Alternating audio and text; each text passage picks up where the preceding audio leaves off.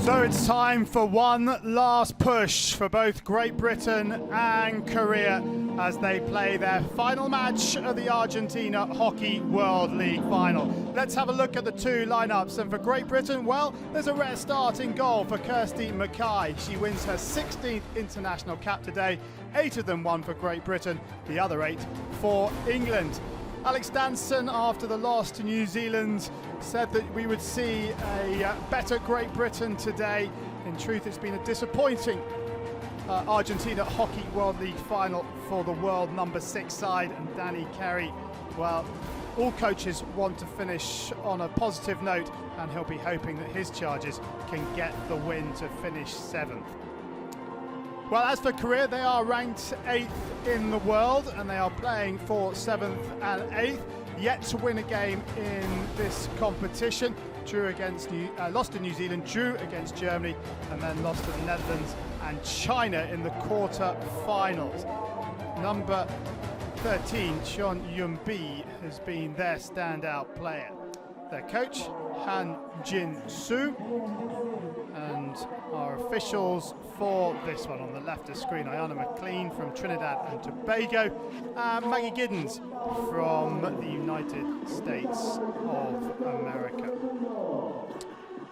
Well, Krista Cullen is starting again, and certainly the fitness worries that Great Britain had surrounding her at the start have dissipated, and she has had a decent tournament, but yet to click from the top of the circle at penalty corners. So here we go then, the final match for both sides about to get underway. Korea starts this game attacking the goal to our left-hand side in the white tops and navy skirts and socks. Great Britain in the all red. And joining me for this bottom place playoff match is the former Great Britain and England defender Mel Clulo. Mel, we mentioned, we were talking before the game, how important it is, or how teams like to finish on a positive note despite everything that's gone before. Yeah, I think every coach wants you to always win your last game, whether it's a final or whether it's the 7th and 8th playoff. And I know, speaking to some of the girls after the match, they're obviously disappointed to be in this situation, but I think it's a reality check for them. I really do. I think this is their 3rd tournament of 2015. They qualified for Rio in the first one, won the European gold in the second one, and maybe for some they may have got slightly complacent. And I think to be playing in this match in this high-profile tournament is actually a good thing for them. Well, Korea were the first team to qualify for the Rio Olympics and the women's competition by winning the Asian Games last year. They beat China by a goal to nil in the Asian Games final. It's reading a very interesting interview with Han Jin-soo, the Korean coach, this morning. Only 6 men's clubs and 6 women's clubs in Korea and 4 university clubs, so he doesn't have a great pool to choose from, and they can only concentrate on hockey from the age of 14. They have a wide variety of sports to choose from up until that stage, but only from 14 do they focus on hockey. They play, he was saying, a very different style of hockey to European teams. They're not as big and as strong as other teams. They don't play as physical a game, and he was really happy that they played in Antwerp and played here just to get used to this different type of hockey. I think I'd agree with that, but one thing they will be able to do is match any European side or any other country in the world for speed and pace. That's almost a given now, I think, at this level.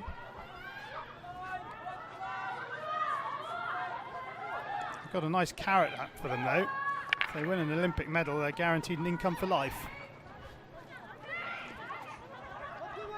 Anyway, here goes Hannah McLeod down this left flank and wins the free hit. Twig to Danson. Danson trying to get past Sio, who is very fortunate she gets the ball.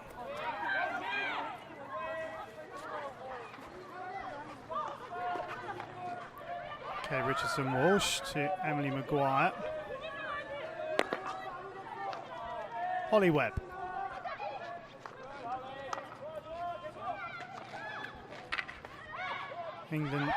Great Britain were just hounded off the park by New Zealand in the quarter-final. To be fair though, they stuck with it and almost managed to take it to a shootout. Here's this tackle on Danson. Very lucky she gets the ball. Last time these two teams met, as you can see, Great Britain won by 5 goals to 3. That was the Olympic Games in London.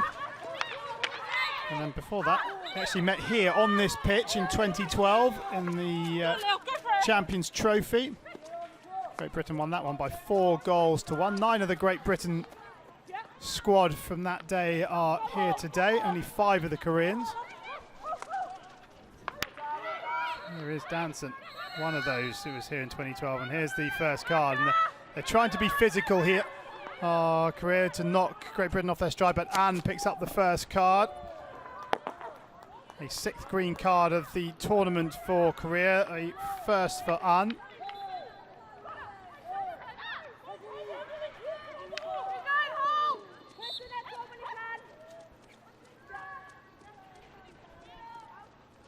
Silly green card to pick up as well.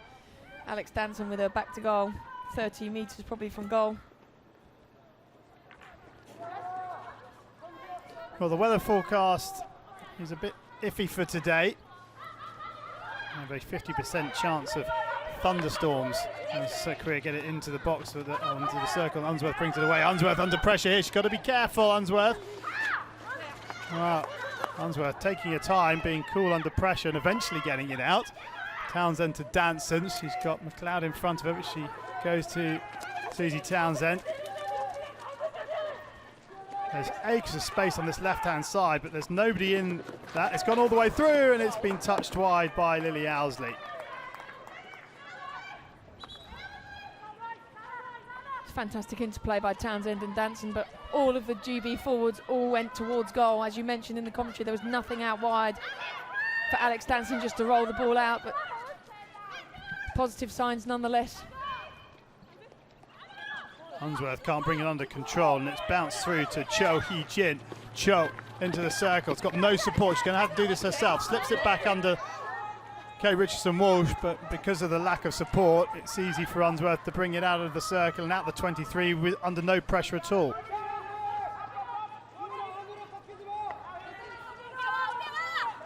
Webb spreads it to this right-hand side. Kwek, intercepted by Han, the Korean captain, plays it infield looking for Kim Ok-ju.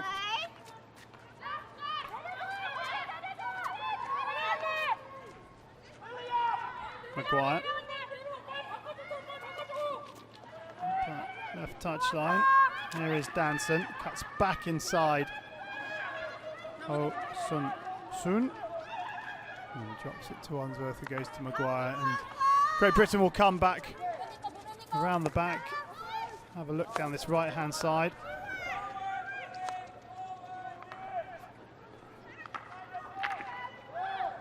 Townsend Dispossessed by O, but good stick in from Kim.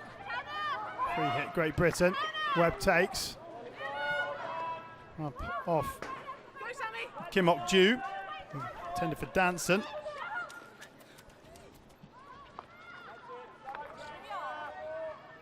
Unsworth.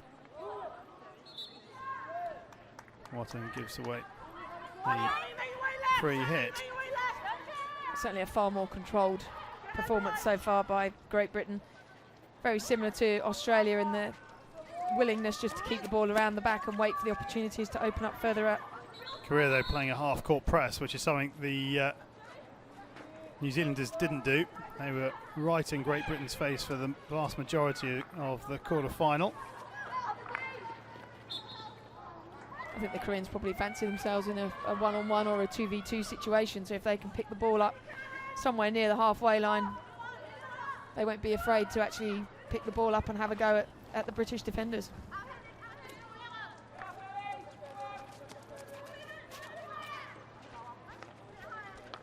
Maguire to Unsworth. And to Webb.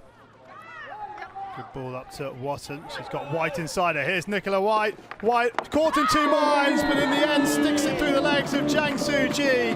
And Great Britain have the opening goal of this match. Nicola White with her 12th international goal. I thought initially she was going to roll Lily Owsley in, but she waited far too long, but it didn't matter. She's nutmegged Jang in goal. Fantastic play by Nick White. I think Jang's maybe been caught slightly with Lily Owsley flying in, half expecting the ball across goal. But it was the initial ball from Holly Webb forwards that set that opportunity up. So Great Britain open the scoring. And Nicola White winning 151st cap today. That's her first goal of this Argentina Hockey World League final.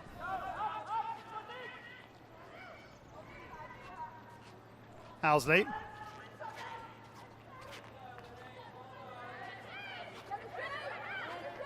And Jang, I think, will be disappointed. She's had a pretty decent tournament, actually, the Korean keeper, but not one of her finest moments. Nicola White won't mind. Twig. Lovely little ball rolled in. Didn't quite come off it. Joey Lee trying to find White once again.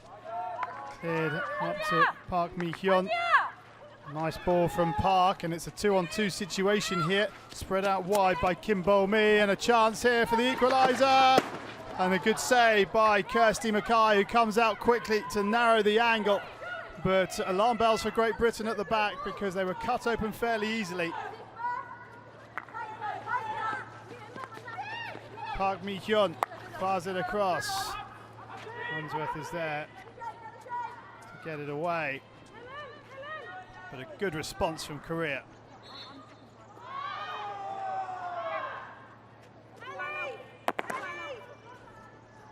That will give Han Jin-soo confidence. Sam Kwek just misses her trap, which gives the opportunity to Kim for a one-on-one, but Kirsty Mackay does do exceptionally well to come off her line and close down. Almost gets nutmegged off the inside of the kicker. Doesn't matter how she keeps it out. Well, what a chance for Kim Da-rae. Kirsty Mackay will breathe a sigh of relief.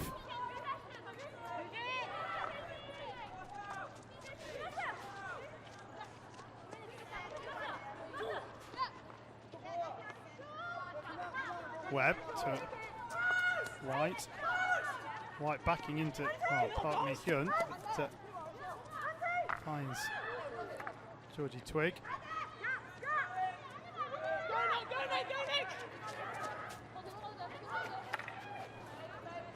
Good pressure from Korea. They've lost possession. Ball through to McLeod. Can't quite find the pass, and it's picked up by An. Hong Yoo-jin. On a foot, Korea. They've got the long corner.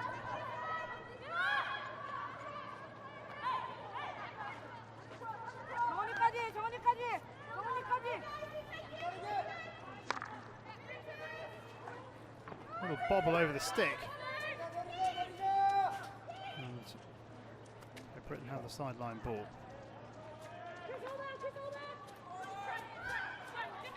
Sort of feet out well eventually. Ellie Watton's little ball inside. Has a look to see whether the keeper's coming out or not. Takes the shot.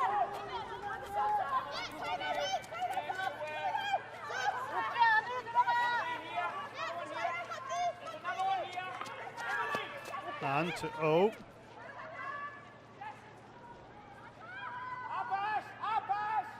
This is Han. And Hannah McLeod wins the free hit.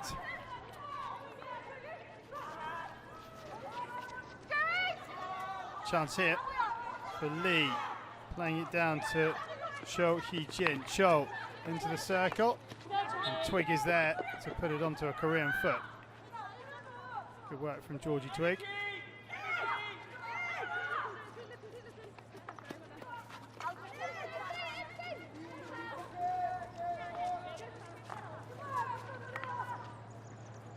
Cullen to Webb.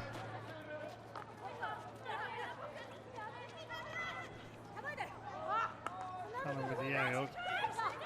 Kim brings it down, then fires it out to the centre of the park where Cho just edges it off the back line.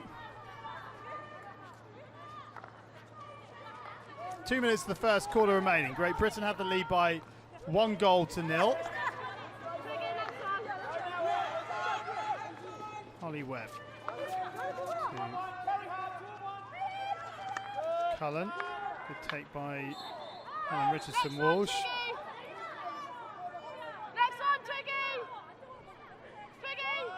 Richardson-Walsh wanted to take it quickly, was pulled back by Meg Giddens, and it comes. Danson, penalised. Just trying to turn it round the corner, Alex Danson. Korean defender getting the decision. Cullen underneath it, brings it down, feeds it to McLeod, comes inside, nice little ball to Twig. Twig can get the ball out from underneath her feet, and makes the tackle and tries to spread it to the right hand side to Cho, but once again Cho gets an edge. Webb.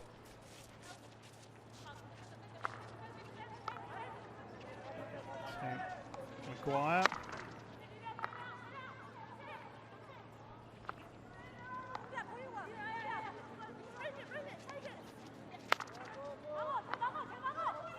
To Webb. Tap round the corner from Danson. It's still dangerous for Korea, and eventually fire it out of defence. Seeing Korea playing a lot more longer balls today than we have in previous matches. Yeah, I think that's because they are opting to not press the British player. They obviously realise if they give the likes of Alex Danson too much time and space on the ball, she's going to cause some problems. Quack. Hustles off the ball illegally by Cho Hee-jin. Quick takes it quickly. And that is a quarter time hooter. And Great Britain have the lead in this 7th-8th classification match. Great Britain 1, Korea 0.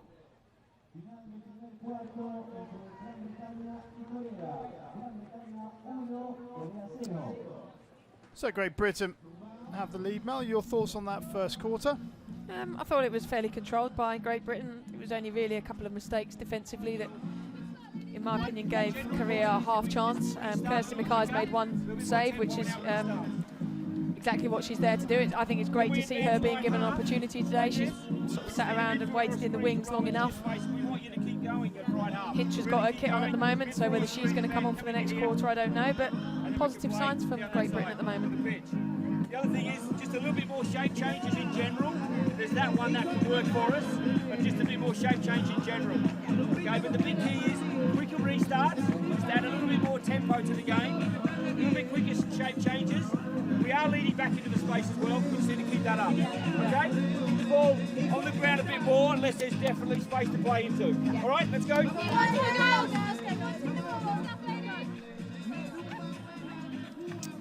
So let's have a look at the goal once again.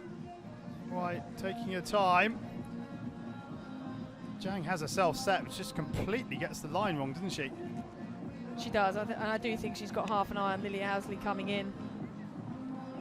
Owsley's run does exactly what Nick White wanted it to do, but goes to show if you put the ball on target, you never know what's going to happen. So, second quarter about to get underway, and Kirsty Mackay has given way to Maddie Hinch in the Great Britain goal.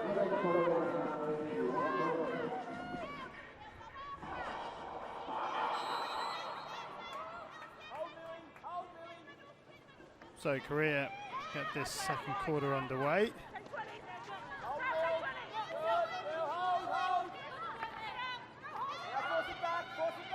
Kirsty Mackay obviously aware that they would be changing keepers every quarter. So, having sat on the bench for 4 games, she might have been able to get a full match under her belt. I think by playing quarters though, it puts pressure on, doesn't it? Kirsty Mackay's now sat there and she's kept a clean sheet. Maddie's got this next quarter. Play on, here comes a shot, good save by Hinch. And they've left it to each other, the Korean attackers, and Cullen brings it away. Sharp save from Maddie Hinch with the right pad. And now Townsend up against Seoul. And Seoul fouls and sees it off the back line, but it's a free hit which Owsley takes. Owsley up against An. Owsley still going. Good tackle.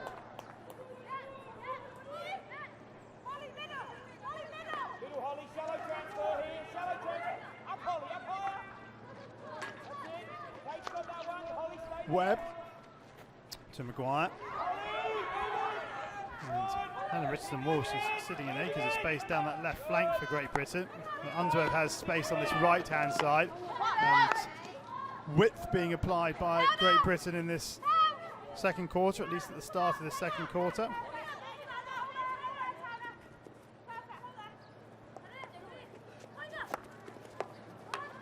Unsworth into the corner to Cullen. Another GB ball.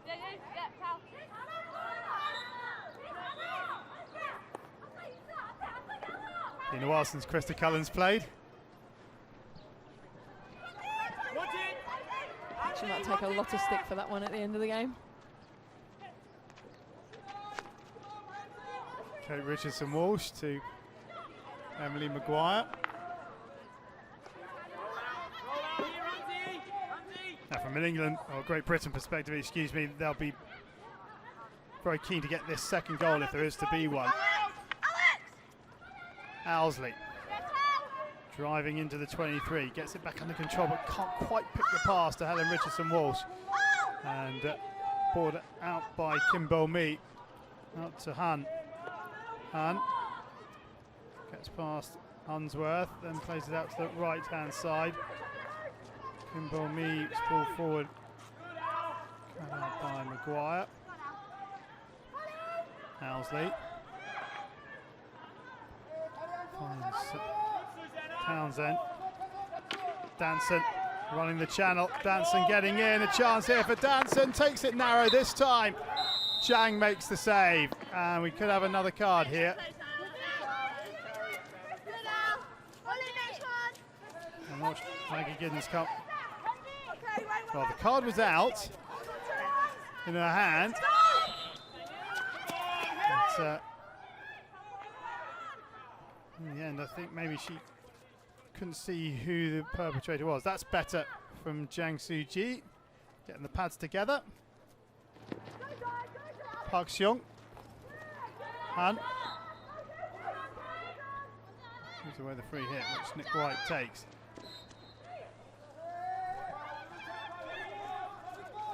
Oh, Han penalised, retreating 5. There's the possession stat. And it's not too dissimilar when it comes to possession in the opponent's half.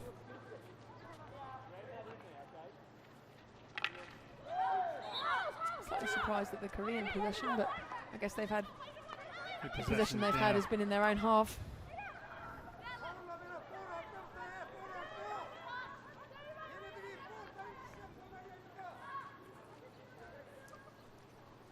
Now, can they find the cross here, Korea? They can. Unsworth deals with it well. It's still there, though.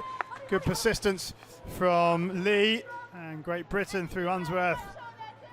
Bring it out of the left-hand side of the circle. And 16.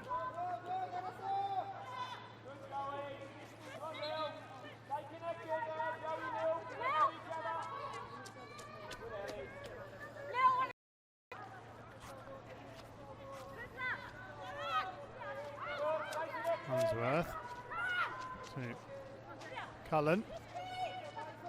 Cullen will go back to Maguire. No. Goes up the park and straight into Anne. And the flag gives away the free hit.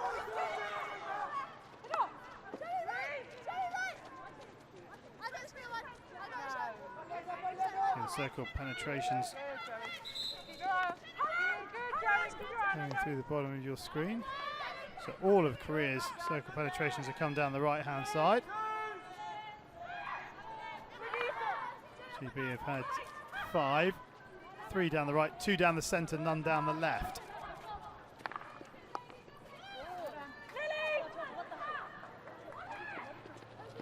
Nice work from Cho. Still going, Cho. Hinch comes. Free hit. Seen a couple of these all or nothing tackles there. Krista Cullen just getting a touch on the ball before it hits the body.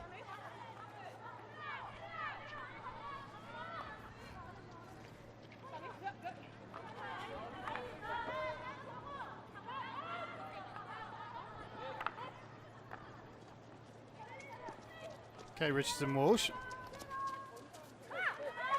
Thinks about the pass, then takes an extra couple of steps.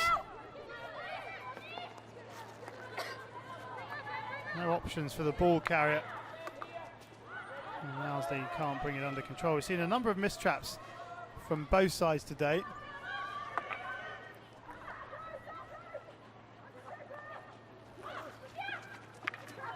Now, Chon Yumbi can't do anything down through the middle. Now, Hannah McLeod has Owsley to her right. Here is Owsley. Holly Webb making tracks down the centre of the park, along with Joey Lee. And it's over the back for a long corner. Oh no, it's a free hit.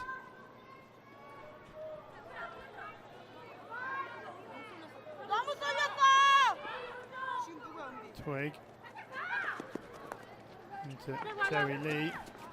Lee passed to, now here's a chance, White into the circle. And then tried to go around a couple of defenders, crowded out. Ball in, ball, and O does well under pressure from Nick White. Sun Soon aware of the danger. Holly Webb with the long corner. Sam Queck has given Great Britain plenty of width down this right-hand side. And Han has picked up a green card, her first of the tournament. Now, Queck. Advantage being played, penalty corner. Sam Queck winning it.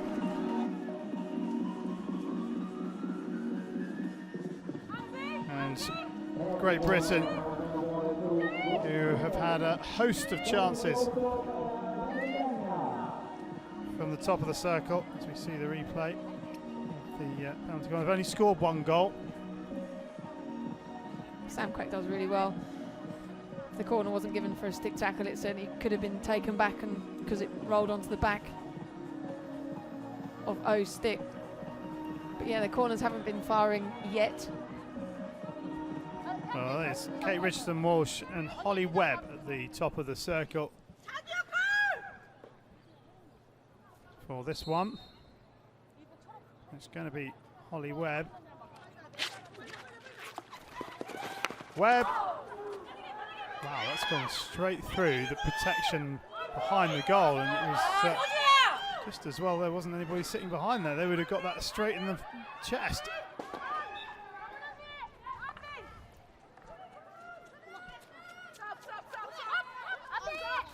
leaning back a little bit.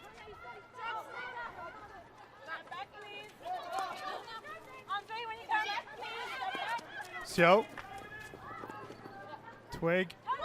McLeod.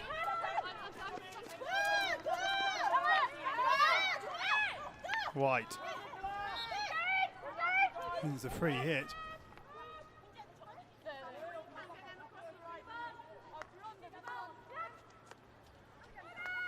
Twig to ball. Lee tries to find the return pass to Ball, who does well. Long corner.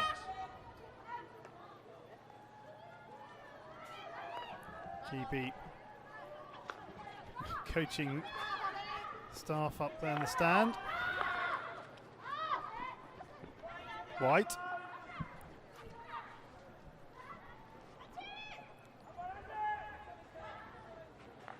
Maguire. Dropped out, and now a chance here for Susanna Townsend. Townsend into the circle, still going. Townsend wins the second penalty corner. And that's direct, aggressive running from Susie Townsend. The one bright light, consistent bright light for Great Britain in this tournament. Yeah, she does really well. She's doing the right thing, trying to put the ball into the danger area at speed. Wins the penalty corner.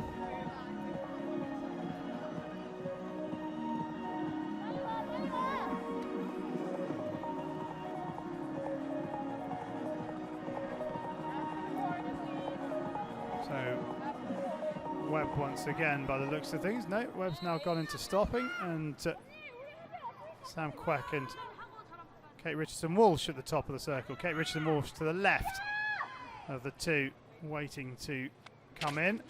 And it is Richardson-Walsh with the slap. Good defensive work. It's still there. Now a chance for Webb.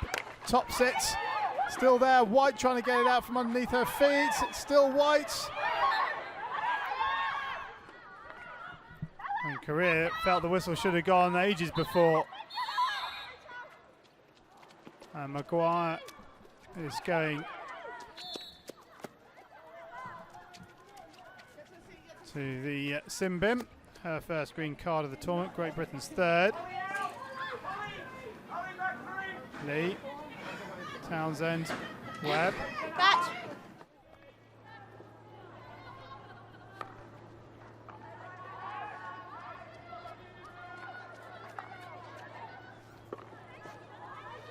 Webb.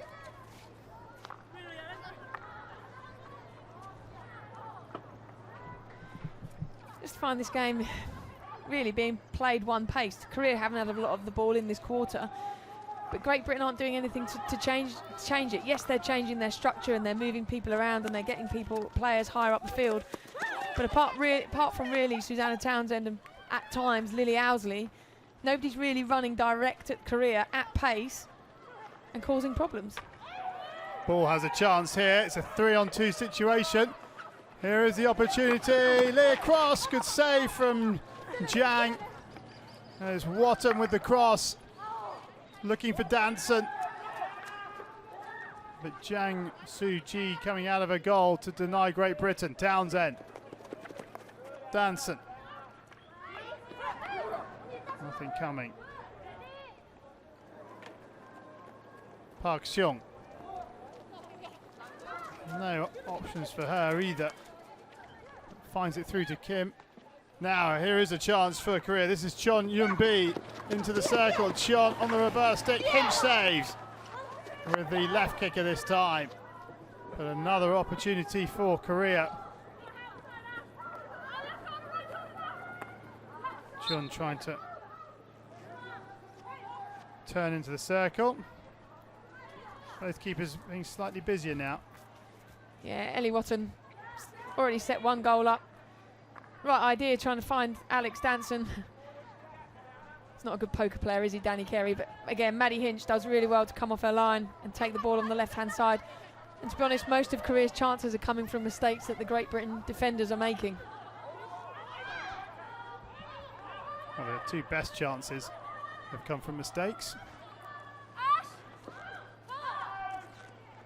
Kwek. Oh, that's lovely skill from Sam Kwek, but then plays it straight into the Korean number 5 Jang, whose ball up the field is completely missed by Park Seong.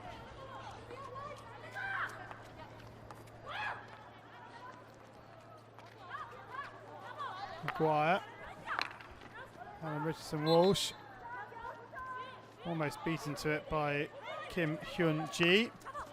Inside the final 2 minutes of the first half, Great Britain leading by a goal to nil. The goal coming in the 9th minute through Nicola White.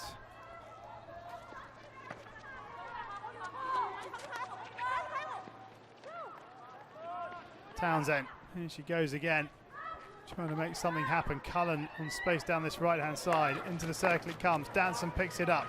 Danson spins the defence, has a look up, plays it back in, and it's scored. And Ellie Watton makes it Great Britain 2, Korea 0. But there was structure. They got it wide into Danson. Lovely skill from the Great Britain striker. Crossed the circle, and Ellie Watton couldn't miss, and she makes it 2-0. Fantastic play by Great Britain, nice and patient. Alex Danson posts up well onto the edge of the circle, rolls the Korean defender, plays the ball to Watton, does the right thing, stops it first, and then rolls the ball into an empty net. 2-0 Great Britain, and on the balance of play, it is probably something that they deserve. Oh, you enjoyed that one. Ellie Watton, 29th minute, 20 minutes after Nick White gave Great Britain the lead. Ellie Watton, capped 47 today, goal number 9, her 3rd for Great Britain. And here is Watton, once again. Support to the left from Danson, here is Danson. Owsley leading into the left-hand corner in front of Danson. Danson will come back in field and drops it to Helen Richardson Walsh. They've gone a bit narrow now, Great Britain again.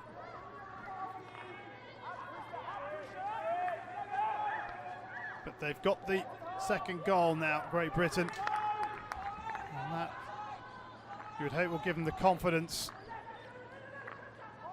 going into the second half. Webb to Watton. Watton's ball into the top of the circle, cut out. And Cho dispossessed by Webb. Cullen, nobody in front of Cullen, trying to find Danson, but that was the only option forward for Krista Cullen. Good interception by Holly Webb.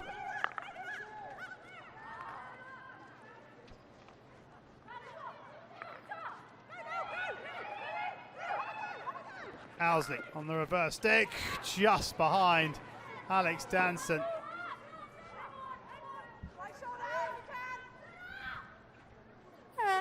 And that is the half-time hooter. A goal in the first quarter and a goal in the second quarter. And Great Britain are in control of this 7th-8th playoff match against Korea. They lead the Asian team by 2-0. Well, better in patches from Great Britain. 2 well-taken field goals. And Korea have themselves a little mountain to climb. They certainly do. The positive sign for a career is they are certainly getting some opportunities and chances. Both Kirsten Mackay and Maddie Hinch have had to make saves, but at the moment GB are in control and deserve to be ahead at half-time. Dominating possession, dominating the circle entries and shots. It's Great Britain in the ascendancy here at half-time. They lead Korea by 2-0.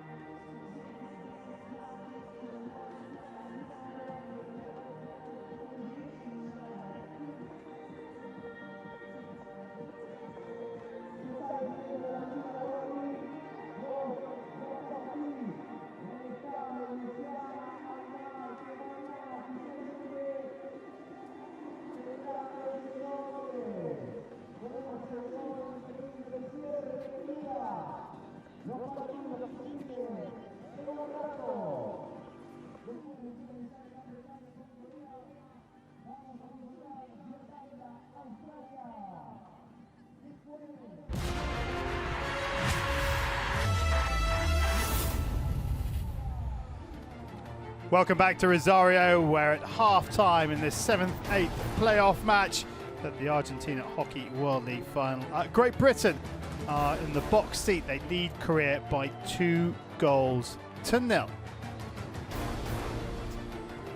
Well, here are the goals. Nicola White got the first one, 9th minute, nutmegging Jang Soo-ji.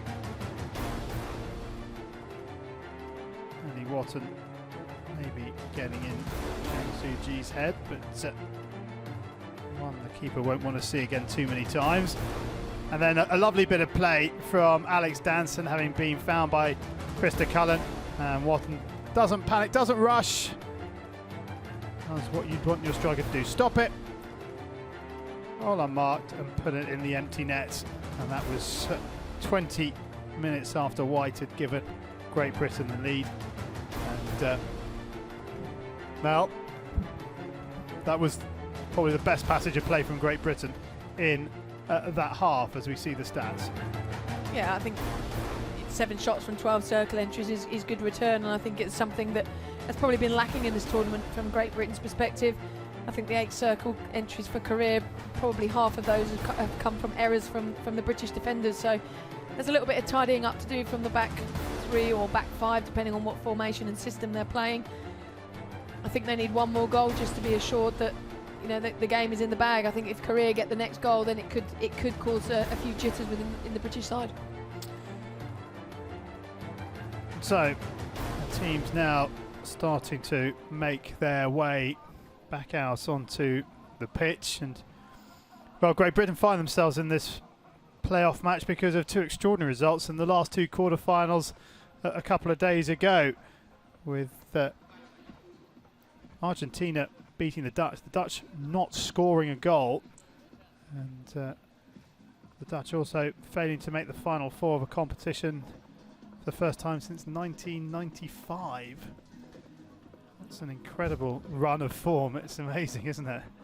And the other one was Germany somehow getting past Australia, having been 2 down. An incredible get out of jail act by them, but the 2 teams that top the respective pools lose the quarterfinals, and therefore they go into the 5th, 6th playoff match. And Great Britain, who managed 4 points from their pool matches, find themselves playing for or to avoid bottom place. The Koreans out very early here,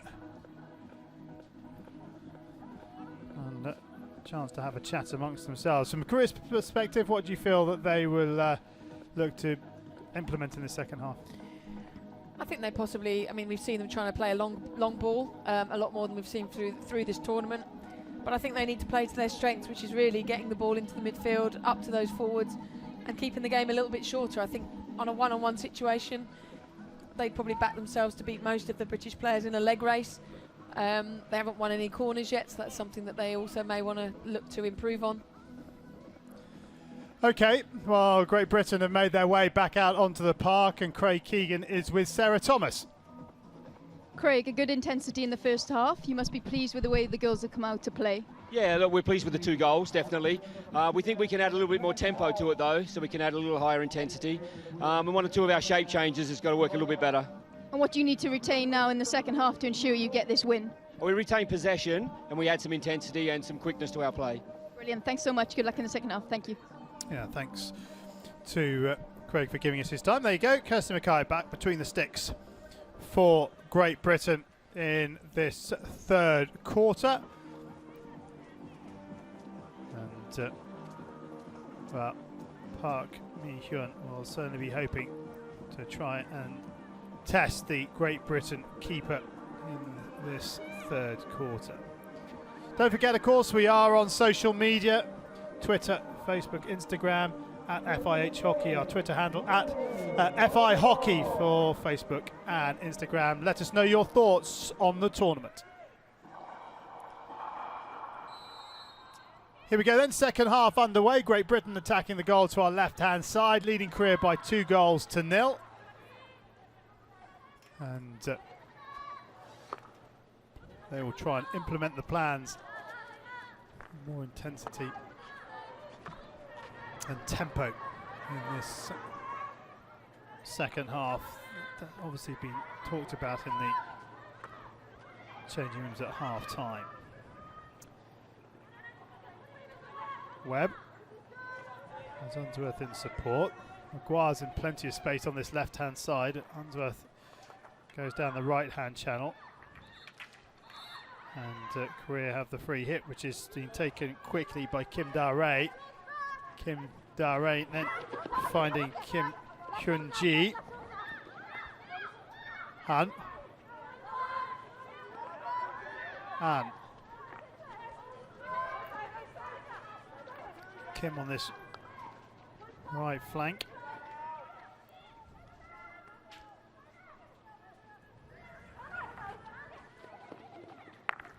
Fired across, and Mackay lets that go into the net. No touch, little shake of the head from Han Jin-soo. Susanna Townsend runs into Kim, gets the foot off Kim. Kim saying it was off her stick, but Great Britain have the free hit. Unsworth, Cullen making tracks. Unsworth playing it down the middle of the park, trying to find McLeod, but easy defending for Seo Jung-yeon. Does feel as if there's one, certainly in the final 25-30 metres, one more lateral pass by Great Britain would find the player out wide in space. Then they can deliver the ball into the circle. Danson, Unsworth, she's had a little look up. She spied Cullen, then goes across the park to Richardson Walsh, into Danson. Danson with a snapshot. Alex Danson makes it 3-0. A 90th international goal for her. Or was it touched in at the far post by Hannah McLeod? Hannah McLeod taking the congratulations, but Danson with another wonderful piece of work. Oh, self-preservation, but I think Hannah McLeod definitely gets that final touch. But again, it's Danson posting up on the edge of the circle and peeling strong, which is causing Korea a lot of problems. Hannah McLeod getting her stick to the ball to get that final touch. The 17th goal for Hannah McLeod in international hockey. The 7th for Great Britain, previous 10, or the other 10 for England. And well, You would imagine that should make this one safe. And here they go again. Townsend, sorry, on the reverse stick, takes a deflection behind and long corner.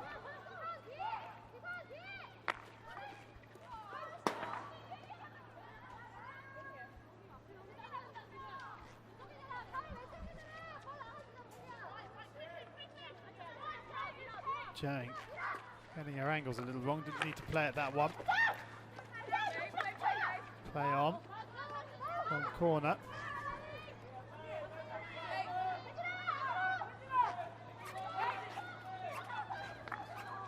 Unsworth, Townsend.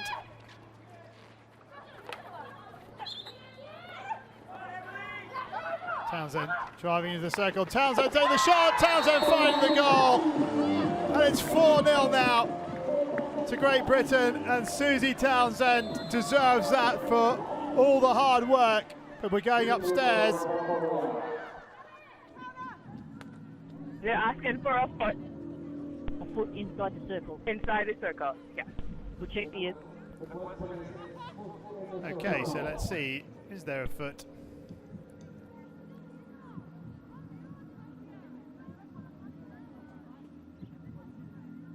Oh, what a spot that is by the Koreans.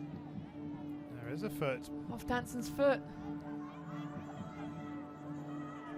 Gutted. Well, GB have There seen was it. a Great Britain foot. Restart with a free hit to Korea, and they keep their referral. Wait. Maggie. Korea. so the goal chalked off. Townsend. Oh, there's a change of goalkeeper. 3.5 minutes into the second half, and Jung Hee Bin comes on for her first appearance in the tournament.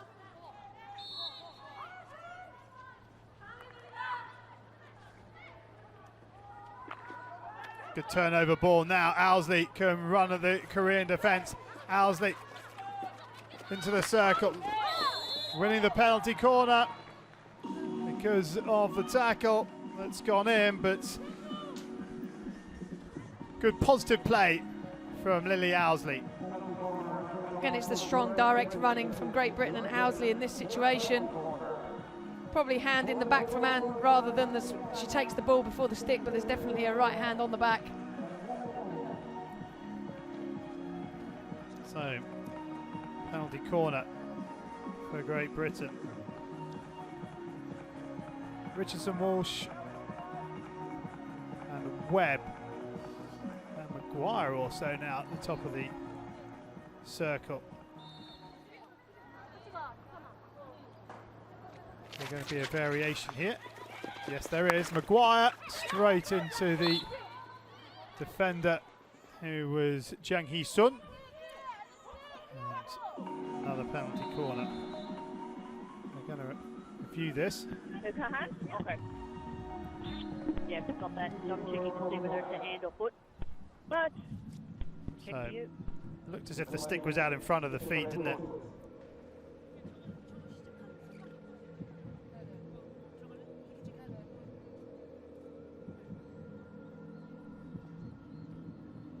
So, let's have a look.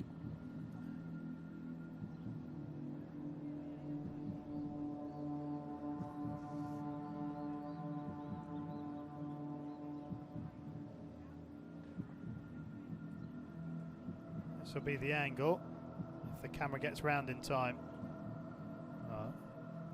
Doesn't seem to be any foot, does there? No. Whether there's a camera angle good enough to back that This up. one here. No, that's Stick.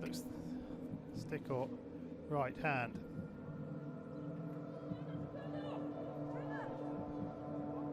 Korea are happy. They're wandering away. We wait for Lisa Roach. And here it comes. Anna? Yes? there was no foot. It was a hand of the Korean player. Okay. Restart with the 3 hit. Okay. Out for them, and they keep their referral. Perfect, thank you. Sorry, dude. Mate, no, it's directly 3 out. That's what it is. Come on. Korea trying to take advantage of Great Britain being out of position. McLean brings them back. That's a terrible aerial from O, who just stands there and shakes her head.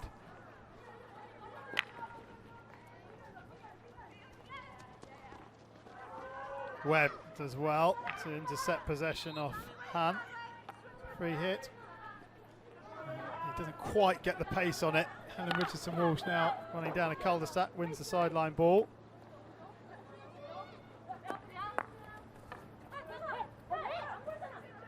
Oh, lets it roll over the goal line for a 16. It's into the foot of Joey Lee.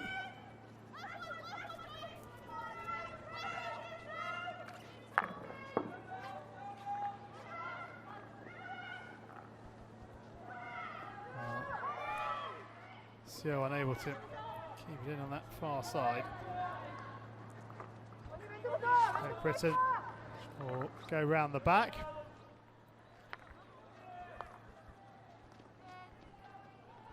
Maguire under all sorts of pressure here, opting not to play the ball across the park to Kate Richardson-Walsh. Does well to get it out to Webb as the possession stats tick across the bottom of your screen, and Great Britain dominating.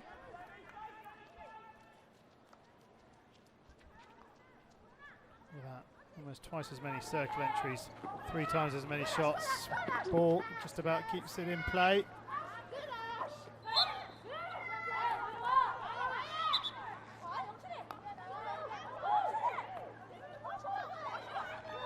Anna McLean indicated a Great Britain free hit. Gins on the near side, Korean one. I thought that went up into the stick, off the hand. Either way, if both umpires are pointing in different directions, you should be giving both teams the opportunity to get set, because Great Britain have pushed up thinking it's their ball, Korea are stepping up thinking it's theirs, and, well, in that situation, Great Britain are out of position. Richardson-Walsh gives away the free hit. Helen Richardson-Walsh, though, comes to the rescue to cut the ball out and brings it away. She's got Ashley Ball to her right. Nicola White trying to run in front of ball, but everybody's running in that direction. So it's easily cut out by Korea. Straight through Joey Lee. And we've seen so many of those passes or traps go astray.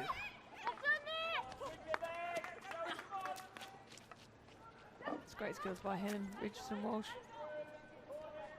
Cullen.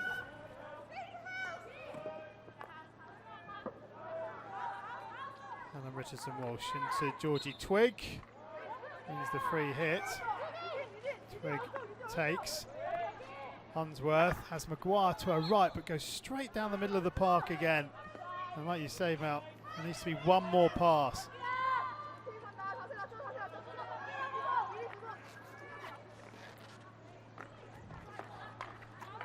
Ball by Twigg to Cullen, played it at the left foot of the defender.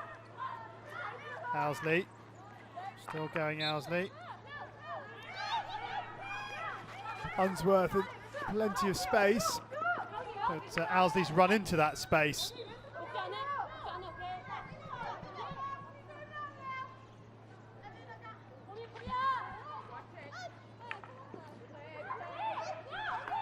Now the ball comes in, all the way across.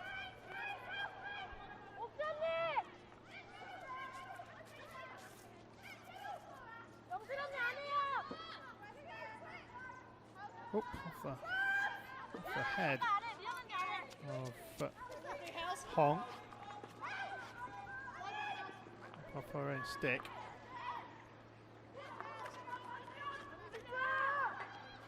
Oh, to Ann.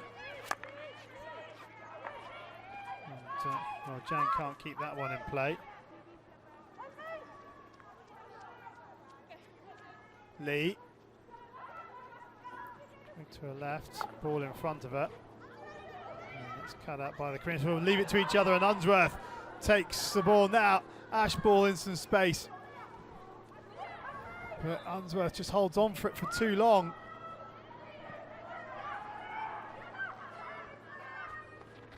Cross it comes. A mistake in the defence by Seol, but she recovers. And it's scrappy right at the moment. This one.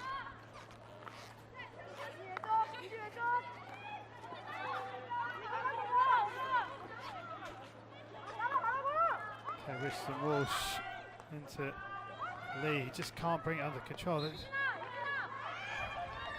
Mel, it's extraordinary, isn't it? It flabbergasts me. It really does. And it's not a criticism of any individual As player. it does Danny Kerry, we saw. But these girls are on a centralised training programme. They train 4 days a week together for the past 2.5 years, and they can't pass the ball to each other flat on the floor or trap it. You can do all the patterns of play and all the tactics in the world, but if you can't get the basics right, you're never going to win a match.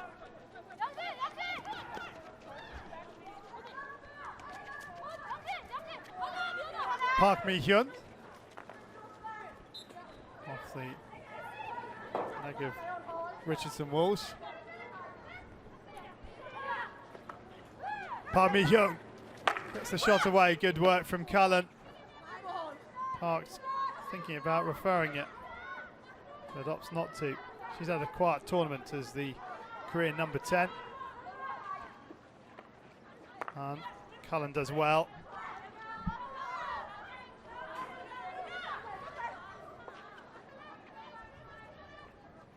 Hong.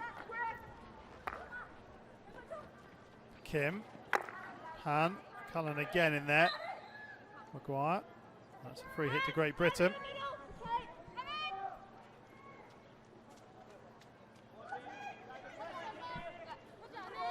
There's the tackle a little earlier from Ham. Danson, who's been lively in this game. Created 2 goals. Lovely skill from Danson. This is Twig. Twig. Oh, into the circle. Twig with a shot. Oh, taking the central route there, Georgie Twig. Winning a 4th penalty corner for Great Britain.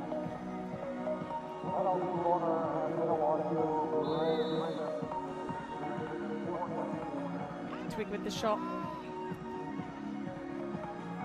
An injury at the moment. It's to O, maybe. Oh, that's collision there with Twig.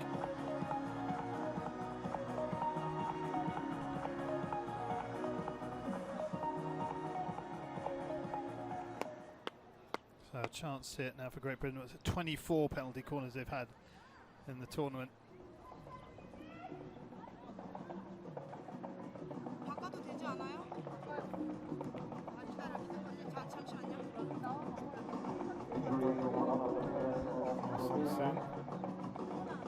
Just here. Yeah, that's a elbow into the chin. That's an uppercut.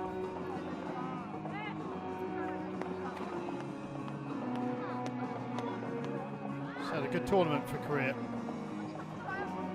So she won't be playing any defensive role here. Now Cullen and Kwek at the top of the circle. There's Sam Kwek.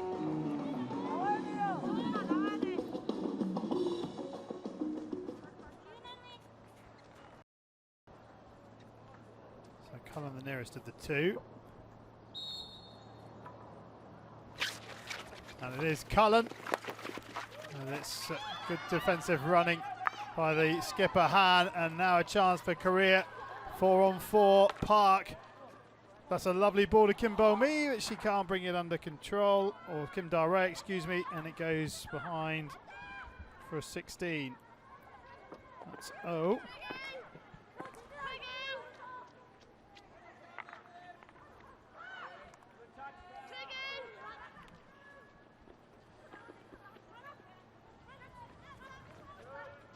Townsend. Good touch Rosario, and it's forward by Han, looking for Park. They've just struggled really, haven't they, the Koreans today, certainly in the second half anyway, to make their connections. It's been the balls up front that have almost made it. Missing the stick, even with the long pass or a short pass, missing the stick by probably...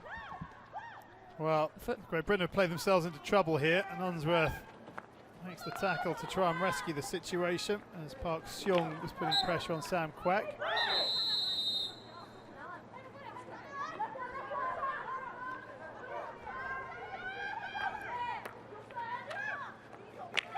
Park Seong.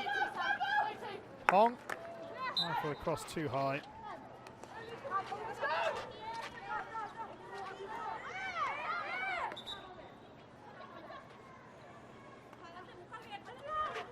No, there's a high press coming from Korea here.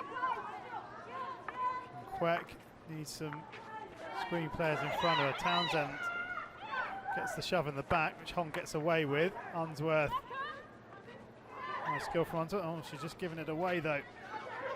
And Korea with a rare foray into the Great Britain 23. They now would like to spread it left. Down the middle it goes.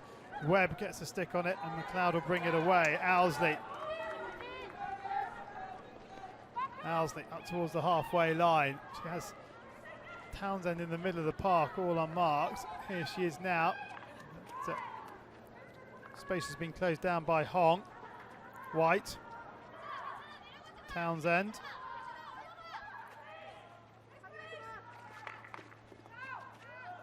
And tackled by Seo. Up to Han, the Korean skipper, and Cheon Yun Bi with Cho in the middle. Good defensive work from Cullen. Long corner. And Korea not committing too many players forward. Mackay clears it almost straight back to Cho. Kwek does well. Watton. Sideline ball. Final minute of quarter three. Great Britain lead by 3-0. That's a terrible ball. Off defence, but their Korea get away with it. John and Cullen have it coming together.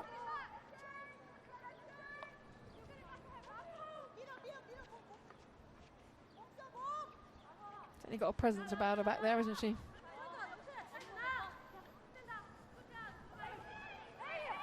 Cullen to Townsend.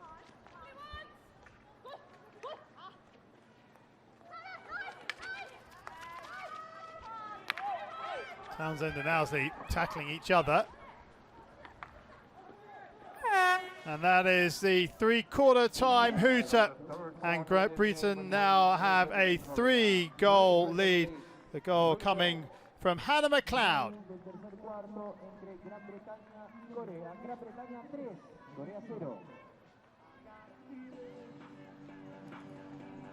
Well, Great Britain, you would imagine with 15 minutes left to play, have this one sewn up. Korea have been struggling for goals in the tournament. But, Great Britain, I guess we'll look to go through the gears in this final quarter. Yeah, I'd imagine so, but I also think they'll want to finish the competition with a clean sheet. And you know, I can't see Korea scoring 3 goals to get themselves, you know, the draw and into the shootout. So that should be, for me, the focus of this final quarter. Let's get a clean sheet and try and score another one at the other end. Kept a clean sheet against Australia. Couldn't build on that against New Zealand in the quarter final.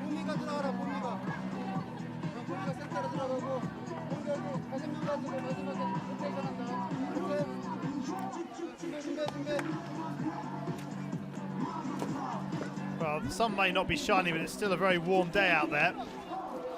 Let's have a look at this third goal. Another brilliant turn by Danson. And Hannah McLeod getting in front of Seoul. And just deflecting it into the goal. Alex Danson's had a lot of influence in this game, hasn't she? Providing 2 goals. Yeah, she's been given the time and space that she likes to get. Maddie Hinch is back between the posts in place of Kirsty Mackay for this final quarter. And Great Britain get the final quarter underway. Georgie Twigg. And that's it. Kate Richardson-Walsh.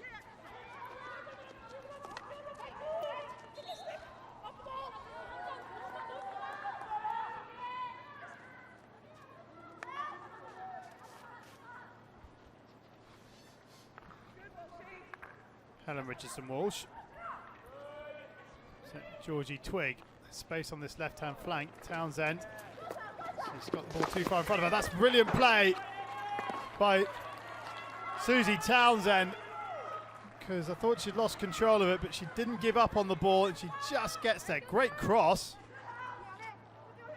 Fantastic cross, and Ashball does well to jump in front of her defender. Couldn't quite deflect the bouncing ball.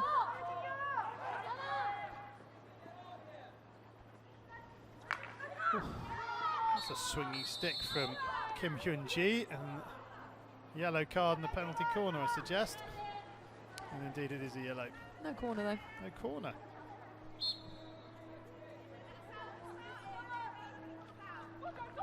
Oh.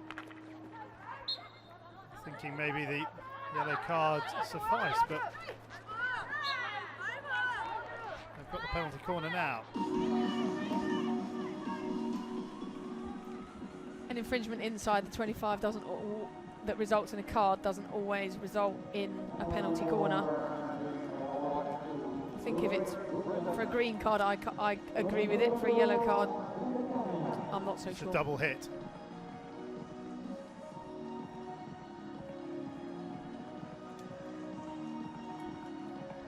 So, chance now for Great Britain to have it's another go from the top of the circle.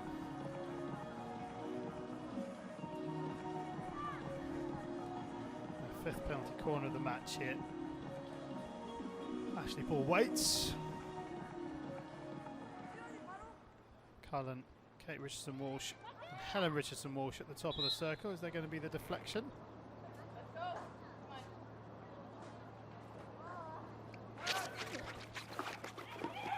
It's Cullen, straight at the keeper. Follow up from Queck, follow up from Townsend. And it's a free out for Korea, and they've got a chance here. They've got a 3-on-3 situation. If they can move it, as we see a replay of the penalty corner, but Great Britain have snuffed out the Korean attack.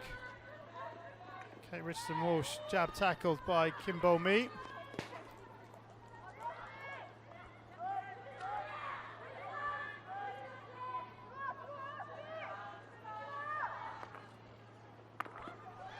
Telegraph pass to Helen Richardson-Walsh is cut out by Jang Hee-sun.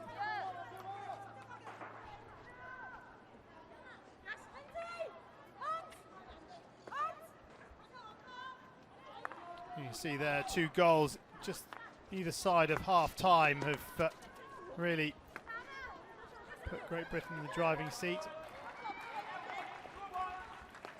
Twigg. Helen Richardson-Walsh has a little look at Maggie Giddens, saying, how about that? But umpire unmoved.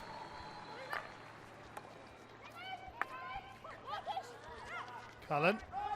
Now, Nicola White has plenty of space to run into. Plays it to Helen Richardson-Walsh. There's space on that right-hand side if Richardson-Walsh can find it. She's found the penalty corner off Seo.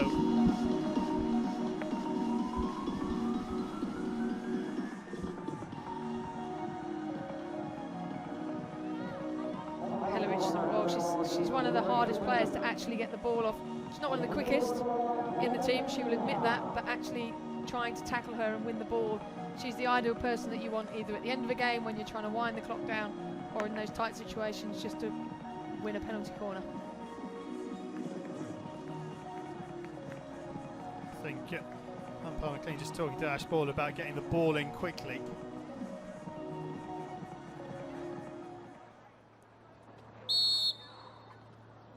So Sam Queck, or no, it's one of three at the top of the circle. Kate Richardson-Walsh, and the deflection on the far post. Scored by Nick White, her second of the game, a well-run variation, and it's now Great Britain 4, Korea 0. Fantastic injection by Ashley Ball. Pinpoint, really, delivery by Kate Richardson-Walsh. The post player does step out, almost reading the penalty corner, but the accuracy of the delivery straight onto Nick White's forehand, doesn't need to play at it, just lay the stick down, hit the stick, rolls it in. Second goal of the game for her. So Great Britain 4, Korea 0.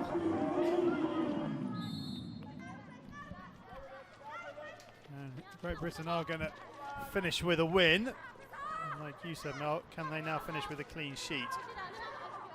There's been very little threat from Korea. Still the trigger's almost upended.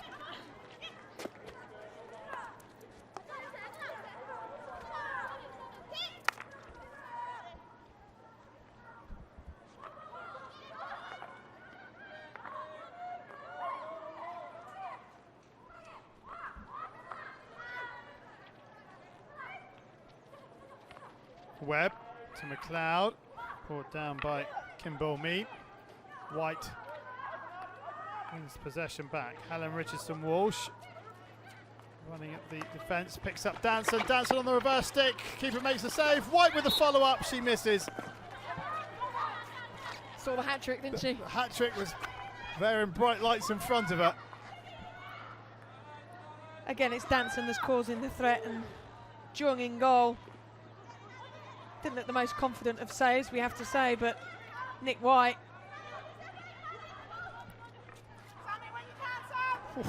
Look at that. We've only been playing 4 minutes, but still 94%. Danson still going. Danson, good save. And Danson having by far and away her best game of the tournament here. Just too far in front of her. I think if that is a yard less pace on it, she scores. Yeah, she still manages to get underneath the ball and almost lifts it over the Korean goalkeeper.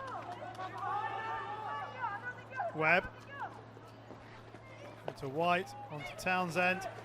Townsend going round the back end. Seo, good tackle from Seo. Long corner. 2 balls on the pitch.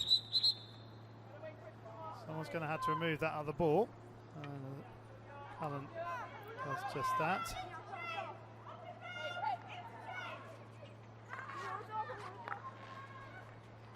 Maguire. Onto the foot of Nick White. Advantage being played. Here is Han. Onto the foot of Unsworth.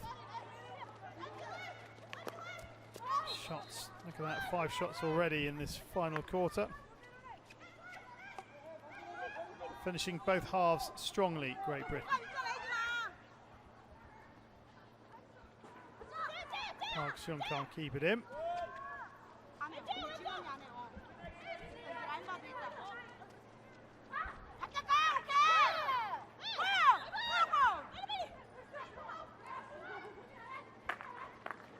Unsworth intercepts it. Webb to McLeod to Townsend. Now Susanna Townsend running at the heart of this Korean defence. Townsend goes to the right hand side. It's hand off the stick and on the back of Townsend. Wins the free hit. Still going. Another free hit to Great Britain, this time on the edge of the circle.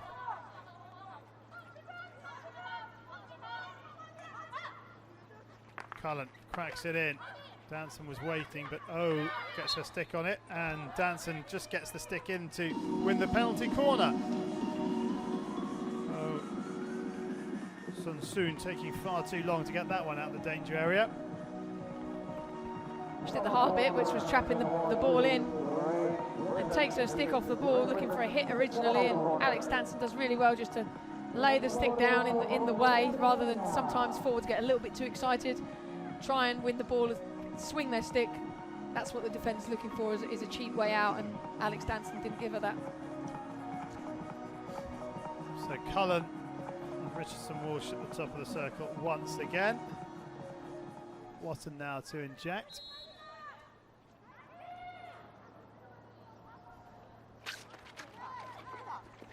Okay, Richardson Walsh looking for the deflection off Danson, and Watton as well on the far post.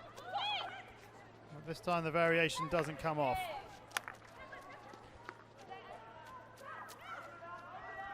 Koreans have done their homework on that deflection. Unsworth, Townsend to Unsworth, almost sold us short, but Unsworth does well. Unsworth gets the ball across, Danson, can she find the shot? She can, good save, follow up from Watton, another good save, and Korea survive another scare. Looking a little bit more comfortable now, Jung Hee Bin.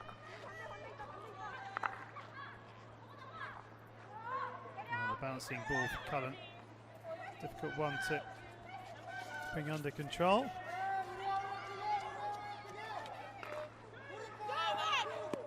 Danson does well to engineer the ball, the shot. Sorry, good position as well by Ellie Watton to pick the pieces up and get in that danger area.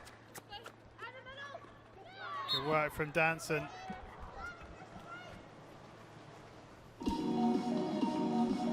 Terrorising that Korean defence right now is Alex Danson.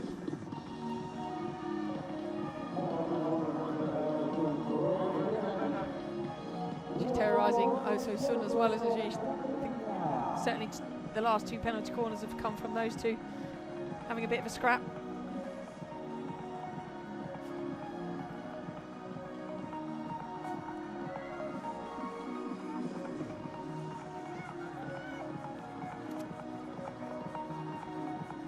Cullen and Kwek at the top of the circle.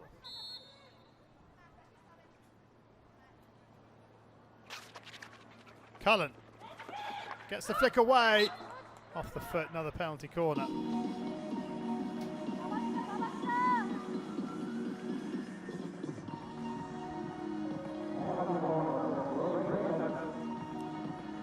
Gets the shot away this time, Cullen, but fantastic running by the Korean captain. Hand just to get anything that she can on the ball.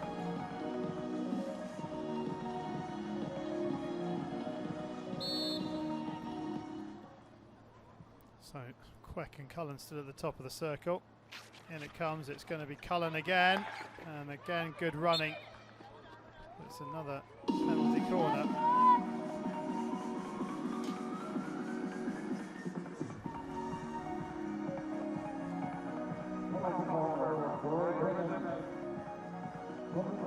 Takes it a long way in. Yeah, it's interesting on the styles that Ashley Ball will walk into her injection, which gives you half a second to a second longer on top of the circle. Ellie Watton at the moment is the traditional injection, which allows the number one runner to close down. There's a swap. Kwek and Unsworth have swapped, but it's still Cullen looking for the deflection behind Townsend. Another penalty corner.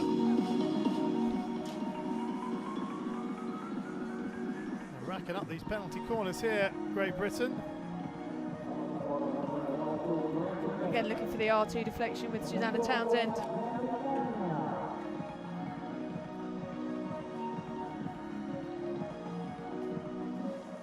Now Unsworth and Kwek swap back over.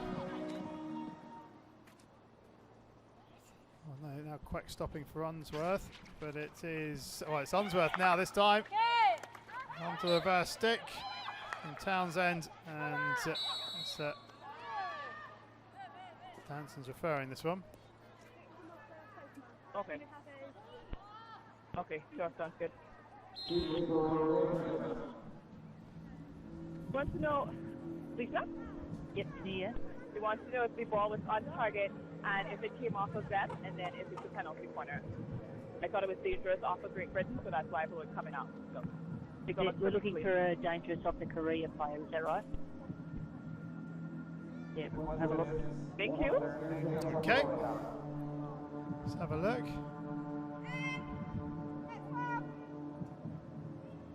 It's come off the Korean stick. Does it go into a comes off the ground first, and then Townsend has a swing.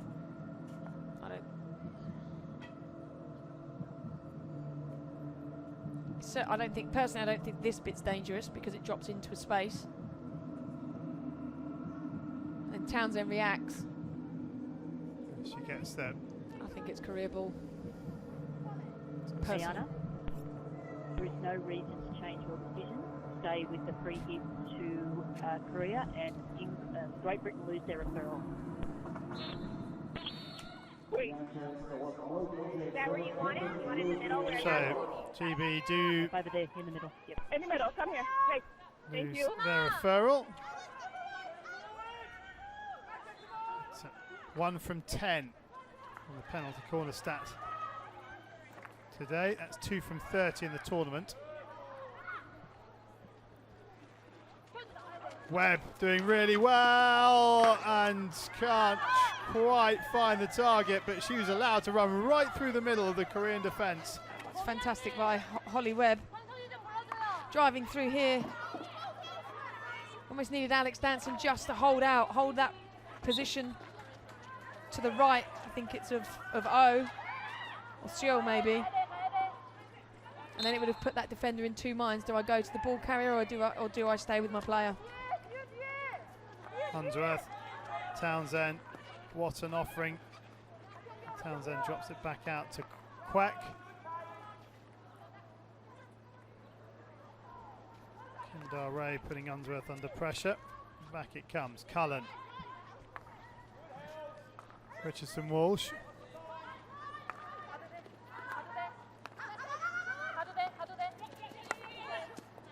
Twig just beaten to it.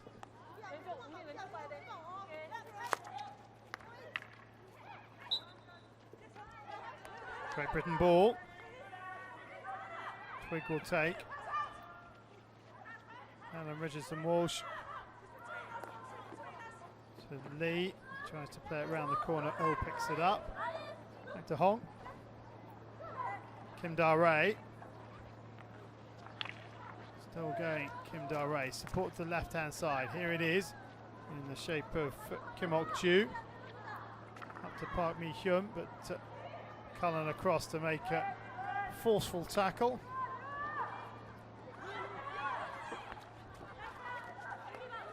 Hong. John. Hong again. Can't keep it in play.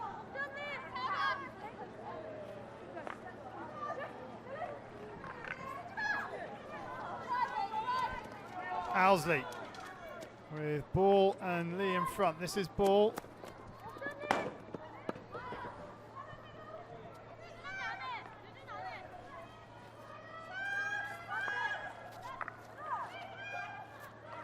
Kimbo Mi. White with the tackle on Kim Ji-yun.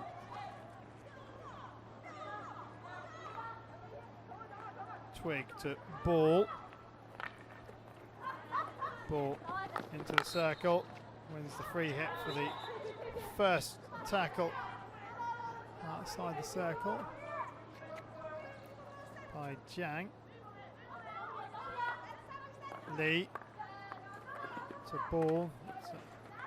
Craig closing down the channel she was trying to pass down. Quirk has Cullen to her right hand side. Finds Cullen into Helen Richardson Walsh. Wins the free hit off Kimbo Mi. First time in from Twig. Chance it. Oh, penalty stroke as Joey Lee is completely wiped out by Jung Hee Bin, who's going to refer it, but she's absolutely nailed Joey Lee. More hope than expectation, surely. Yep, we'll check it, Ayana. All right, thank you. She's completely wiped out the Great Britain player. I'm not sure she's anywhere near the ball, is she? No. She's gone to ground. Jolie's got to the ball in front of her. It's a stroke for me. Ayana, there is no reason to change your decision. Stay with the penalty stroke, and Korea lose their referral. So Helen Richardson Walsh will have a chance to make it 5-0.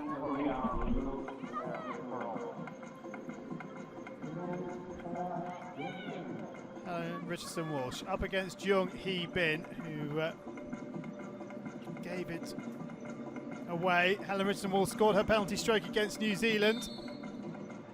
Will she score against Korea? Yes, she will. And it is Great Britain 5, Korea 0. And the goals coming for Great Britain in their final match. Well, the keeper's set up to the left of the goal. And that's a brilliant stroke though. It goes right in, just inside the post. And if she goes the right way, she's not saving it. Good work from Helen Richardson Walsh. Great Britain 5, Korea 0.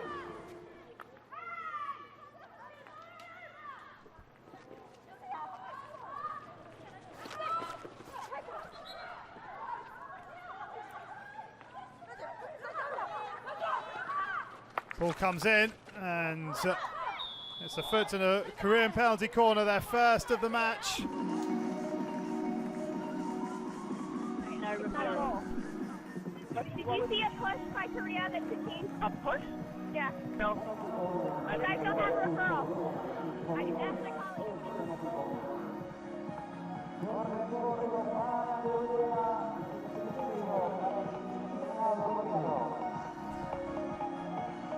I can understand Sam Quake's frustration there with a possible push by Cho, but I think actually the attacker's actually in the space before Sam Quake. Could have gone either way had there been a referral, but they lost it. So, chance here for Korea. Chang, and it's been deflected in at the far post by the skipper, Han Hee-young. Absolutely brilliant penalty corner. Also got O running in, I think, causing a deflection at the top. But Han, that's absolutely brilliant. In front of Maddie Hinch, diving. Kim, sorry, that number 18. She draws Laura Unsworth out of the position, and Han goes in between Laura Unsworth and Maddie Hinch. And the clean sheet we were all hoping for, unfortunately, isn't going to happen today. From a Great Britain perspective, the Koreans will be delighted to get one on the board. One penalty corner, one goal for Korea.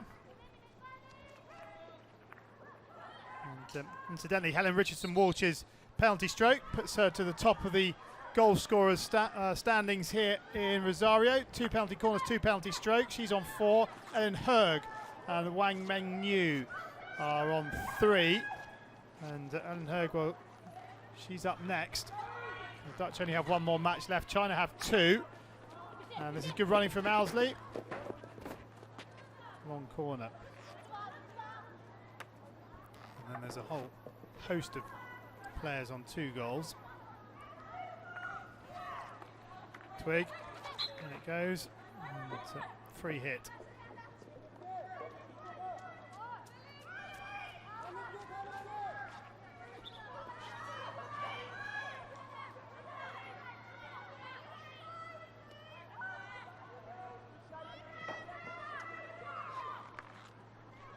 So inside the final minutes of this 7th, 8th playoff match, and it's Great Britain 5,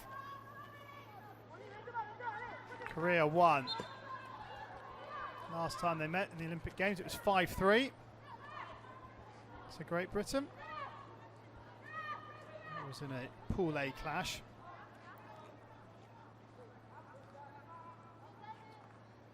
Unsworth to Kate Richardson Walsh. Free hit to Great Britain. Unsworth will take.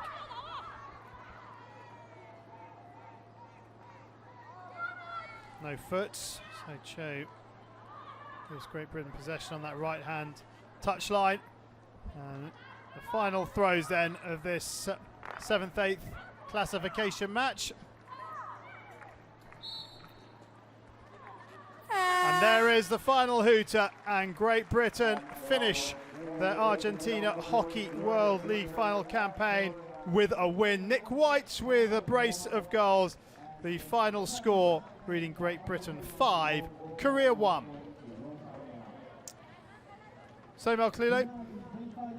a win for Great Britain. Your thoughts on it? I think it was a pretty dominant performance. I think they starved Korea of opportunities, of possession, and really stopped the Korean machine from playing how they've played the tournament so far. I think to score 5 goals is a fantastic way to end a tournament. They've scored from corners, penalty stroke and field goals, and I think they're bitterly disappointed to be playing in this match, but a win is a win. Indeed it is. A win is a win. Great Britain have beaten Korea comfortably here in Rosario. Final score, Great Britain 5, Korea 1.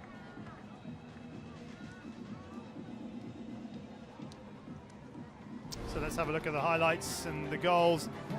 Nick White with the first. And some of the lovely bit of work. Andy Watton to finish. And this was the third again. Danson the provider. And then rare penalty corner goal for Great Britain in this tournament. Penalty stroke for Alan Richardson-Walsh, and then a well-worked penalty corner for Korea for Han Hee-long, the skipper. And let's hear now from the Great Britain camp. Nick White is with Sarah Thomas. Nick, congratulations on a comprehensive win and of course your 2 goals. Clearly it was very important to finish the tournament on a high. Yeah, it was good for us to regroup from not qualifying through the quarters. Korea are a very good side, so we had to be very on it today. And I think that was a really dominant performance from the whole team, and obviously it's great to get on the score sheet. And it's been a turbulent tournament for you guys, wouldn't it? How would you sum it up and what do you think you've learned? I mean, quarterfinals are very important games. We reviewed the game. We'll review the game when we get back to Bisham, and we'll take the learning forwards for the next tournament and hopefully get into the semi-finals next time. Brilliant. Well, thanks so much, and go and enjoy the last win with your team. Thank you, Nick. So let's have a look at the stats then from this 7th-8th match. Look at that, 70% possession in the opponent's half, 28 circle entries, 22 shots. I mean, that's exactly what you need, and 5 goals. Yeah, I mean, it was as dominant as that, wasn't it? Yeah, absolutely. I mean, it was, as Nick said, totally and utterly dominant performance. The one concern is obviously going to be the penalty corners still.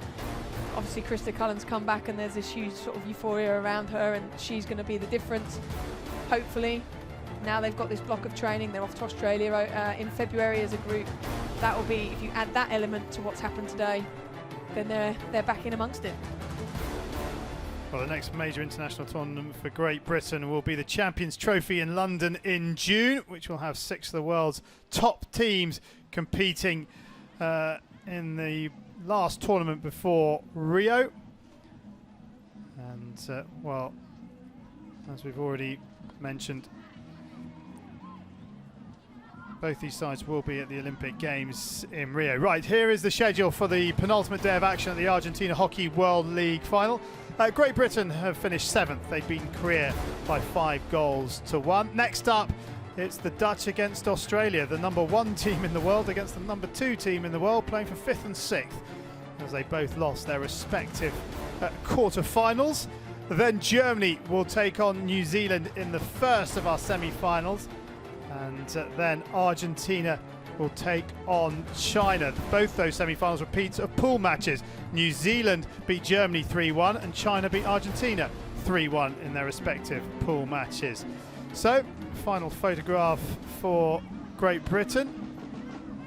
And the team wanting Danny Kerry to be involved, and reluctantly he's coming across to get involved. But Great Britain have finished on a high. They've defeated Korea by 5 goals to 1, and they finished 7th at the Argentina Hockey World League final in Rosario.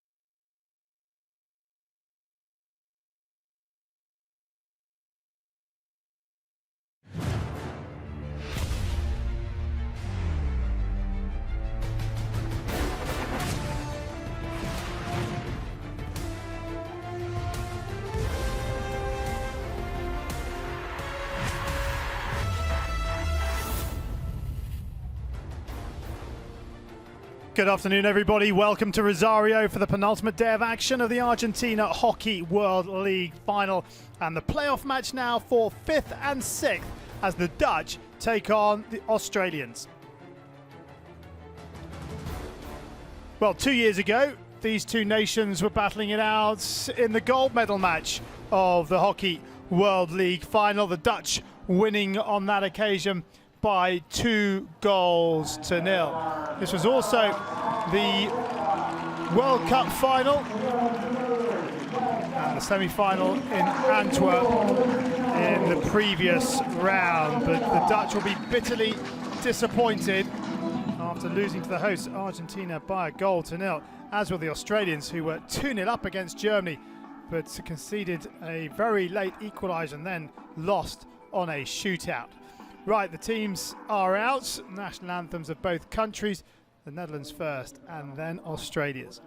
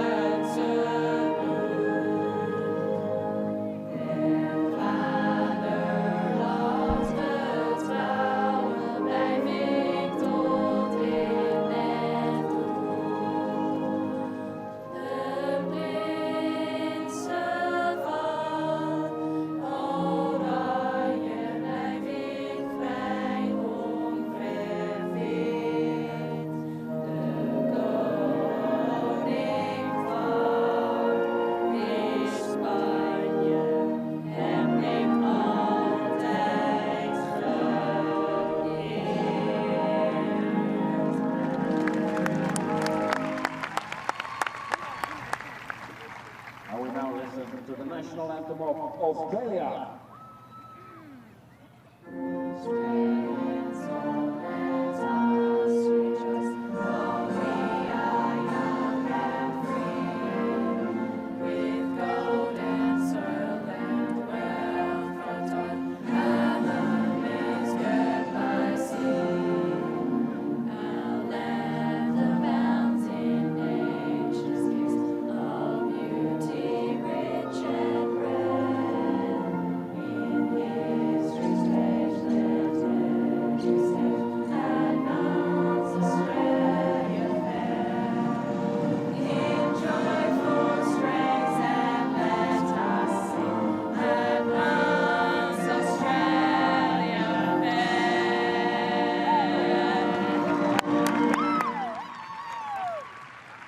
So which team has put the disappointment of the quarterfinals behind them and will get up and over the line in this 5th-6th playoff match? Let's have a look at the two sides, starting with the Dutch.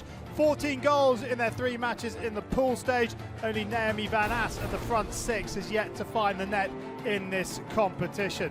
Joyce Sombroek starts between the posts for the Netherlands in this one. Alison Annan in her first major tournament as the ladies coach for the Dutch. She will be bitterly disappointed that they aren't contesting a medal, but she will earn her corn getting them up for this one. As for the Hockeyroos, well, they scored their first goal from open play in the quarter-final. Georgia Nanscorn with it. Slattery got the second from a penalty corner, but they just went off the boil for 5 minutes in that match, conceded the goals and then lost in the shootout. Jodie Kenny missing a stroke and a shootout in that 2-1 loss. Adam Cummins without the shades today. It's an overcast day, rain threatening, but hopefully it will hold off. The umpires for this one, Francis Block on your left of screen from the United Kingdom, from Great Britain, and Alicia Unker from New Zealand is blowing on the near side. That's the wind that's blowing, and we're hoping that, as I say, the thunderstorms predicted for mid-afternoon managed to arrive a little late and we can get the 4 games away today. So these two usually contest semi-finals and finals, but it's 5th and 6th here today. The Netherlands get this match underway, attacking the goal to our right-hand side in their all-orange strip. The Australians in their change of predominantly green with flashes of gold. And I'm delighted to say that joining me in the commentary box for this one, the former Wales and Great Britain international Sarah Thomas. And Sarah, as I mentioned, not used to seeing these two battling it out for the minor places, but a key game nevertheless. Yeah, absolutely, and certainly we're not, but that proves that the 5th and 6th playoff could be probably one of the best games we've ever seen for that position. And yeah, it's no easy feat for any team out there today, because both teams are going to want to go home with a win. The Dutch are ranked first in the world. New Zealand are ranked number 2. So Australia, apologies. There you go, even I'm getting confused with 5th, 6th. And oh, the Australians are ranked 2 in the world. Apologies to our New Zealand friends. Of course, they are playing in the semi-finals. They're ranked 4th in the world. But the Dutch failed to score in their previous match. It's the first time since 2011 that they haven't scored in a game. That was a 1-0 loss to Spain. They went on to win gold in the European Championship that year. There's no second chance for them here. They lost in the quarterfinals, but that's an extraordinary statistic. Cutting the next one. The last time the Dutch failed to reach the semi-finals of a major tournament was the Olympic qualifying tournament in Cape Town in 1995. I mean, that in itself is absolutely crazy, isn't it? I mean, they're such a quality outfit and have been so strong for so many years. And I think some of the hockey they've played in this tournament so far has been really good as well. We've seen that they've got a number of people within the team that can score goals, and maybe it's just a readjustment phase for them, given that they've got a new coach and have some new players in the team.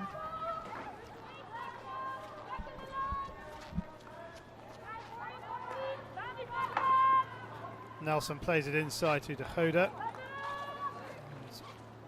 Van Ass will bring it away.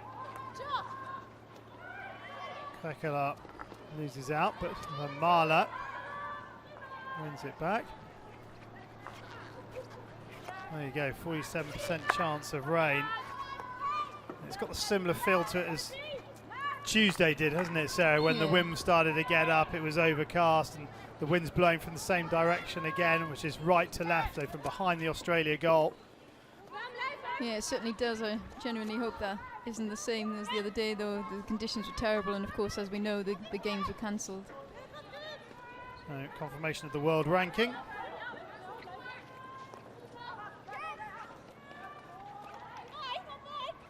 Nelson tips it on. Dex wins the free hit.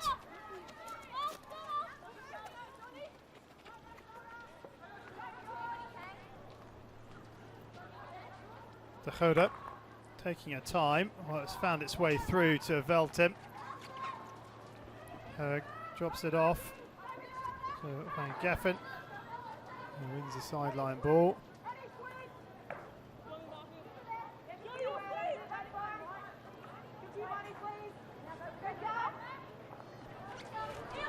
De Hoda. Dex has Ketels in front of her. Here is Ketels, back to Dex. Dex off Blythe. And Bone is there to clear it to Nelson. Nelson, not much outlet in front of her, but wins the free hit. Takes it. And up front she has Claxton and Nance to aim for. Smith to the right-hand side.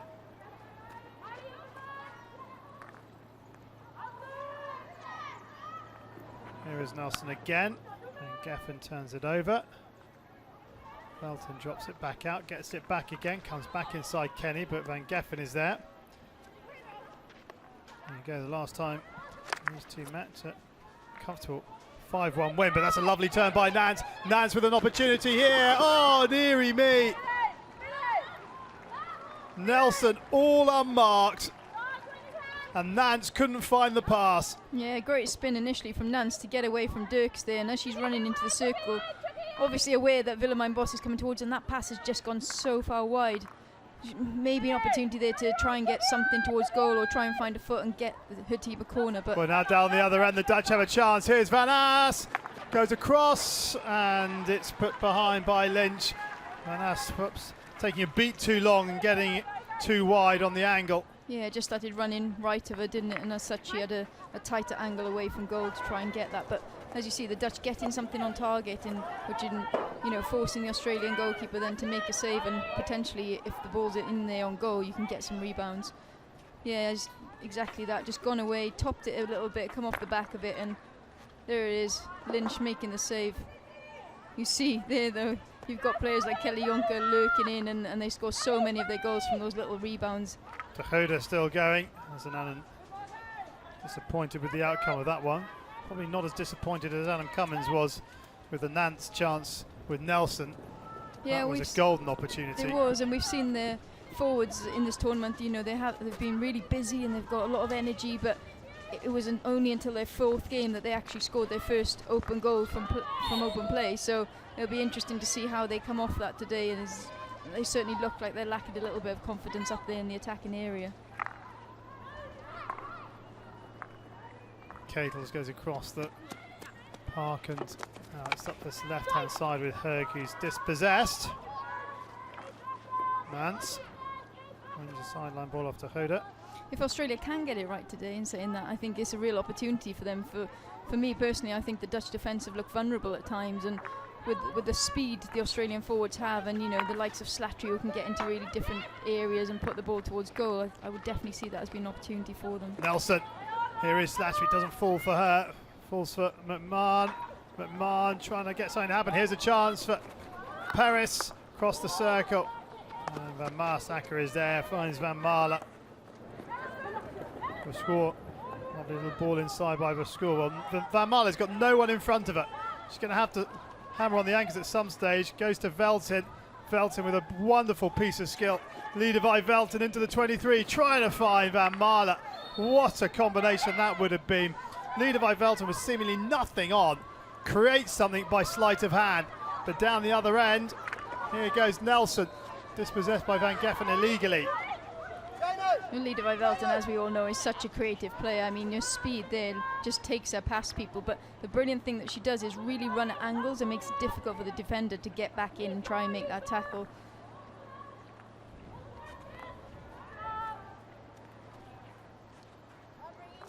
Fitzpatrick. And a free hit off Van Marla. Sombrook clears. Herg on the reverse stick. Van Geffen. Kenny gets the stick in to stop it. And coming to the look up at the skies.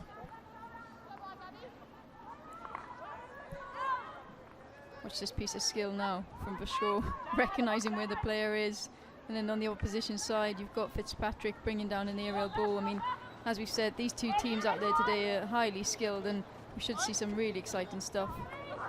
Nance can't get past Catles. And the wind just causing our cameras to shake a little bit. That's the reason they're not absolutely rock steady. Now the score opportunity, first touch lets her down, and look at the speed of Morgan to get across and snuff out the chance. That was great work from Ellen Hulk initially, setting up, evading two players with a cheeky reverse flick into open space, and Vascour was completely in on target then, had she managed to just get that ball under control.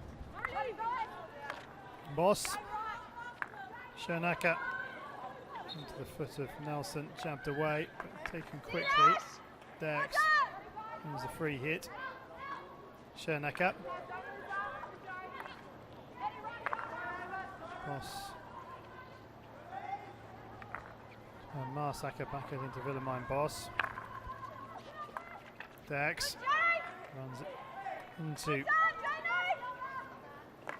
Claxton, but it's a free hit on McMahon.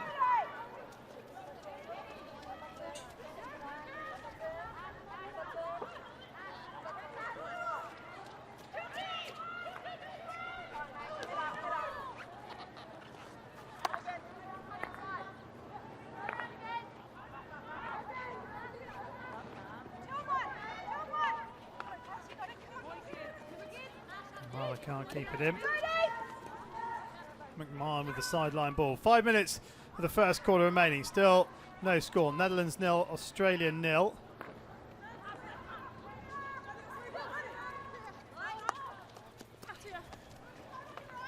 Luring to Van Marla. Lunink inside, but drops it out to Dex. Boss. Schernacker can turn if she wants, but goes back to Villerine Boss. Actually comes again. That's an even tighter ball because Blythe is there, but Schernacker does well, and Van Ast does well as well. Finds the foot of McMahon, taken quickly by Jonker. Van Ast, lovely skill from Van Ast. That's Fitzpatrick. Van Ast to the goal line. Van Ast still going and just overruns it, and Morgan just ushers it out. Good work from the Dutch there, though. You can see that they're having two players always tight to each other, so even if they do lose the ball, the other one can try and steal it back. Working really hard to stay together, especially down those channels, creating those 2v1s and allowing then the opportunity for Naomi Van Ast to get around that baseline. Jonker wins the free hit as Fitzpatrick leads with her hip.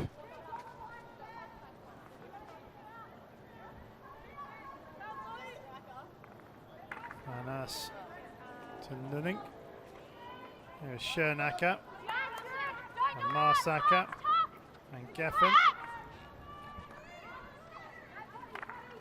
Schernacker, time to turn. Finds the ball up to Lurink. Lurink does well, still going. And Lurink. There's the free hit. Schernacker takes. Ball in is bouncing around. Paris gets it out, back in it comes. Touch! Side netting. Van Marla on the far post gets a touch. Great work from Van Marla, though. I mean, stood the opposite side of Morgan there, just waiting for that opportunity. Knows where the ball's going to come as it's crashed in and just trying to get that little touch on it. I mean, for a player like Van Marla, her hopes of going to the Rio Olympic Games were completely over. She was out of the Dutch side, you know, hadn't been selected for a long, long time, and then Alison Anning comes back in, and all of a sudden she's back in the fold and has an opportunity to go. So a tournament like this is great for a player like her to kind of demonstrate what she can do and hopefully really try and get in a good position to get selected for, of course, the Olympic Games next year. Well, the Dutch will be the defending champions. Nance on the reverse stick, well cut out by Schernacker. Van Ast, the Hoda. Van Ast picks it up and chops it out to Van Marsacker, who's under some pressure from Smith and Nanscorn. Van Ast does beautifully well, and a lovely ball into space for Herg to run into. Herg on the open stick, good defensive work there from Mariah Williams to deny Ellen Herg a clear shot at goal. Well, that's Van Ast and Hoch at their best, isn't it? I mean, Van Ast free flowing, running, eliminating defenders and playing that ball in. And Geffen going all the way along the baseline. And Australia getting clear. It was the weight of the pass from Van Ast. Yeah, it was absolutely great. Perfect, I mean, wasn't it? as a coach, they always say play the ball to where the person's going to, not where they came from, and that's exactly right. I mean, it's played with perfect pace, so she can run onto it. Fortunately, good defending for Australia there to stop the shot from going on goal, but some great pieces of work and skill from both Hoch and Van Ast.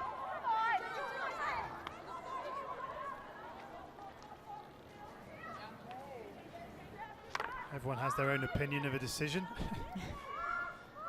Claxton, the stick up in the air, gets a little deflection, and sideline ball over on that far side. Ellen Herg will take, cracks it into the centre.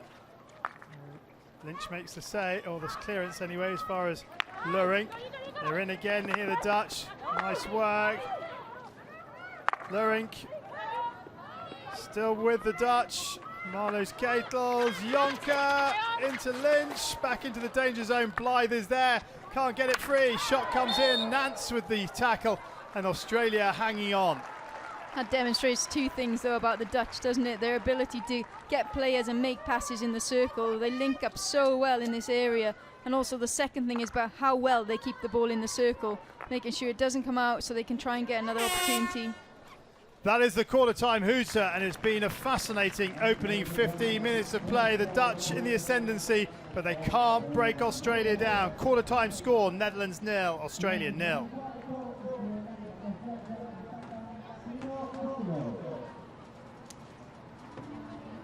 Well, much better by the Dutch, but the Hockeyroos have defended strongly. Certainly feels that way, doesn't it? It certainly feels that the Dutch have had more opportunities, and we're certainly looking at them going forward more than we are Australia. But yeah, I think the Australian defenders have been good this tournament. McMahon, especially at the back, has been really, really strong. So it will take something to beat them today.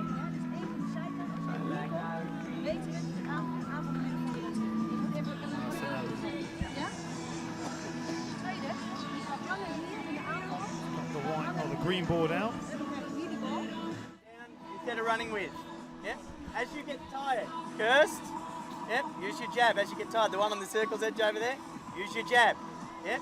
In the circle, low but mobile. Yep. For the rest, everything going well. Nice quick aerial over the top. Hold on to the ball. Get some tempo back. Yep. All right. Really pleased with it. Stay in the contest. Talk to each other. Communication's the key.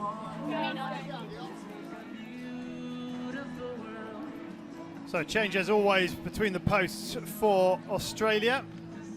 Ashley Wells, number 5, will play the second quarter. Let's have a look at the work towards the end by Rachel Lynch. Jonker on her stomach, still managing to get the shot away. Van Marler on the far post. But it's been very good pressure by the Netherlands in the first 15 minutes, but nothing to show for their work. Will they find the breakthrough in the second quarter?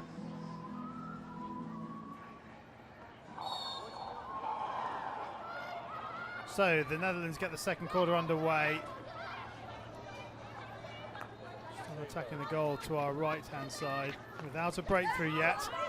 Claxton. Nanscorn.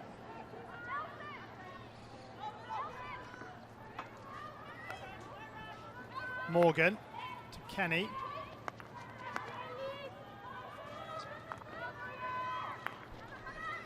Dwyer.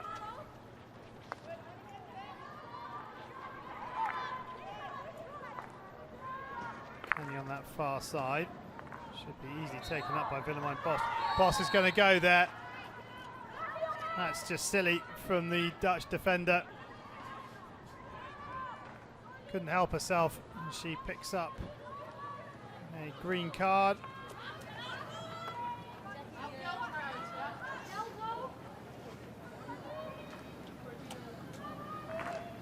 And a chance here for Australia with an extra player.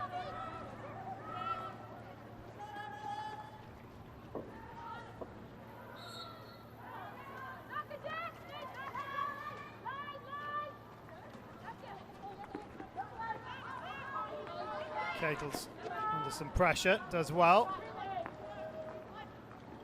And the rain is starting to fall. We can see a few spots landing on our commentary box window. As Claxton tries onto the reverse stick. Nunink with the initial touch, still not out of the danger zone just yet. That's a lovely looking ball across to Paris.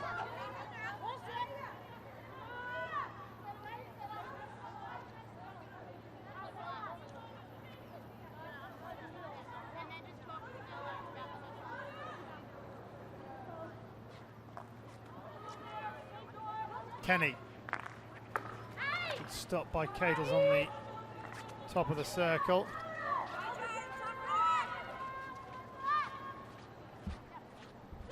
They kept it in, they have. Velton then inside Morgan, leader by Velton into the circle. Velton pulling it back, and on the back stick is the call from Alicia Unker. Strong run in there from leader by Velton.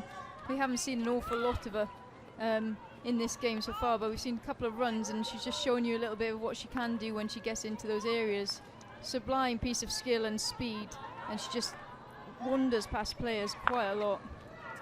Possession now on the bottom of your screen, heavily in the Dutch favour, but the Australians coming back into it actually, because it was more heavily in the Netherlands' favour at quarter time. Blythe with an interception high up the park. Blythe with some space to run into now. Little lay off to Paris. Paris into the circle. Shot comes in. Sombrook makes the save, and Van Geffen makes the clearance to Brooke Paris. Great work from Australia. Madonna Blythe is such a stalwart for them, and laying it off to Paris, who this time in no uncertain terms is making sure that ball is going towards goal and getting something on it to make Sombro make the save. I think that's an area that the Australians can really look at today. I think the screen players for the Dutch are quite young in there, and if they apply pressure then they can certainly win ball back. Claxton to Blythe, but Blythe was expecting it where she was stood. Nunning, Velton, Nunning on the pit round. Excuse me, Velton comes back in field and Paris gets the jab tackle in. And Marsack under pressure from Smith. Into Hoda. Dex, the score.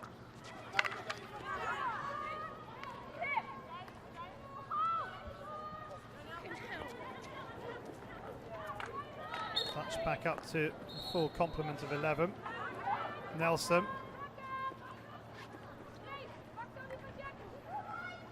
Now Paris, lovely work from Brooke Paris, still going, gets the shot away, no real pace behind the shot, but Brooke Paris with a couple of opportunities in the last couple of minutes, but that was a really good positive run. Yeah, a great run from Brooke Paris. I mean, she's actually one of the names I've written down before this game. I think she's had a really good tournament, and when she's been on the ball, she's been exciting. Like we saw there, you know, ability to get past players, both the left and the right drag, and get the ball in the air as well. The shadows you can see on the pitch are actually the floodlights, not the sun. It's only 2:30 in the afternoon here in Rosario, and it's a dark day.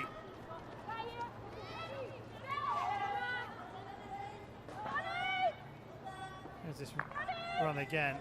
Yeah, you can see her, she changes the angle. Great left drag twice, and then it's just that moment there, she's not quite able to get hold of it, but she's got a little bit of space to try and get that shot off.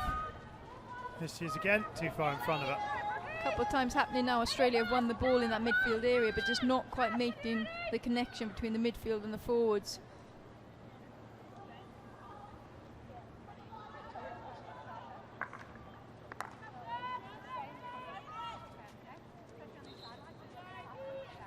Fekala into Kenny.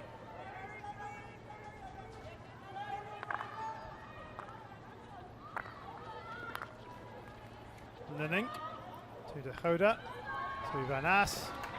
And Van Ass trying a very difficult piece of skill, but doesn't come off for it.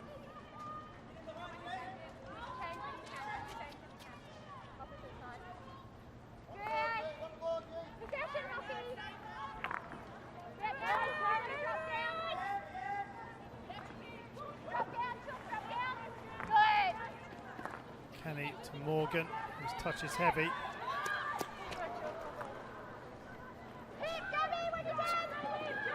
A bit of lightning we just saw there. Keep an eye on that. Claxton to Nance. Nance. Shot comes in. It has been turned around by Willemijn Bos. Better from Australia though. You can see them starting to gain a bit of momentum now, start to move forward, and finally are making those connections between players.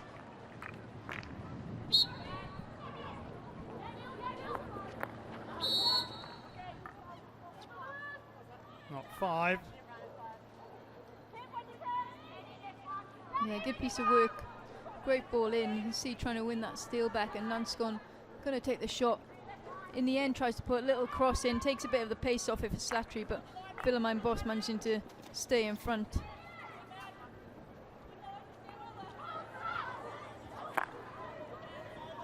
Bos over to Dax.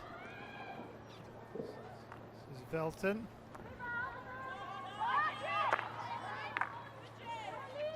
Velton with a little touch onto the leg of Nelson, but lifted by the Dutch number 12, so an Australia free hit. Kenny throwing the aerial for Nance. And Dirks penalised for not giving Nance sufficient space.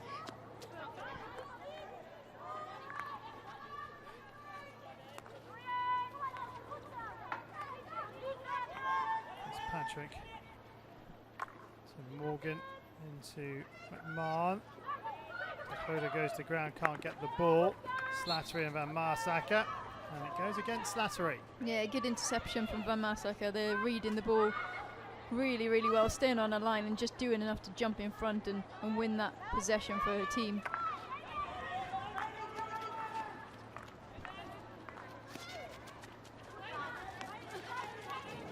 Lovely ball to Van Ass, back to Velton. We've got Van Marler in there. Here's Van Marler. She's missed it. But much better play by the Dutch. Much, much better. I mean, what a piece of skill this was before they even got to this area. Van Marler just missing that, sweeping at the ball, but some perfect piece of play between Naomi Van Ass and Liedervij Velton in the build-up. Once again, Naomi Van Ass just feeding that ball at the right pace so Liedervij Velton can move on to it.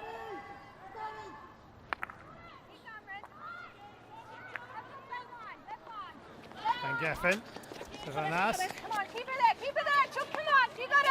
Holder. Jonker. Jonker running into the circle. Jab tackle from Paris, is it? Still not out the way just yet. Oh, the ball around the corner from Jonker to Luring. Not quite coming off. That was exactly what I was going to say. It's not quite coming off, but you can start to see the Dutch now. Little pieces of skill, like the one we just saw from Jonker, to get away from a defender. And they're starting to bring themselves more and more into the game now.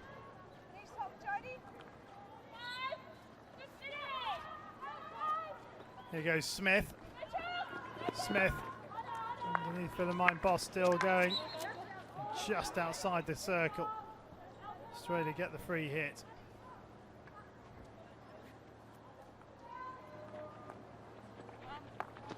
Cross it comes, and Paris coming in at the far post, unable to get on the end of it. Yeah, Paris reading this one a little bit late. Good work for the baseline, but just needs to be forward thinking and moving on to that a little bit quicker. Jumping in front of a score, ideally. Slattery to Blythe, they can shift this across one.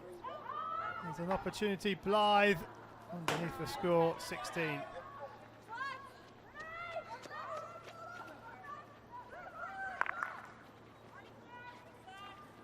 Catels cut out by Dwyer.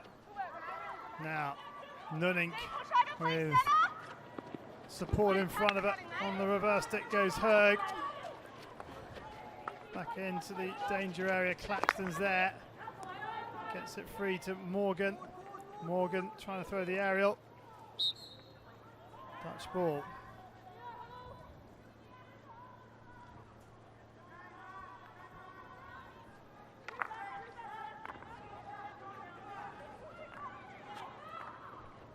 Schernacker.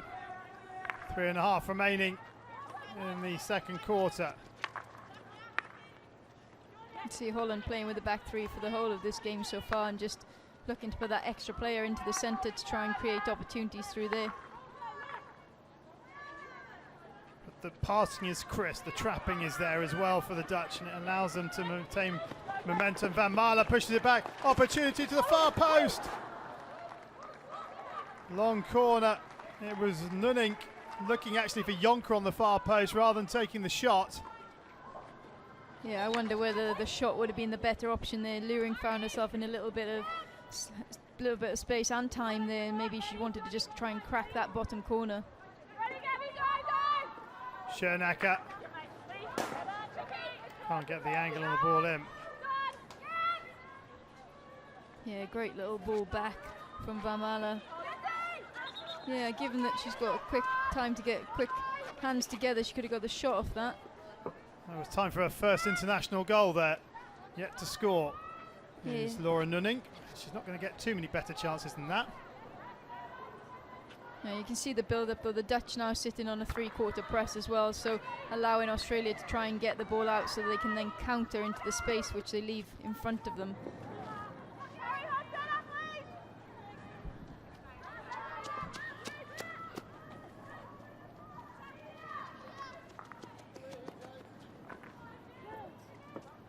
Cracked up the park by Herg. Score.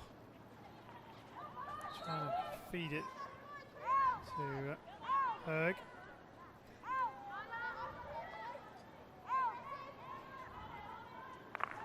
Yeah, they've gone overload now on the right, the Dutch. It's whether they can find Van Geffen, just lay it down the line to Velton. Van Geffen moves infield to try and create the space down that right flank. Nunnin takes, and now they have got Van Geffen in the 23. The score off the post. Wells, I think, put it onto the post. Well, another opportunity for the Dutch, as we see. I mean, Fitzpatrick getting it wrong on that occasion, marking on the wrong side and allowing Verschoor to come in. Good work from Verschoor, recognises where Wells is, coming out. Where's the space? You can see it here. Plays it towards there, but the post, unfortunately for hers, prevented it from being a goal. Final minute of the first quarter, of the first half, sorry. And it's still 0-0, but it's been an entertaining 0-0 so far.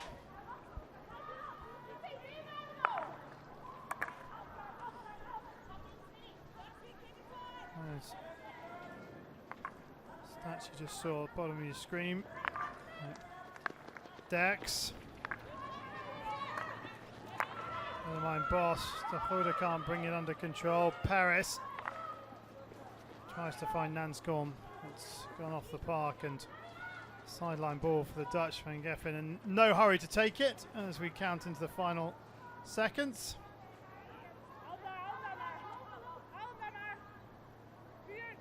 Another quick check of the clock, and she runs it down, and that is half time here in this 5th-6th playoff match. Plenty of goalmouth action, but no goals to report after the first 30 minutes. It's the Netherlands 0, Australia 0 at half-time.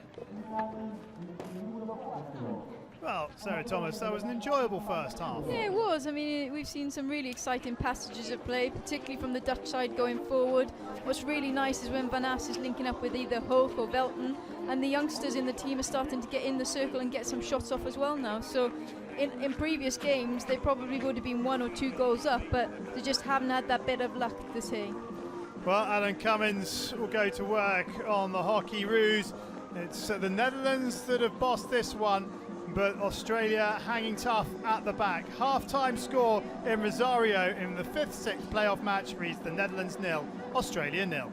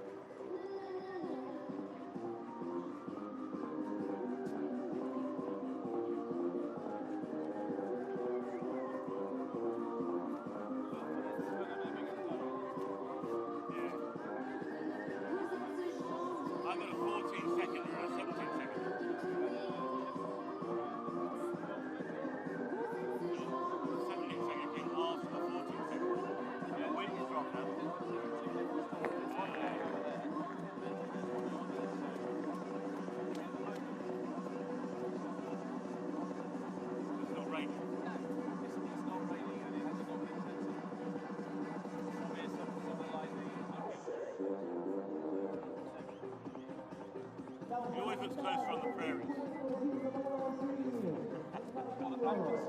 Even the Panthers, yeah.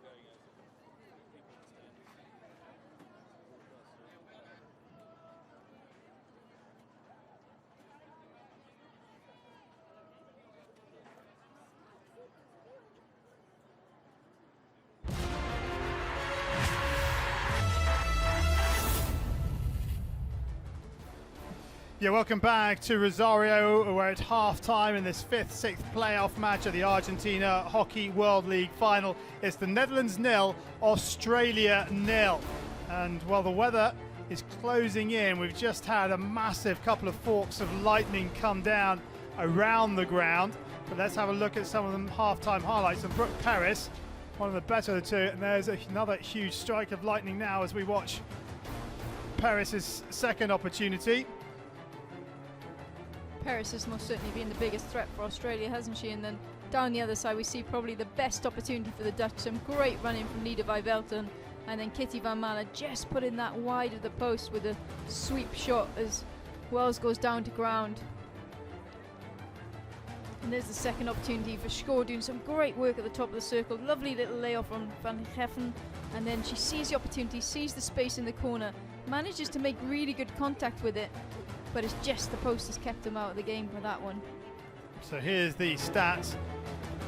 Possession in opponent's half, much closer. Australia having more attacking play in that second quarter. But look at that, 13 circle entries already for the Dutch. 5 shots, no goals. 3 shots from the Australians have been on target. Only 2 of the 5 from the Netherlands have been on target. I think Australia did well in the second quarter there to start gaining some circle entries, and I think Adam Cummins will be really pleased with how they've continued to play on. I think they've definitely come into the game a little bit more, as we saw with the highlights there, and Brooke Paris having some really good opportunities.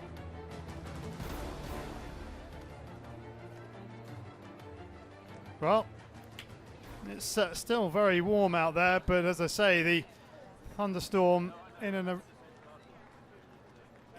around the area, but there is still a stiff breeze, so we're hoping that it's going to blow away as quickly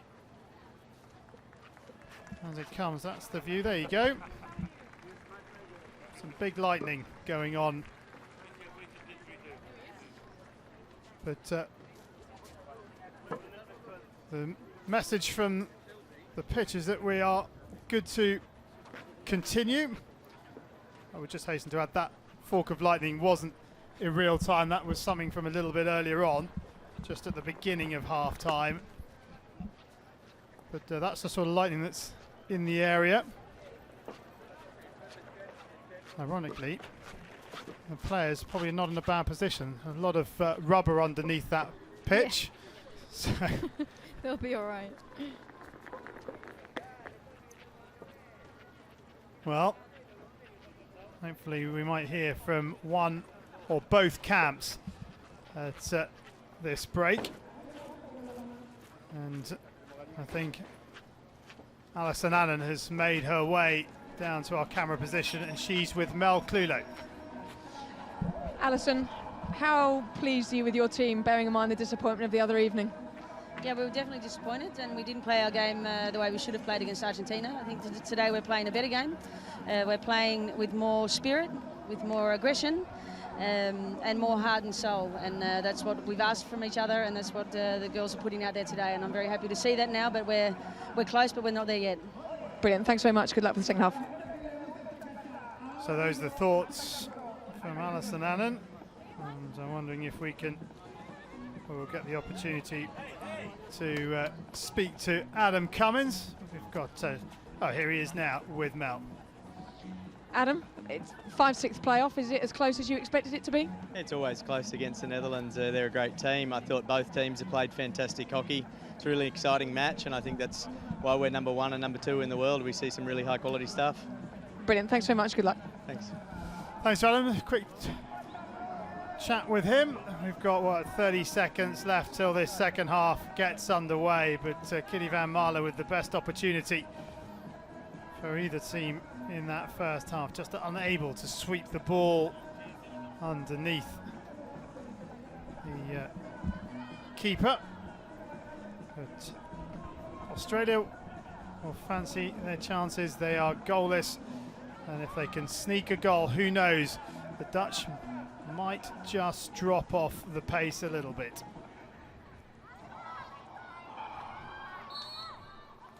So Australia get us underway in this second half, attacking the goal to our right hand side, and Van Ass is robbed early on.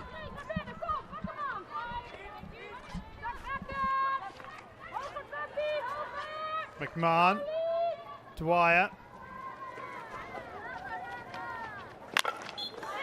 All going in a strong tackle, but the first infringement outside the circle. Nelson. Again, Nelson goes into the circle. That's a great tight take from Levi Velton. Velton around Dwan and Nanscon. Oh, I thought that was off Nanscon's stick. Geffen with the tackle.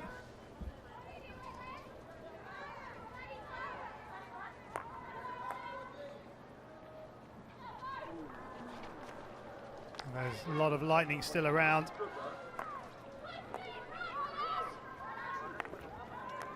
I just saw. And then the thunder as well. And Marsaka to Derricks. There is not off the foot of Van Ass.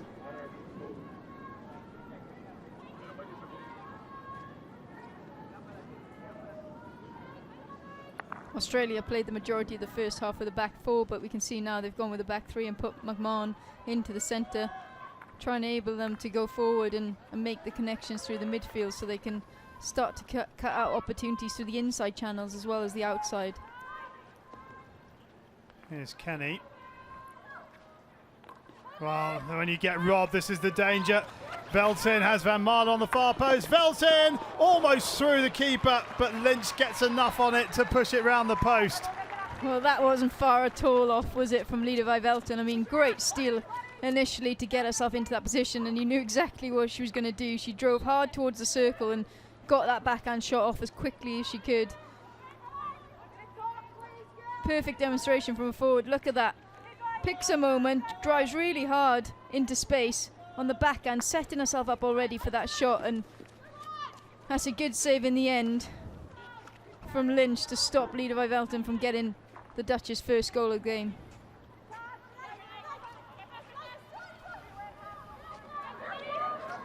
Little ball back inside. Paris now driving. Paris still going, looking for the far post.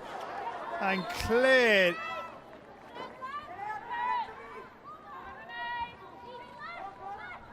An opportunity there for Australia now. Paris once again in the midst of it all. Really great run in. You can see her just touch that ball to the right to try and play it across the circle. But you can see the goalkeeper move here. And I wonder if she's just try and put that in on the near post. It's Dex with the clearance, but once again it's Brooke Paris looking most likely threat for Australia. And now Blythe has turned possession back high up the park. Nanscorn, spin and Willemijn Bos just gets underneath it.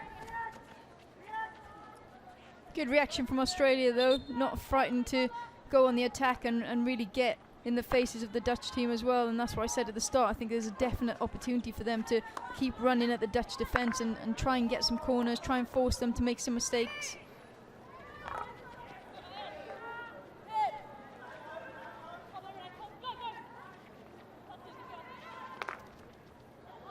Ball forward from Herg. We'll go off the back line.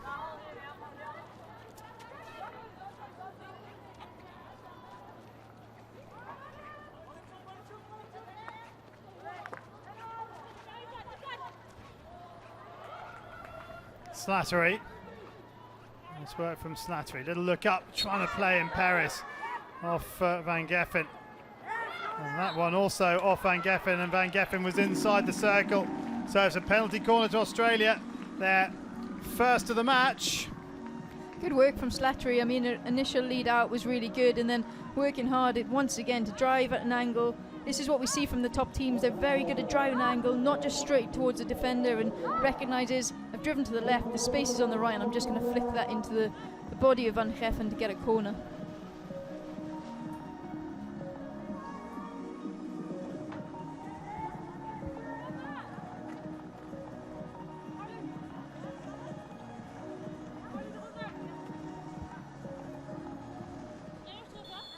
So Jodie Kenny and Georgina Morgan at the top of the circle. It's gone to Morgan. Good save by Sombrook, and she clears it out of harm's way. Slattery picks up the rebound.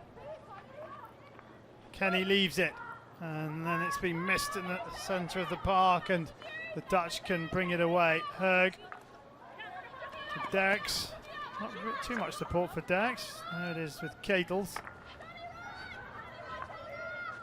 And Marsaka. Van Geffen, excuse me.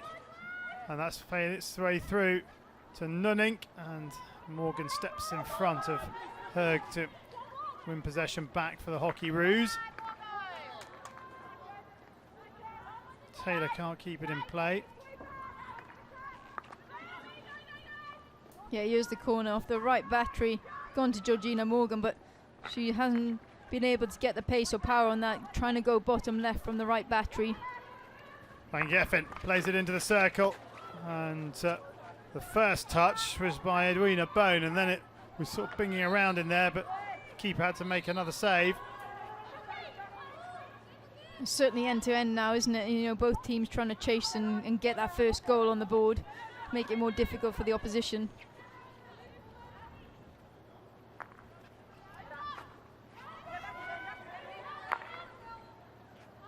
Oh, it's gone through everybody apart from Van Marsacker. Good press from the Dutch there, though. You could see Kelly Jonker leading that as the left forward, making sure that there's no way Australia can attack down the right, and as such Australia forced that ball through the middle, and the Dutch side were able to win it back.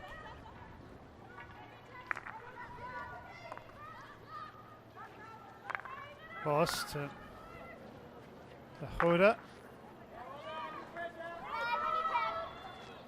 A rather hopeful ball from maybe the Hoda. Yeah, I think she saw the run of a Shaw, but just mistimed it. It's far too much behind her. Paris up against Verschwoor, and Van Geffen gets it out.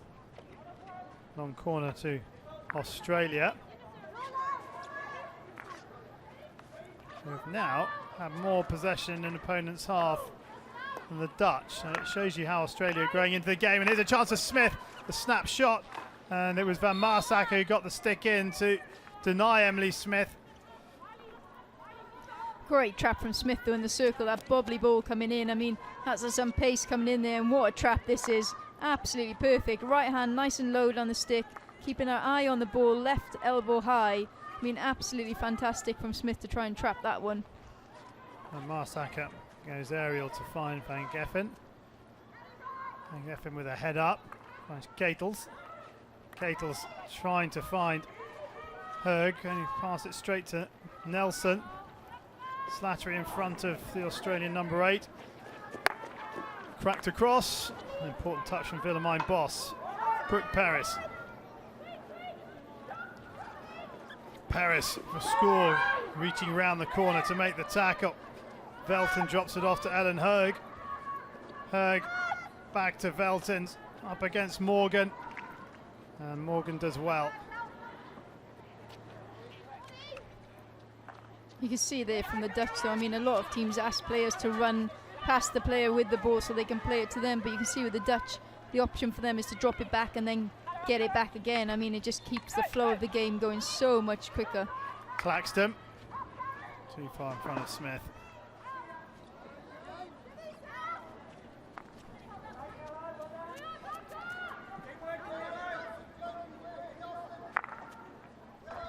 Touch around the corner. Kenny.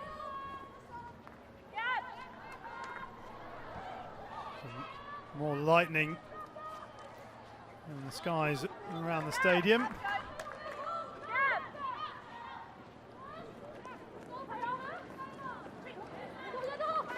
Nance into the circle.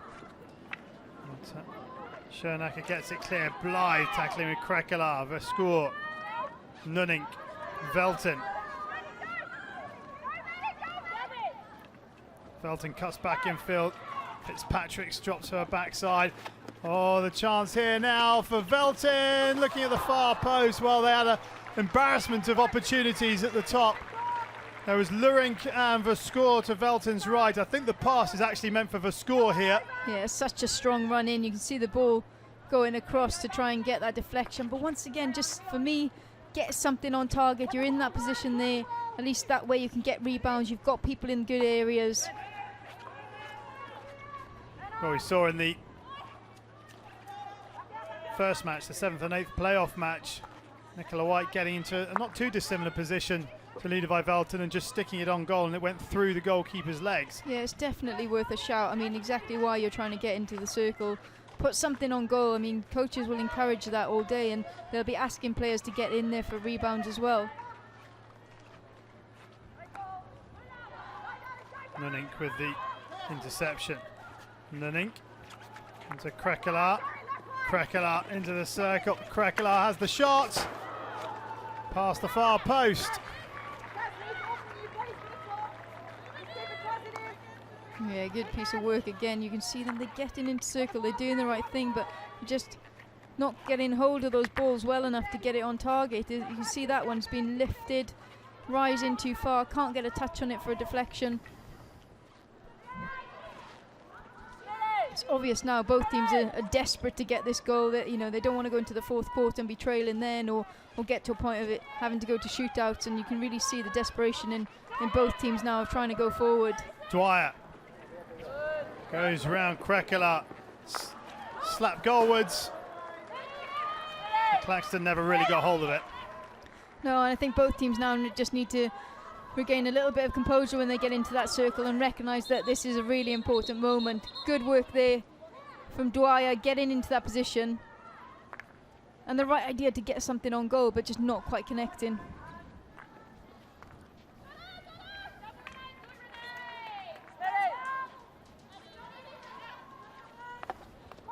Manas goes through Taylor. Nice pass. And here goes Krekela. Krekela inside McMahon, still going Krekela. Matja Krekela onto the Verstick, trying to find a penalty corner. But good tracking back by Claxton to Hoda. Oh, off Paris, still going over to Hoda. Can't find the touch, and Velton does. Liedervij Veltin gets the breakthrough, and the Dutch are 1-0 in front. Well, she wasn't making the mistake this time, was she? Putting something on target. Great advantage from the umpire, allowing Eva de Gudde to get into that area, and as soon as it drops this time to Liedervij Veltin, she knows exactly what she's doing with it. Smashes that with a slap, bottom right hand corner. It's got a little lift on it as well, and McMahon wasn't too far from that, but a perfect finish from Liedervij Veltin.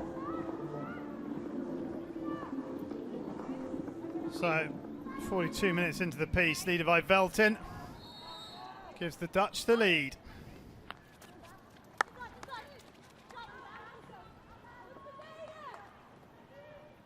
Well, both sides will probably feel they deserve a goal, but the Dutch have done a little bit more of the attacking, twice as many circle entries. Paris, though, gets it goal bound, and there is Van Marsacker.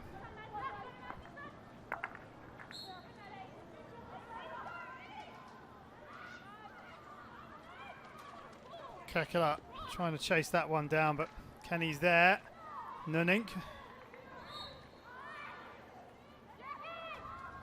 Lurink. Has Van Marle in front of it, still going Lurink.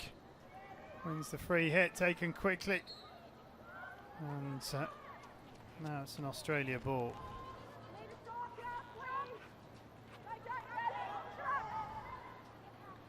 Derks.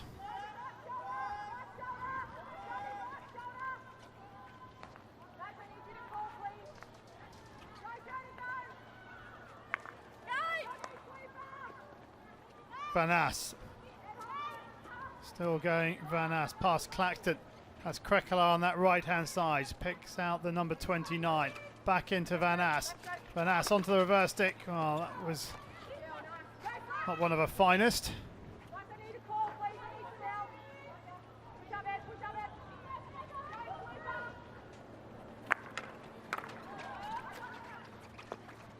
The ball cleared away. Bone. The Hoda.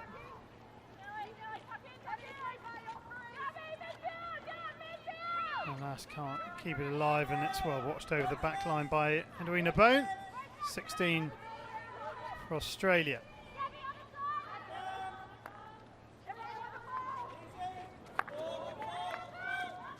Fitzpatrick to Blythe. Reception by Van Marle. Herg behind Ketels. Paris. Inside the final minute of quarter 3. Netherlands 1, Australia 0. Liedervij Veltin with their third goal of the tournament.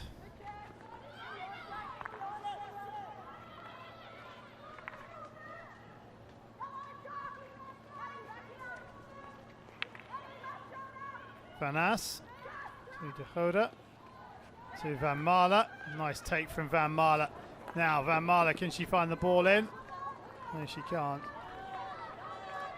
Naomi Van Ass starting to get a bit more space to run in the game now, and as you can see, starting to create opportunities, and good work from Eva de Gudde looking for the early transfer. And as you said, Charlie, a great trap from Kitty Van Marle out there, but unfortunately couldn't get that final combination. Yeah, Dward was aware of the clock, that's why she was running at her corner. That is the 3/4 time hooter, and the Dutch got the breakthrough in the third quarter, courtesy of Liedervij Veltin. It's the Netherlands 1, Australia 0.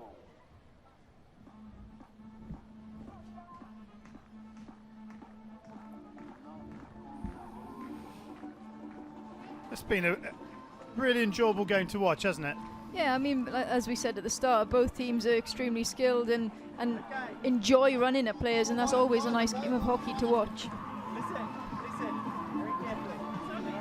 All right. Really good again, really good quarter of hockey, majority of the chances. Yeah? We give something away there because we have people that don't want the ball. We gave again away because people don't want the ball.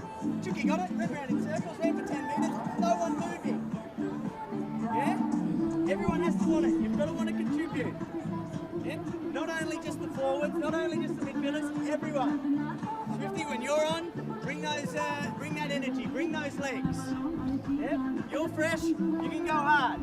Everyone needs to want to make a difference, and to get into this, we have to stick to the process. The last minute, 20 seconds or whatever, you did good movements. Yep, shifted the ball, we found Donny, we found an open player. It's a little skill execution, doesn't matter. Had it got there, we're away again. Right, keep going.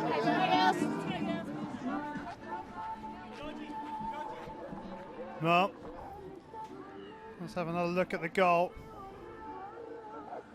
The 1-2 off the leg.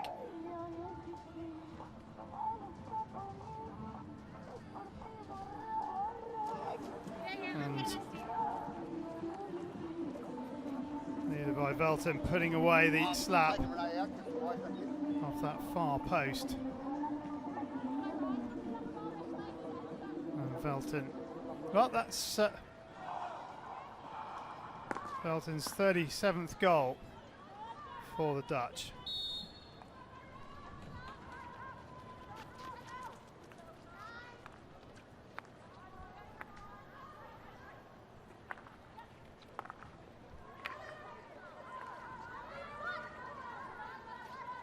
Van Geffen to Willemijn Bos.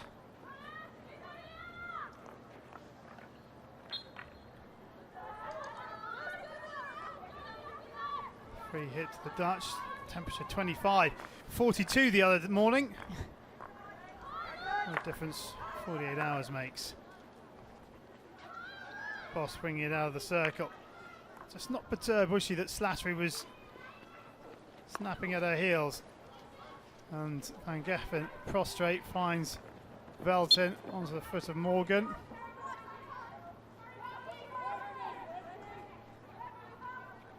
Great work from Van Geffen there, knowing where the pass was and ensuring she got it off on all accounts.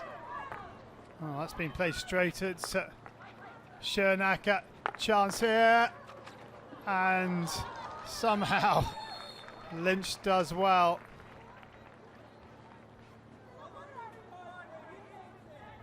But a green card for Williams, is it? I didn't see, sorry. Yeah, okay, good. Take. Yeah.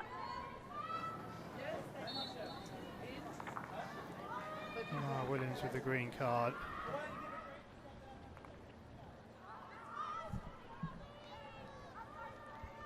Never mind, Boss. And Marsaka. Schernacker. Marsaka plays the aerial and it's all the way through. Now, has Jonker got the legs here? No, she hasn't. She had Velton in the middle. She managed to chase this one down, but good work from Lynch. Yeah, and Jonker snapping her heels as always, just trying to get in there.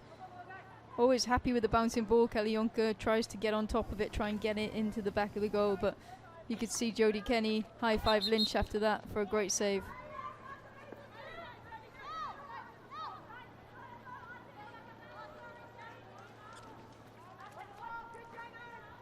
(16) Smith, Schernacker. Goes Smith's way. No one in front of Emily Smith, so she has to take it to herself. Now she can find Nanscourt. Nanscourt into the circle. Up against Van Marsaka. And that is some massive lightning again around the stadium, right opposite our commentary box, a couple of miles away, I think.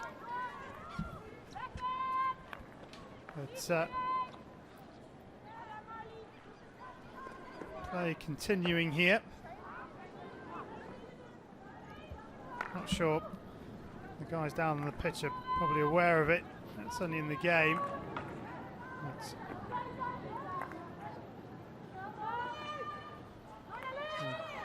Mind the Dutch beat Australia 5-1 in the semi-final of the Hockey World League.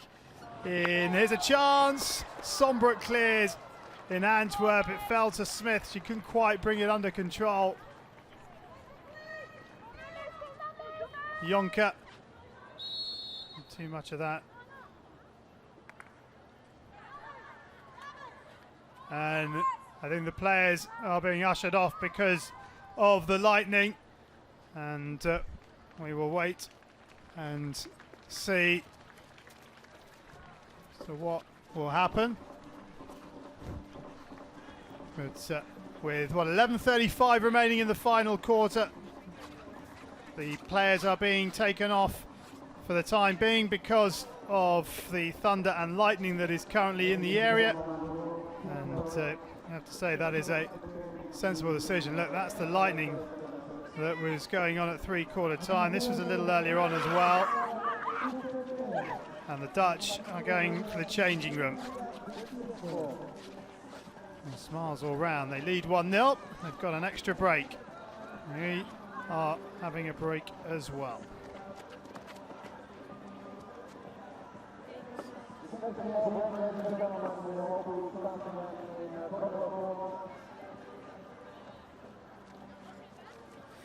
So the Dutch making their way to the changing room.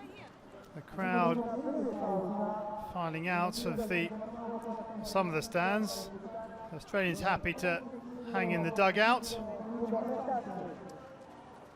And did that happen to you in your career, Sarah, taken off because of lightning? No, never, I think. And I was just thinking that actually how it would feel as a player. I mean, instantly the Dutch have run off towards the change rooms as we see the Australians staying there. But it gives the coach an opportunity now to speak to their players, especially for Adam Cummins. I mean, a chance for him to try and talk to the girls and try and G them up to get them back into this game. And for the Dutch, maybe it slows them down for a moment.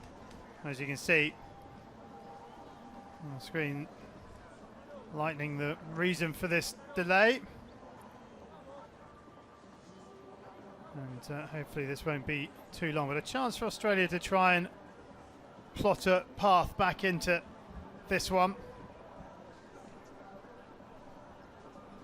And the lightning is getting ever closer.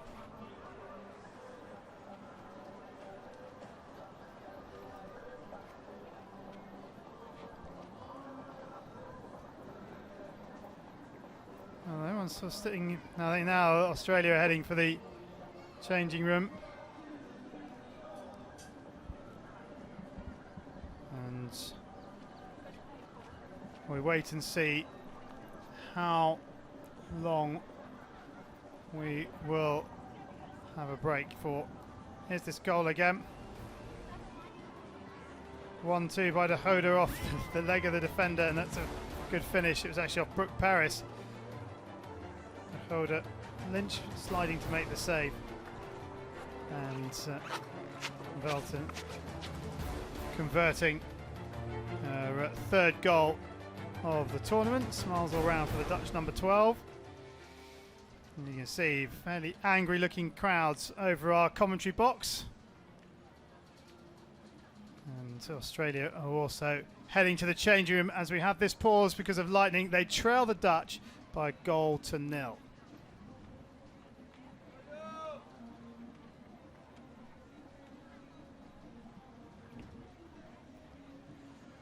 Well, smiles all round as people wait, but it's not really raining that hard, if at all, but thunder and lightning has been in and around the area for about the last 15 minutes or so.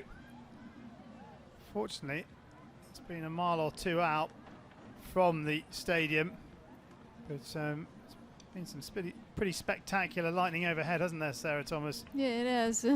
So, as you said, it's not something I've ever had when I played a game, fortunately, but we have seen the weather turn so quickly here in Argentina. It can be absolutely roasting at one moment and some serious thunderstorm the next, but these guys are most certainly happy with their day out anyway. They're used to it. And they don't look too bothered at all. But lights have been on actually since the start of play. We started, what, at 11:30 local time, and they've really been made to work hard, the lights here.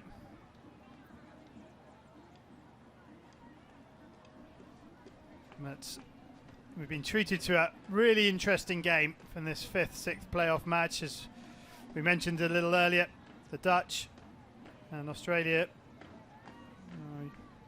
in recent years at least, have been used to playing in semi-finals and medal matches. But this time round, despite both sides winning their respective pools, the Dutch lost to Argentina in the quarterfinals, and Australia lost to Germany in a shootout, having led 2-0. They were then pegged back right at the death. Lisa Altenberg with both goals for Germany. And then they lost the shootout, Australia 2-1. And even that was dramatic. Germany thought they'd won it through Teshka, but then on review from Australia, the ball crossed the line after 8 and a bit seconds rather than 8 seconds. So it then had to go down to Jodie Kenny, or Jodie Kenny had the opportunity to keep the shootout alive, but in truth, she never really looked like scoring. Belen Suchi making the save. But Australia, who struggled from open play in the first 2 matches, winning their first 2 matches 1-0 and 2-1, but all the goals coming from penalty corners. Finally found goal in open play against Germany. And fans continue to make their way into the stadium because Argentina are playing China in the second semi-final at 7 o'clock. The Uruguayans are in the house, but they're enjoying those headbands here. Las Leonas, there's a number of them around, but they wait patiently for this weather to move on, and so do we. So this 5th, 6th playoff match can get back underway.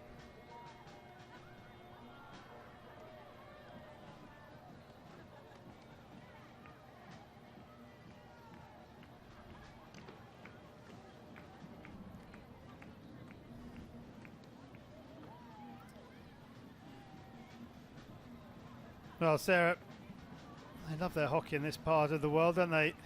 Oh, it's amazing. I mean, as a player playing in this country several times, absolutely fantastic experience. I mean, one time in Salta, they had huge fences around and people were climbing up on them and cheering, and it is just absolutely amazing. And for me, I played actually year 2012 Champions Trophy, and we were in the final against Argentina, and what a phenomenal experience that was. I mean, you couldn't talk to your teammate on the field because the noise was so loud, and I think other than the fact that the world number 1 and 2 are playing each other now, that's the bit that will be missing for them, the intensity and the experience of it all, you know, not the fans cheering and not kind of the momentum and the build-up that they would normally expect. But it's interesting as well, you walk around town here in Rosario and you have people wearing hockey tops like you'd see people wearing football tops, say in Europe. Yeah, definitely. I mean, I think if you look at the Instagram accounts for all the Argentinian girls, they've got 100,000 followers. You know, it's extremely important to them, and they are genuine role model and idols for them. And what's nice to see is that they really respect that. So after each and every game, you can see them talking to the fans, taking selfies with them, and they really invest time in that as well. And this is what they get back. You know, look how joyful they are, and they really love being around hockey and the players.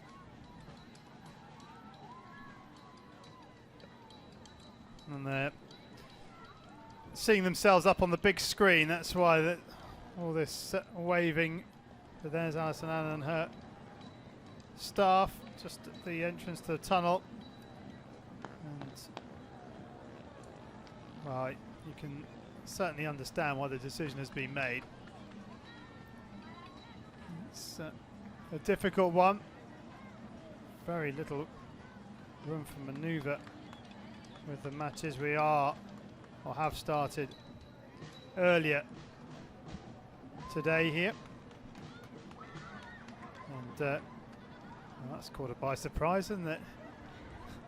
She'll probably stay on the screen longer if the director's seeing that. And they look very relaxed, filling the time in as they wish.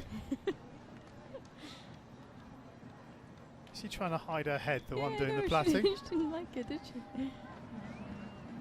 But it was great to look around. You can see all the local hockey clubs are here. They're all in their shirts, or they've got all their flags up. Argentina are taking on China in the second semi-final. That one, Flash of Lightning, seemed to be more overhead, but they're playing China in the second semi-final. And China beat Argentina 3-1 in the pool match. That was an extraordinary game. But having said that, that was an extraordinary day. Yeah, there were a lot of surprises that day, wasn't there? And I think tonight it'll be different again. Every single game is with Argentina. It depends on their mood, it depends on their spirit, and also the crowd most certainly get them up for games as well. We've seen that in the quarterfinal, that they were completely different side. They had a lot of energy about them, and when Delphi Mourinho and Carla Rebecca are on form, then they're really a difficult team to stop. There you go, just well we can't see that one. That's out the back of our commentary box, Tomo. Oh, goodness. But, the Korean team are in the house watching this one. Over on the far side, they lost a little early on, 5-1 to Great Britain to finish 8th. Great Britain finishing 7th.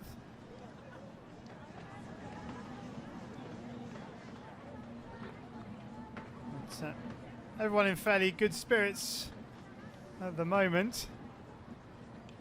And well, it's been another important competition for Korea as they build towards Rio 2016. The first team to qualify for Rio, courtesy of their Asian Games gold medal back in October 2014. And, we wait for this storm to move on. Hopefully for the electricity to move its way across.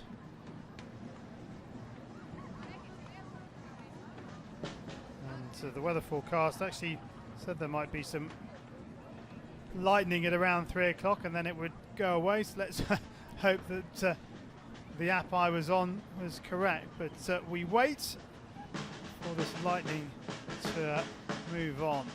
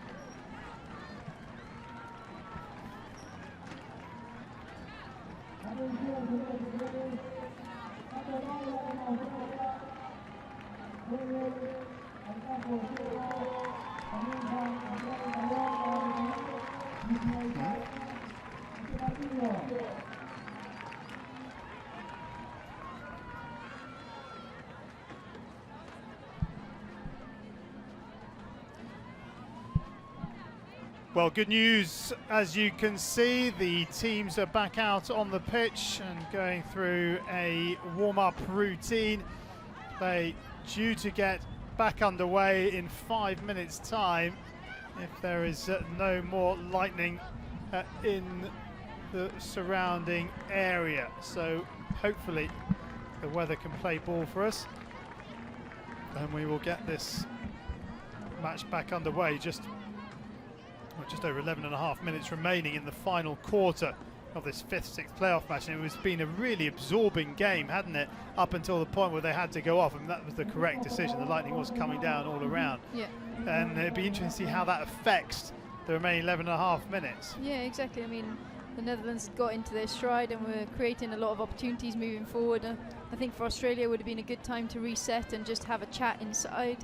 I mean, every player's worst nightmare having to warm up twice, but it'll be a short one on this occasion before they get back into the game. But yeah, I'll be interested to see, as you say, Charlie, will they start as they left off, or will Australia be on the up? Well, they'll go through their warm-up routine if you're just tuning in. We should have been through this 5th, 6th playoff match by now, but because of thunderstorm in the area and lightning coming down all around, the players were taken off, with the Netherlands leading by a 1-0. The goal coming towards the end of the 3rd quarter, courtesy of Liedewij Velten. And it was a well-taken goal by the Dutch number 12.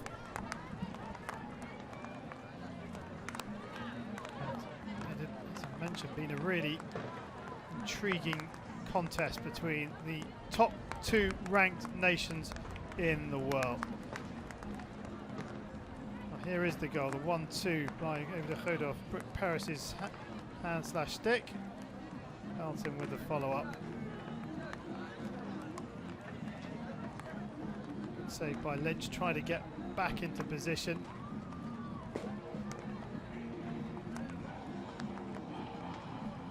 But Mahd not far away from picking it up.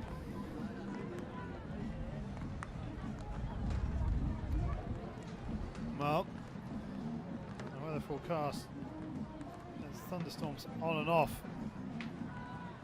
this afternoon until 7 p.m. Says there's going to be thunderstorms at 5 and at 7. 7 of course was the time the final match was due off. But as I say, we'll wait and see if this has a knock-on effect. So long as the teams get half an hour's warm-up, it shouldn't make too much difference to the next pushback times.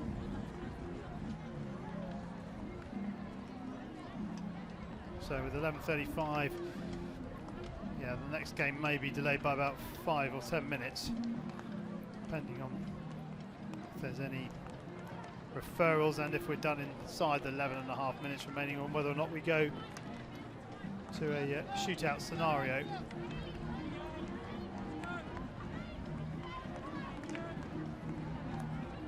There's what, 80 seconds left till we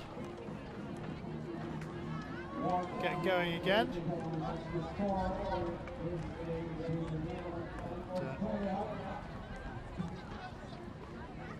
Jodie Kenny hasn't had, well, we've only had 1 penalty corner in the whole game, haven't we? Yeah, exactly. And I mean, for both sides, I think corners haven't been firing throughout this whole tournament, and it's a big part of both the Netherlands and the Australians' game. So it's definitely been something that's been restricting them. Well, the Dutch are in a huddle ready to go. Australia still playing warm-up with their bibs on. And, well, they've had a rest now, Australia, and they've got 11.5 minutes to chuck the kitchen sink at the Dutch. Yeah, and Adam Cummins was saying to them they needed to bring the energy, they needed to be, all of them, asking for the ball, and I think a little break like that might be just the reset button they needed. Well, we'll wait and see. But very difficult for both sets of players, but we are due to get this one back underway in about any second now. I understand it might be a bully off in the middle to get this one back underway.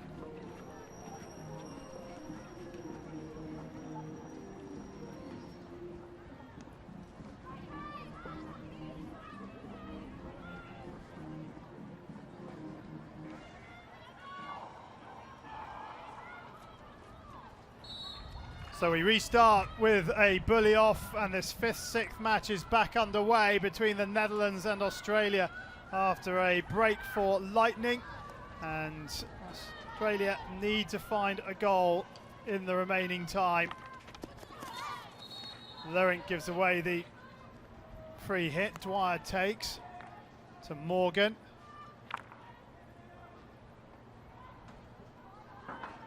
Morgan's ball goes all the way through for a sideline ball.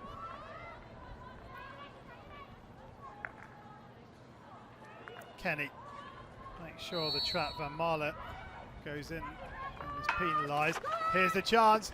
Williams trying to get it strong, and Schernacker does well. Williams still going. De Hoda brings it away, and Eri De Hoda getting it out of the danger zone, finds Van Marle. Van Marle dispossessed by Dwyer. Huda with a swinging stick gives away the free hit. Yeah, it's tight in there, isn't it? You can great ball through from Jodie Kenny to Williams up front. I mean, and some fantastic work from Schoonaker to try and win the ball back. Well, the Huda's just turned it back over, and Jonker drops it to Lerink, who has Van Ass on her right-hand side. Van Ass into the circle. Van Ass pulls the trigger, stops. De Huda, another fine save by Rachel Lynch. Brilliant from the Australian goalkeeper, and Ava De Huda is denied at close range. Absolutely fantastic there from Lynch. De Huda playing it back into Herg, and they get it out for a long corner. Well, but the Dutch nearly getting the second goal there. Australia will be thankful to Lynch for that one. She's kept them in the game. I mean, some great shooting from Naomi Van Ass initially, and a good follow-up from De Huda. Lifted. The two umpires working in tandem. Nance can't keep that in play. But Rachel Lynch, well, the first you'd expect her to save, the second was excellent. Yeah, you could see De Huda actually stopping it, taking her time to get that flick on, and there was a totally measured attack, and Lynch doing extremely well. Oh, that was the pass. Nance couldn't bring it in. Here it is, the shot in from Van Ass. Kelly Jonker, as always, trying to get in there, but that's a fantastic save from Lynch. Oh, it's the distance. She had to read that flick from De Huda. Oh, it just dropped to De Huda, didn't it? And she thought, oh wow, I'm in here, and Lynch doing very, very well. De Huda will now wish she'd taken it first time.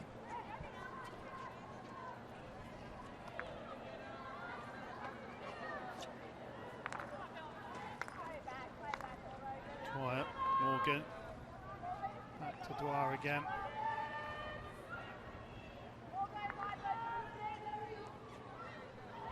Dutch out shooting Australia by 14 shots to 5. Schoenacker to Kadels. Lerink wins the free hit, takes it quickly. Can't find Ellen Herg.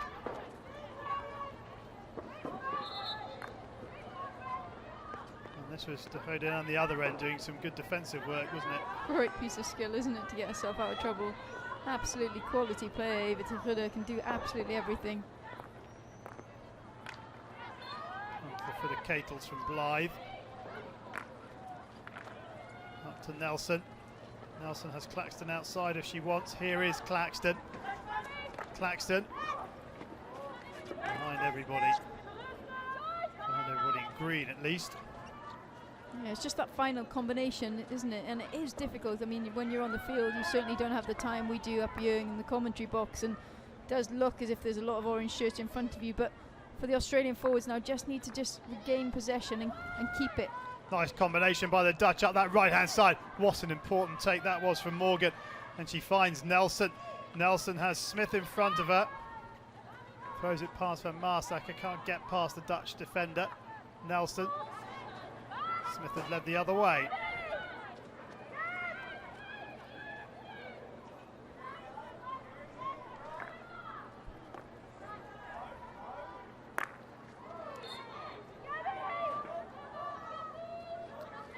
Loose ball out of defence by Van Marsacker. Good press from Australia. I mean, forcing the ball to the left half there, and the only option Van Marsacker had was to push it forward.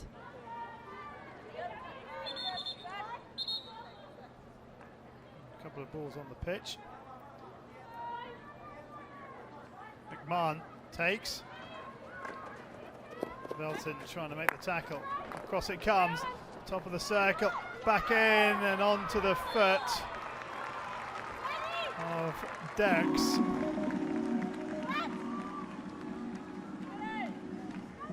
Seen Australia try it a couple of times this game, try and put the hard ball in, and I think eventually it falls to Nance at the top, and she manages to get something towards goal. Not an awful lot of pace on it, but finds the foot of Dirks, and Dirks will be really disappointed with not trapping that one.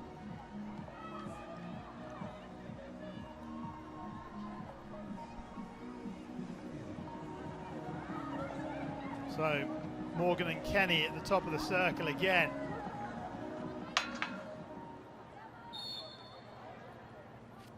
And it comes from Nelson. It's gone to Morgan. Morgan goes across to the right, and Sombrook makes a really good save away to our right-hand side, with Nelson coming in. Ball around the corner. Spin, and that's wide. Nice bit of skill from Williams, but can't find the foot. Good save by Sombrook. Yeah, good ball out again to Morgan, who's on the right castle. You can see her trying to get the ball low and hard into that bottom left-hand corner, and she really does get something on that. Not far away from Ash Nelson's stick either, was it? No, really, really close, but Sombrook doing well to equip herself and get down low and save that one. Nance is going to go, not being 5, green card for Nance. She will have a 2-minute sit down, her first green card of the tournament. And the rain's starting to fall far more strongly now.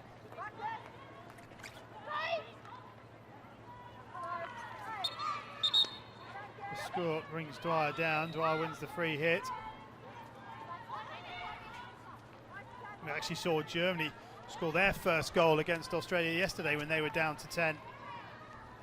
Yeah, the fourth quarter's had some surprising results, hasn't it? You think a game's over, and then you just need one thing to get back into the game, whether that be a corner for Australia now, or they haven't got too many forwards high, and for me, obviously, it's win or bust, so I'd like to see them push some forwards a bit higher and try and just stretch the Dutch defence, ask questions of them, get in their faces, try and win that ball back much higher up the field. Now you see them, they've had to go back to a half-court press, and it's exactly the position they do not want to be in. Tackle made by Paris. Herg, some lovely skill, and Herg trying to feed it into Van Marle. Van Marle across the circle. Claxton's there to get it clear. Van Marle can't bring it under control. Paris has it right down in that corner. 4 minutes now for the Hockey Roos to try and find the equaliser.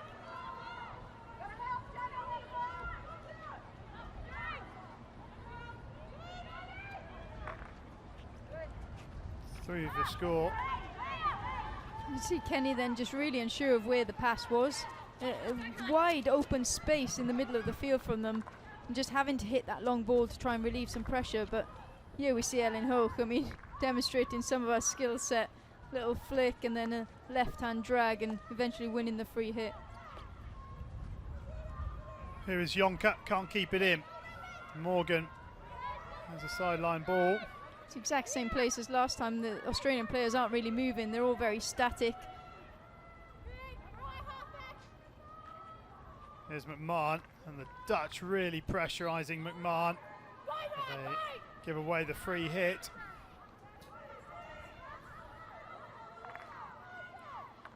Blythe.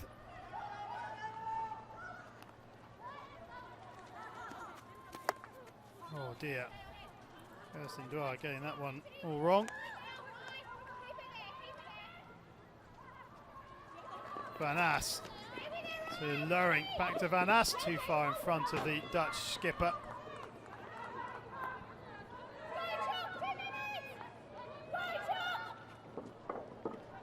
Melton can't bring it under control. Good tackle. Well, Paris wanted the whistle, doesn't come. Lowering can't trap it. Williams rolls it out to McMahon on this right-hand side. Nobody down that right-hand channel.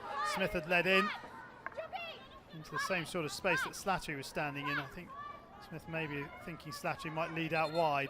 Yeah, Australia having some misconnections, aren't they? And with 2 minutes to go, they really need to find the players' stick, need to pass the ball stick to stick and work their way a little bit up the field each time to try and get closer and closer to that attacking circle. So Marsacker tries to throw the aerial to relieve the pressure, but it comes back at the Dutch here. Schoenacker on Williams, fouls. Will they have one more chance to find the equaliser here, the Hockey Roos? Morgan to Kenny. The Dutch drop deep. Nanscorn. Cross it comes. It's beaten everybody. Just a little bit behind Slattery. Yeah, and Van Geffen doing some excellent defensive work in there, using her body, staying in front of Slattery to ensure that Slattery can't jump in front and get a touch on it. Van Geffen and Slattery again. And it's gone against Van Geffen. Here is Blythe into the foot of Schoenacker. She's got to leave it. Blythe to take it. Blythe into the circle. What a tackle from Naomi Van Ass. Van Geffen to Ellen Herg to Van Ass. This is where Dutch need their players to look after the ball, but Van Ass has given it away to Morgan. Morgan throws the aerial looking for Slattery. Slattery brings it down. Oh, Van Geffen with a brilliant take. Penalised for not being 5, but that is a magnificent take. But they're still in round the back here. Cross it comes. Boss gets it clear. And, well, Schoenacker almost trips up over her feet. De Hoda. Here goes Ellen Herg. It's a one-on-one situation with Lynch. Herg will go to the reverse stick. Takes it wide and hits the sideboard. But that will be enough. It will eat up the clock. And the Netherlands will finish 5th here. That is the final hooter. And the Netherlands have beaten Australia by 1-0. Ellen Herg could have doubled the lead right at the death. But it's Liedewij Veltin's goal that separates the world's top 2 teams. It's finished here. Netherlands 1, Australia 0. Well, Sarah, in the end, I think the Dutch were the better side today. Yeah, they were most certainly the better side in terms of the circle entries and shots on goal. Rachel Lynch was absolutely superb when she was in goal for Australia and kept them down to the 1-goal loss. I mean, Australia there in the last moments having some opportunities to get into the baseline, but just not able to make the connections, which would be a work on point for them. Well, both sides wanted to be going deep into this tournament and playing the semi-finals and maybe the final, but it wasn't to be. In the 5th, 6th playoff match, it's finished. The Netherlands 1, Australia 0.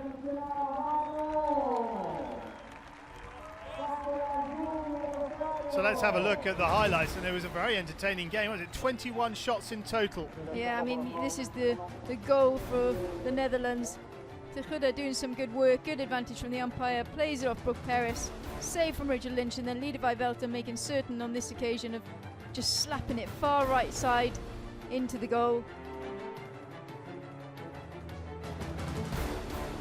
Carlson's smiles all round, but well, Van Ass had probably one of her better games. This was this brilliant save from Lynch.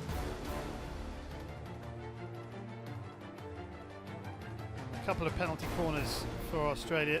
This the second one. Ash Nelson almost getting the tip up into the roof of the net, but Sombrook making the save with the right glove. And this was right at the death. Ellen Herg with a chance to win it. We probably knew she was going to the reverse stick side. That's her favoured side. But again, Lynch does very well. Yeah, really, really well. Okay, let's hear from the victorious captain. Naomi Van Ass is with Mel Clulo. Naomi, you won 4 out of 5 games in this competition and you finished 5th. Is that hard to take? It's quite hard to take, yes. Of course, it's a system, and we ended first in the pool, and then with the quarterfinal, of course, and then we lost. It was a big disappointment for us. We, of course, wanted to come play the semi-final and later on the final. But it is what it is, and today we had to give everything, a lot of energy, and play like a team, and I guess we did. We can be very proud of ourselves. We can finish the tournament with a win and 3 points, and yeah, eventually we were 5th. Yeah, it's the way it is. It's just the way it is. And is there anything in particular you think your side needs to work on moving into 2016? Yeah, there are a lot of things. We're going to keep it a secret, of course. No, of course, we had a lot of things to learn. I think we have to keep the level high and not get back in the pitch. Give the opponent less space. And yeah, a lot of things to work on, but we're here to learn as well. So I think overall we can be satisfied, but a little bit disappointed as well. Brilliant. Thanks very much for your time and good luck in 2016. Thank you very much. Yep, thanks to Naomi for her time there. And let's hear from the Australian captain, Madonna Blythe. Madonna, number 1 and number 2 in the world, playing for 5th and 6th. Your thoughts on that game? Yeah, interesting. I think the world hockey's so close at the moment. We've seen this tournament that, you know, you have a couple of minutes lapse and anything can happen, but I think it was a really good game today, and I think two really good sides that are on the improve looking towards next year in Rio. And how hard is it as a player to, you know, you come here probably hoping for semi-finals, it doesn't quite happen. How easy is it to sort of get yourselves up for a match for 5th and 6th? Yeah, it's just something you have to do. You can be disappointed, there's nothing wrong with that, but you've got to be able to turn it around. And I think our girls played like that today. We turned it around and we improved on our performances throughout the week. And, you know, if it's for 5th or 6th, you still want to win. And unfortunately, we couldn't quite get there, but we're pretty happy with our performance. Brilliant. Thanks very much for your time and good luck next year. Thanks very much. Yeah, thanks to Madonna Blythe as well. And definitely Australia played better today and had their opportunities, and they could have found an equaliser towards the end there. Yeah, I mean, they did play really well. I think it's never easy playing the Dutch side. It's always a difficult task, and I think they were looking upon improving from game to game, and they've certainly done that today, as Madonna Blythe said. Frederick Dirks winning her 50th cap here today. Congratulations to her. The Dutch finish 5th here in Rosario. They've beaten Australia by 1-0.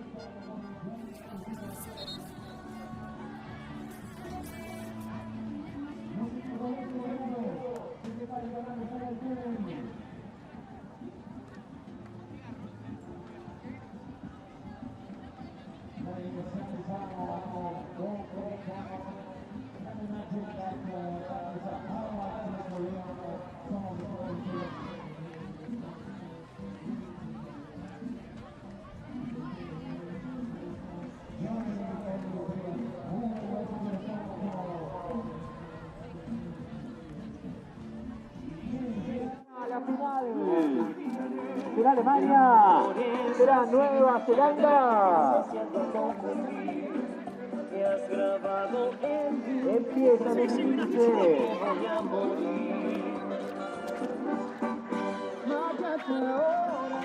Los recuerdos se quedaron de loco. Esta no es hora. Te arrepentirás al darte cuenta que no soy. Olvida todo. Sigue tu camino sin pensar que un día el amor de tu vida. Cruzas la puerta.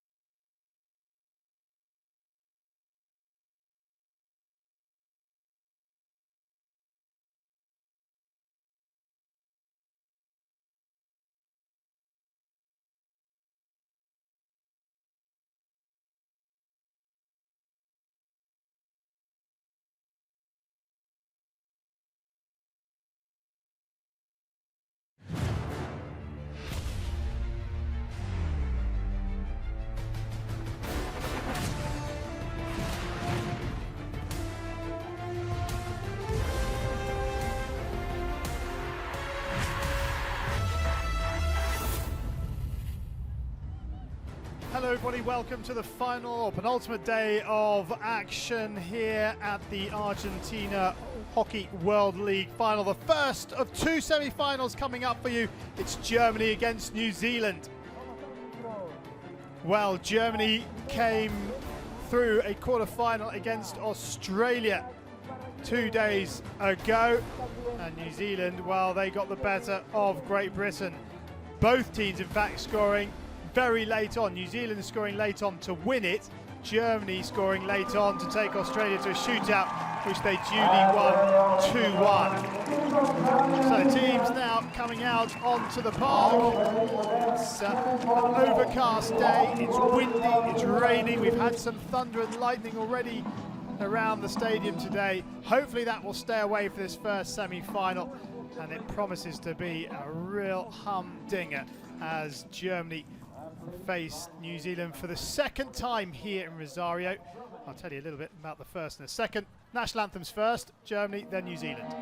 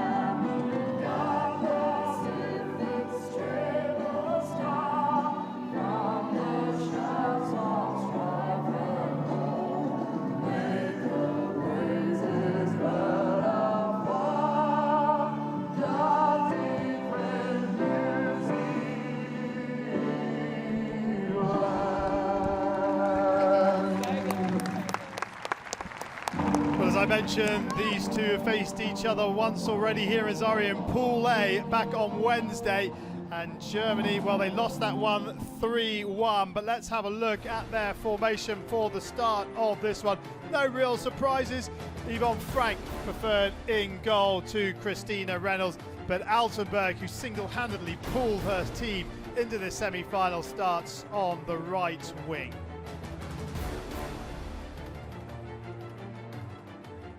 Jamie Mulders, the usually laid-back coach of Germany, declined to give us a half-time interview in the quarter-finals. Such was his mood. He said afterwards he would have sworn on television and he couldn't do that. So that's the reason we didn't hear from him. Let's hope his team perform a little better in the first half here today. As for New Zealand, well, this is how they line up, and Sally Rutherford starts between the posts for them. but there's a lot of pace about this New Zealand attacking lineup, and that could be key to them defeating Germany for the second time in a week. They've only beaten them 3 times in the last 15 years. They don't play each other that often, but certainly were well worthy of their win in the pool match. Mark Hager, as always, pulling the strings from the sideline for the Black Sticks. It's an all Argentinian affair when it comes to the officials down on the park. Soledad Iparraguirre on the left of screen, Irene Presenki on the right. So, the scene is set for the first semi-final. Germany ranked 9th in the world, batting above their world ranking. New Zealand are 4th, and on the world ranking have a good chance of making it into the gold medal match.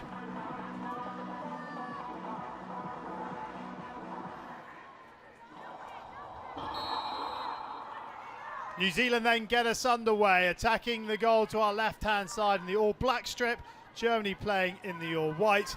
And with me, Charlie Broom, in the commentary box for this first semi-final, it's the former England and Great Britain international Mel Clulo. Mel, the question is, can New Zealand beat Germany twice in a week?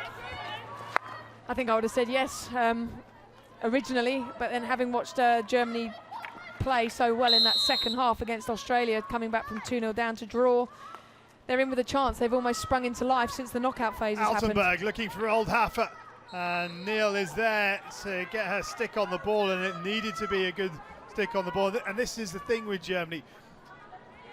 Once they get into these knockout stages, into the medal matches, they're so tenacious. They never give up, and their final quarter actually against New Zealand in the pool stage, they created a lot of opportunities, and Hoffman missed a golden opportunity towards the end. It wouldn't have won them the game, but it would have made it interesting in terms of a shootout for pool standings. But New Zealand will be wary of the threat possessed by Germany. They played each other twice in the week running up to this competition in Buenos Aires. 1-1 in the first, 2-1 to Germany in the second match.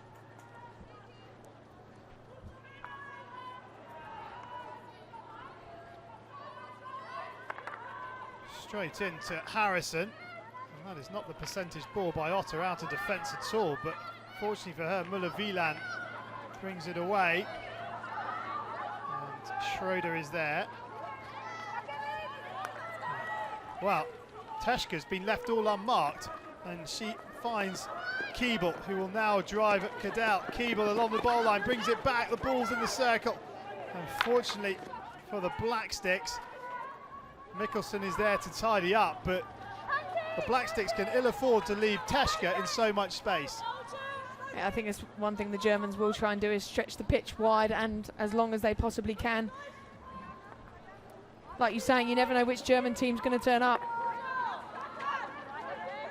Well, New Zealand have been excellent so far, but that's a good turnover ball. Altenberg back across, and penalty corner as Thompson kicks it. Well, I think we know which German team has turned up at the start of this first quarter. It's the one that finished the fourth quarter against Australia.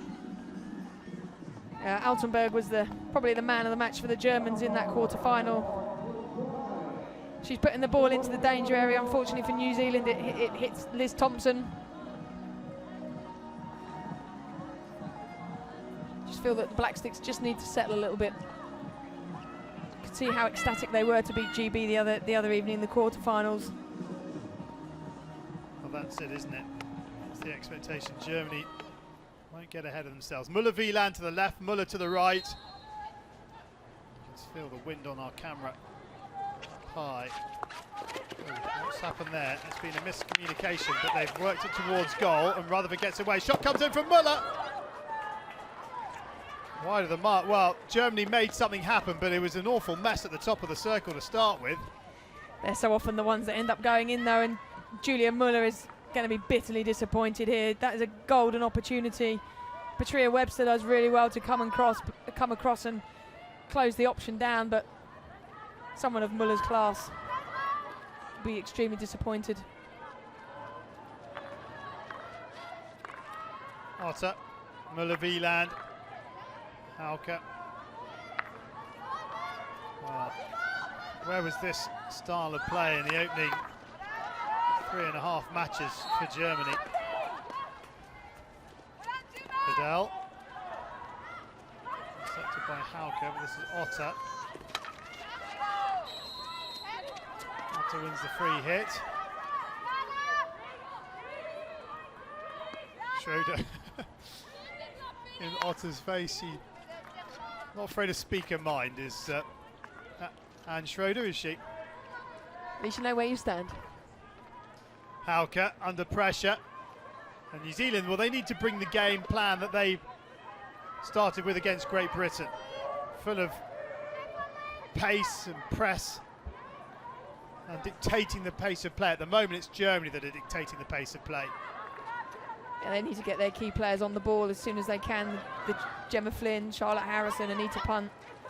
Mickelson was also very key, wasn't she, against Great Britain, number 31 for the Black Sticks. And it comes from that, so she needs to ball from Hasselman. Yeah, Mickelson's certainly a player I like to see further up the field. She's got an engine on her, so she can get up and down the park, no problem at all. But she really is creative going forwards. Ball forward, picked up by Teshka.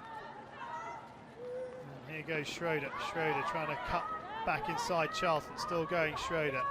Thompson's in there. Free hit to Germany.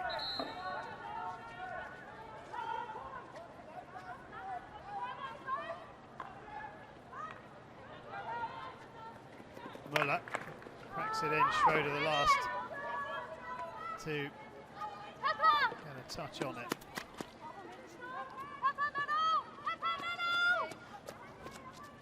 There you go, confirmation of that using the pool match.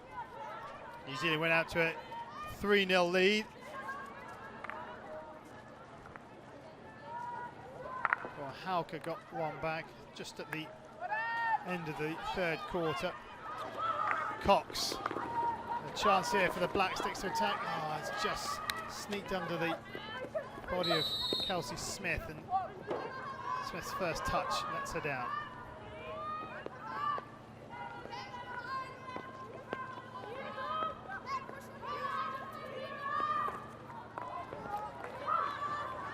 Cox plays it back in field. Nice turn, chance here for the Black Sticks. Here's Smith, pulls it back. Good keeping by Frank.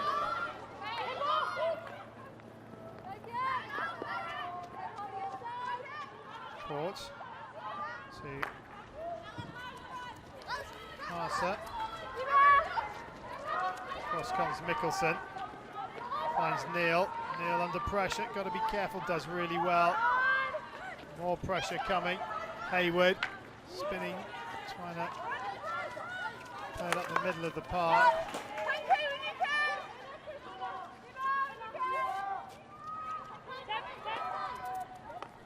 I think the speed that New Zealand have in their side will be crucial, but the Germans will be very, very good at defending their feet. They're a fantastic indoor playing side. So for New Zealand, they really need to go wider than they would probably normally expect to get outside the reach of any of the German defenders. Goes against New Zealand for the foot. Hauke, Otter, Court, has Muller-Wieland to her right, having a look up that right channel. Wants to go back into the centre of the park. Otter. Well, that's a very strange ball. Trying to force it to Muller-Wieland when it could have easily gone via Court. Cox. Advantage being played. Hayward. Punt to her right-hand side, but Punt now in front of Mickelson. Mickelson into the top of the circle, laid off by Smith. Germany will bring it clear. Haase into Henry.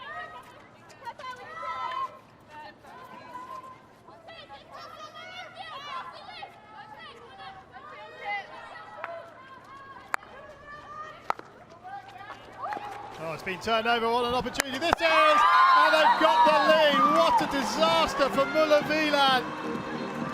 That is criminal. But New Zealand won't care. They have the lead, courtesy of Kirsten Pearce. Have another look at this, Mel Clulo. Oh my dear. You just didn't see her. Someone of Jana Muller-Wieland's experience, she definitely didn't see Gemma Flynn, and she does really well actually to lift the ball over Yvonne Frank, who comes advancing out, perhaps expecting the shot from Gemma Flynn, so you could see her go down on her knees. You'd argue it's against the run of play at the moment, but it's 1-0 New Zealand, and I think it's, well, fascinating game to come. Well, in a semi-final, when you haven't started your best and you get gifted a goal like that, that can only make you feel good. That is extraordinary from Muller-Wieland.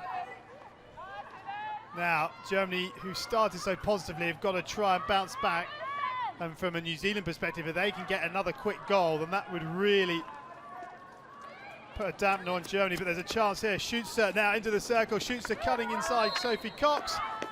And Liz Henry, does well. Oh, no, it is Liz Thompson, does well to dispossess Schutzer. Thompson throwing the aerial, looking for Harrison.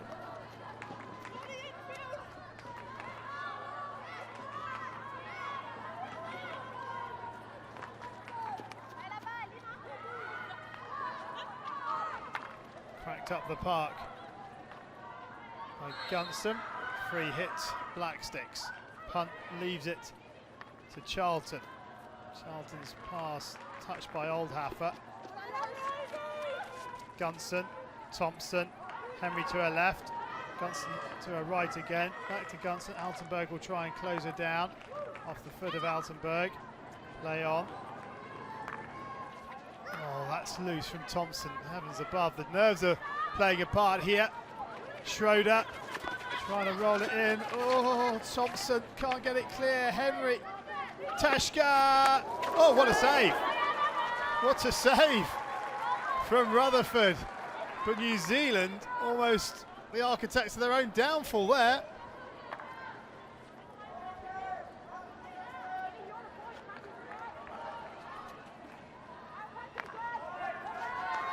Muller-Wieland.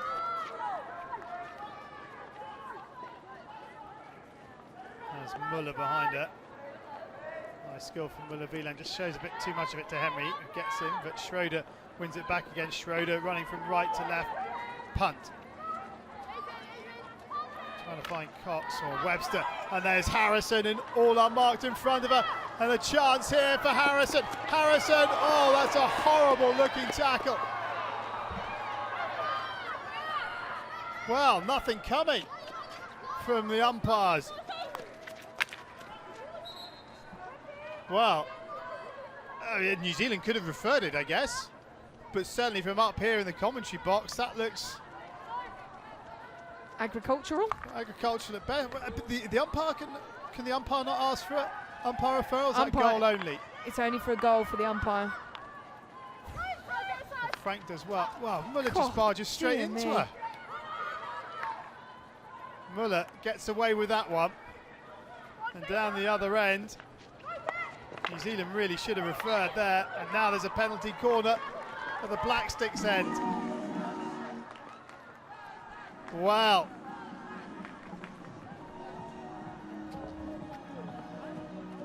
A chance here for Germany to get back on level terms. Now off the stick of Henry to Cadell.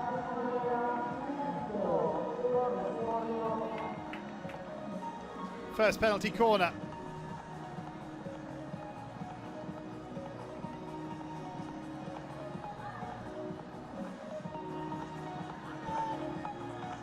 Second one, of course, Muller missed and she pulled it wide of the goal. Excuse me.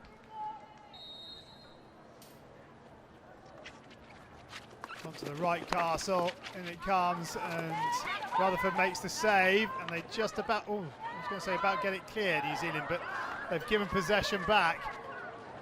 And here is Hauke. Hauke into the circle. Thompson does well to defend her feet. Hasselman.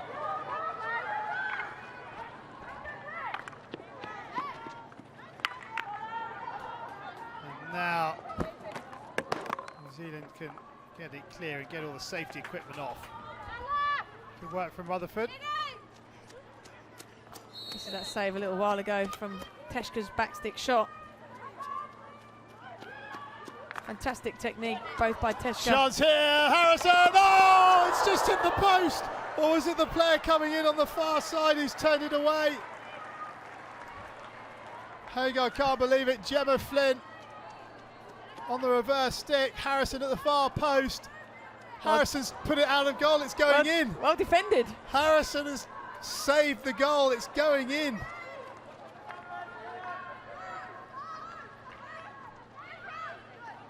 Oh, what a first quarter we're having here.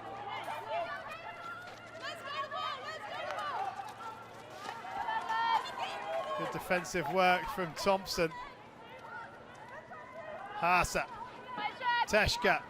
Hauke inside it. Here is Hauke. Punt does well, and Punt could be away. 3-on-4 situation. Harrison to her right, Merry to her left. Here is Harrison. She's got Flynn in the middle. It's beaten everybody. And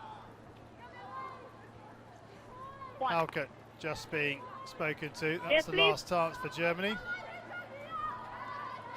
Just trying to check. We need to punt, wouldn't she?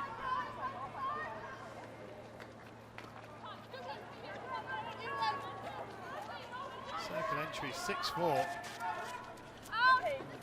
2-3, and really New Zealand,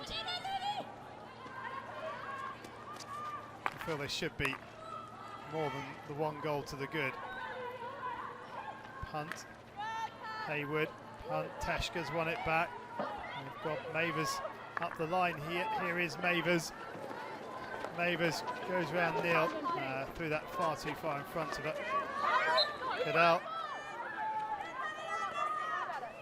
Wins the 16.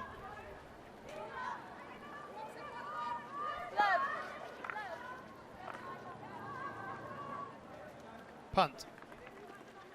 Teshka and Hauke combined, but illegally.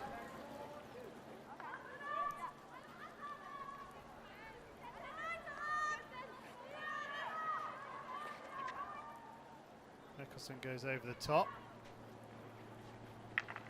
Pearce tries to feed it down the line to Flynn.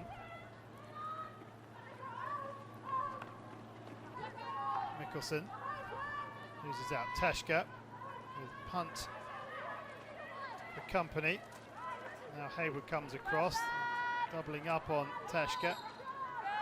And it's Blackstick's ball. Oh, lovely little turn. Now, a chance here as the lightning starts to come down again. We're 30 seconds away from quarter time. It was due back at 5 o'clock. It's, what, 7 minutes to 5. Never where the forecaster's usually right. Sadly, they seem to have got it spot on today. And it's going to run the clock down here, Mickelson. And New Zealand have the lead after the first 15 minutes of play. There is the quarter-time hooter. And what an opening quarter to the first semi-final.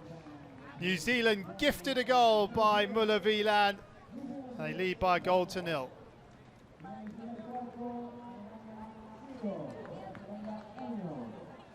Well, Kirsten Pearce, the difference between the two, but what a mistake by Jana Muller-Wieland in that Germany defence. And, well, they had a couple of really good opportunities here of New Zealand. Yeah, definitely. They've had the best 2 opportunities, that's for sure.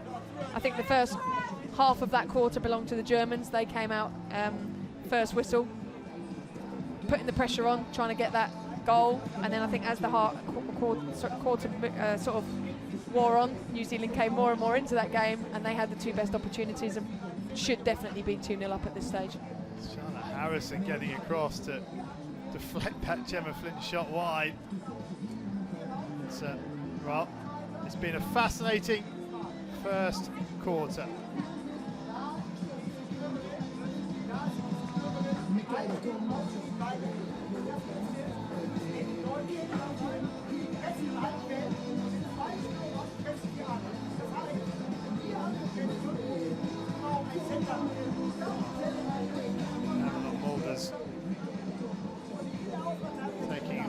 his time in this quarter time break. We've got 30 seconds left. They're going to have to be fairly swift here, Germany.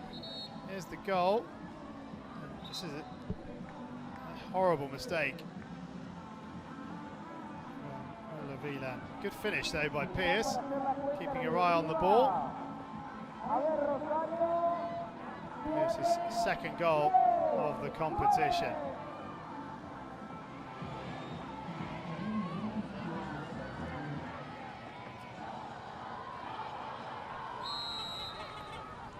So New Zealand get us underway in the second quarter.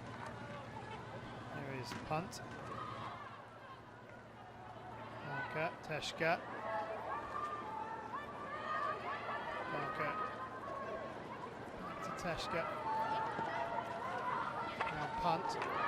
So Harrison's lost her stick. She goes in for the tackle.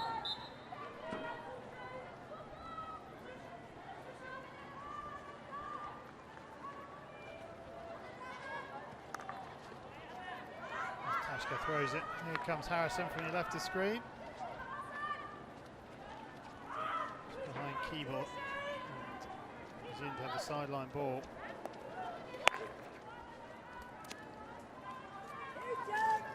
And it's going to go out for a sideline ball.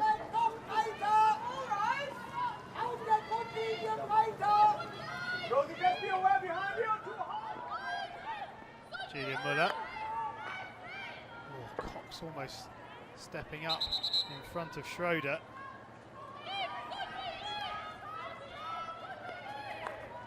Muller through Cox again. Altenberg gets the ball back. Schroeder will take the sideline ball.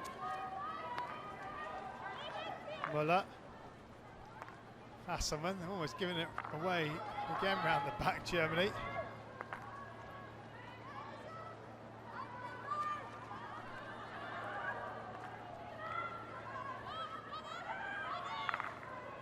And back they go.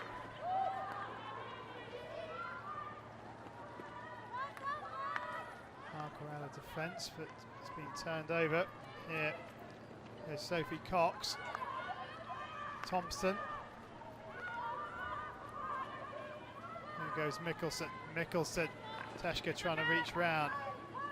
Into punt. Punt into the circle. Hasselmann.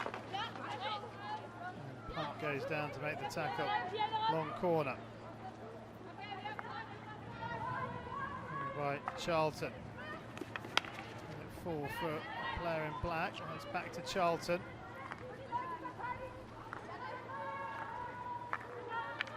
Thompson allowed to turn. Thompson still going, driving to the circle.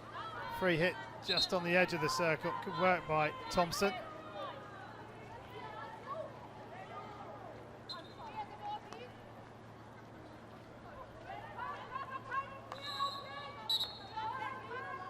Circle edge, I think, yeah.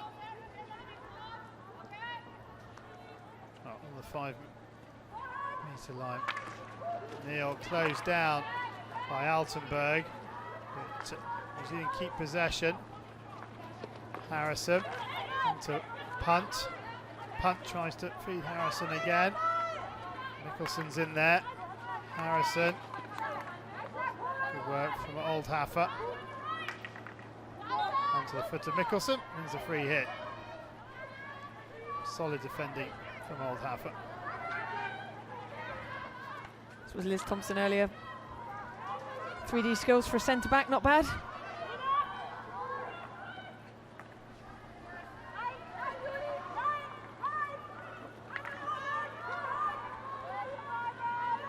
Thompson.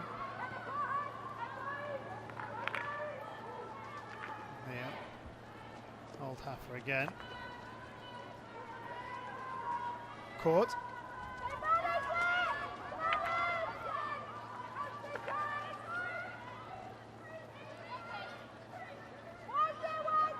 Webster looking for Sophie Cox, who just about keeps it in place. She's got some support here at Charlton. Sadly for Sam Charlton, it comes up off her stick onto her leg. Germany had the free hit, and Germany's pace has just dropped off a little bit, hasn't it? Having said that, it's a nice looking ball from Muller to Altenberg, who tries to find Hoffman. Here's Schutzer looking for Hoffman. And Neil gets an important stick in, but then gives it away to Altenberg. Altenberg still going. Altenberg can't believe she hasn't been given the advantage.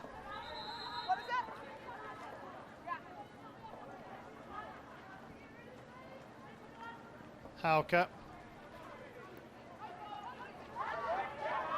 Hauke dispossessed, and here goes Gemma Flynn. Flynn around Hauke. Flynn into the 23-metre line. And the support, well, Pearce had been able to bring it under control. She had Punt further outside her, who was totally unmarked. Haase caught. Cut out by Gunson. On back again by Haase. Hauke. Pieper. Mavers into her stride. Mavers into the circle. Good work from Charlton. And Punt can't keep it in.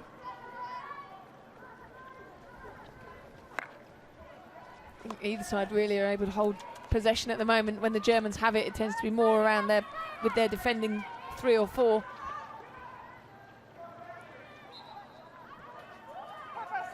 Well, that was good work by Smith, put pressure on Muller. Punt went in and Muller kicked it. Neil.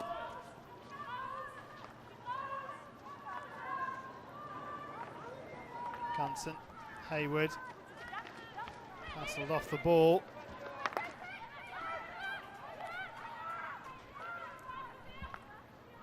Flynn, little layoff to Hayward. Hayward to Pearce, excuse me.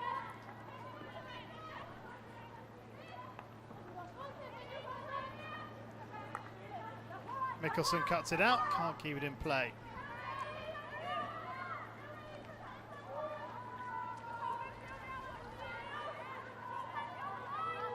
Hasselman down that left side for Germany with the sideline ball, waiting for some movement in front of her. There's not much movement for her.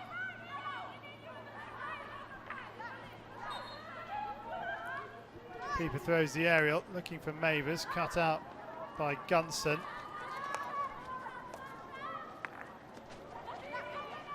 Hayward can't win it back, but Mickelson does, has the free hit.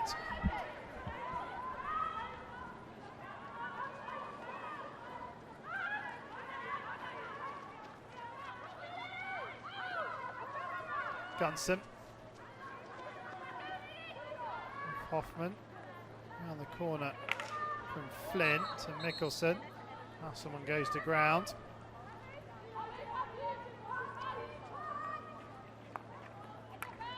Flynn into the circle. Gemma Flynn trying to get it free. A chance here for Webster. Scuff shots. Penalty corner. And good work from Gemma Flynn. I confirm with my colleagues. Yes. Yeah, it's a penalty goal. Yep. Two umpires working together. Off shoots his stick, I guess. Yeah. I think as she went to jab the ball, that's one of the reasons that the ball's gone up in the air. So first penalty corner of the match for New Zealand. They've scored 2 from 8. Competition so far. And it's Brooke Neal at the top of the circle.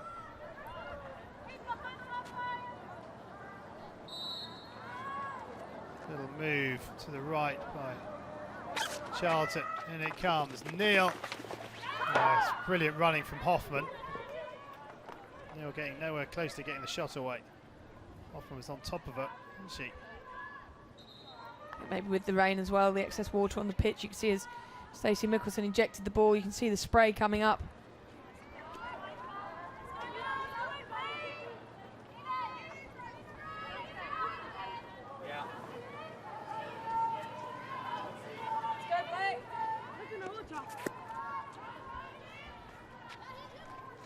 Well brought down by Webster. Off court, Webster still going. Trey Webster.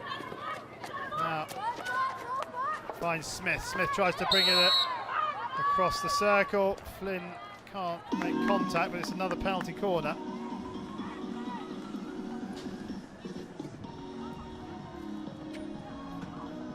Similar to the first quarter, really, with New Zealand coming into it more and more as the quarter goes along. Comes up off Otu's stick, I think.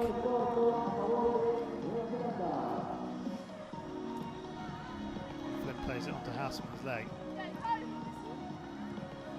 Thompson and Flynn be the two goal scorers for New Zealand from penalty corners. And Thompson is at the top there, number 16. Pearce to her right, another little shift. This time it's on goal, and Webster's got to try and get that out if she can.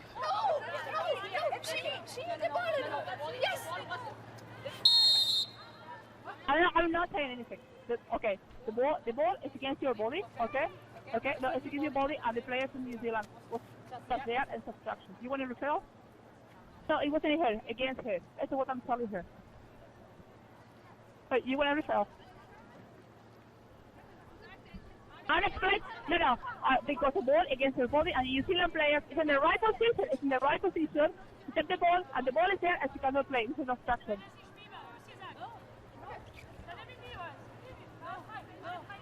Well, That's okay. No. I'm giving it to corner.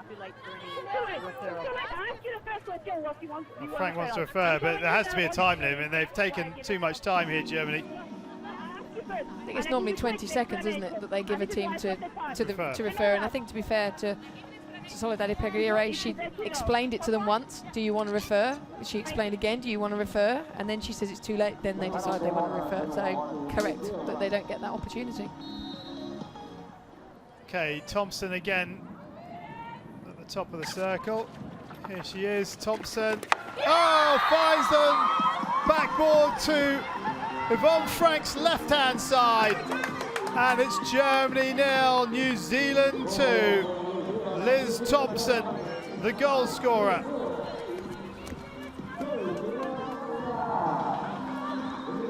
Fantastic by Thompson, going across goal. I think Yvonne Frank gets probably just the top, hits probably the top of her glove, but goes between both Frank and Altenberg as the post player. There's definitely a little deflection in there somewhere. Can't help thinking that they were still probably smarting or fuming about that penalty corner being given rather than concentrating on the job that they had. But 2-0 to New Zealand, and they're certainly taking their chances. Now Germany, you feel, have to get the next goal. Here's Altenberg. Altenberg down into the corner. Pieper up against Cadell. On the reverse stick, fired across. 16.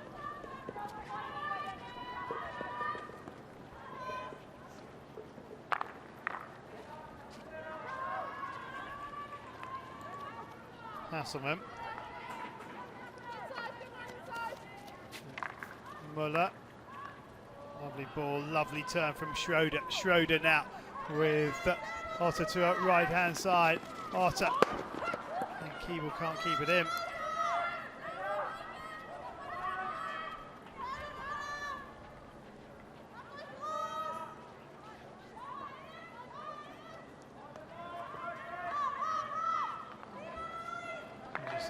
See Kirsten Pearce giving New Zealand the lead on 8 minutes. Liz Thompson doubling it on 25 minutes.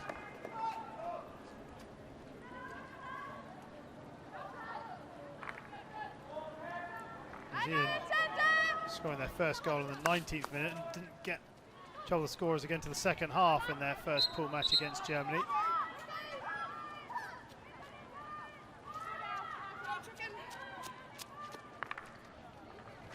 And here comes chance. Oh, and it's just been missed by Gemma Flynn on the far post. Harrison with a slap shot.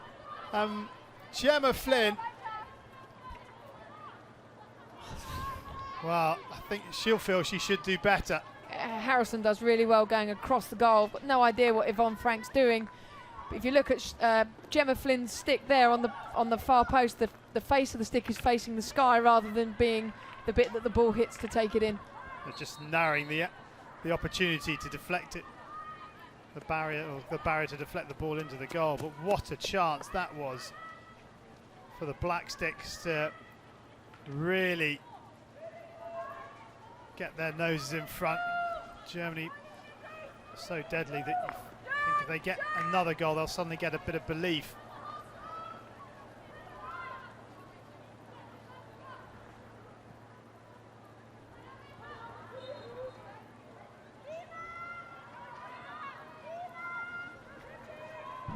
There's the goal again.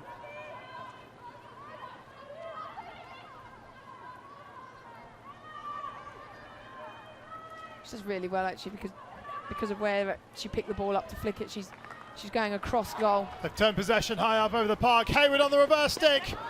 Oh, she scored a beauty like that in the first game against Korea.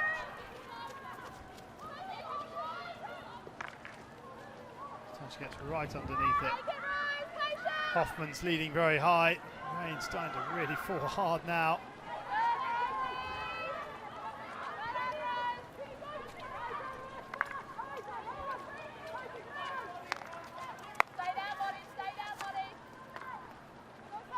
Teshka. Schroeder spins away from Hayward, now runs at punt, still going Schroeder. Lovely skill from Anne Schroeder. Into the circle it goes. And Mavers onto her foot.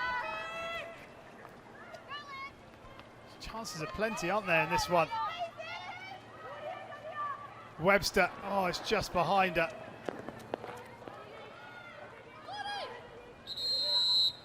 Cox trying to feed the ball through. Charlotte Harrison needs to put her shin pad in. That's why time's been stopped. The time is stopped.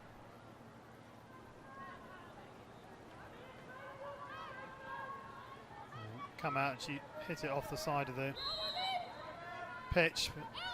It's back in the sock. Hauke. Good tackle from Thompson. Nice ball up to Merry. He's got punt outside it. Here's Anita Punt around court. Punt past court into the circle. Anita Punt pulls it back. It's there in the danger zone, penalty corner. They're looking very dangerous when they come forward, New Zealand.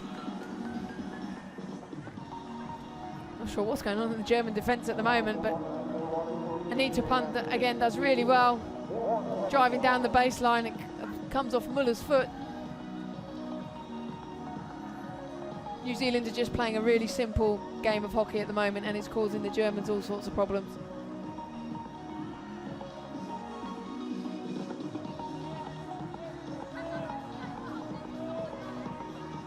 So, Merry and Punt at the top of the circle. Through the rain, I think it's Brooke Neal. Yeah, Brooke Neal to the right. Punt to the left. Come to Anita Punt. And that's a fine save by Yvonne Frank. I think it gets a deflection off the #1 runner as well. Yvonne Frank plunging away to her right-hand side, gets it out for a long corner, which Charlton will take.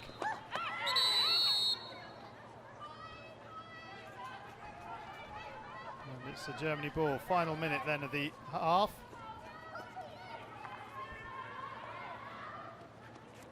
That's a great save. Pressure here from New Zealand. Oh, that is a great save.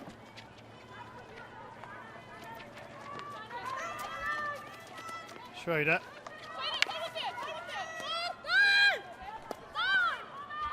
That's the ball.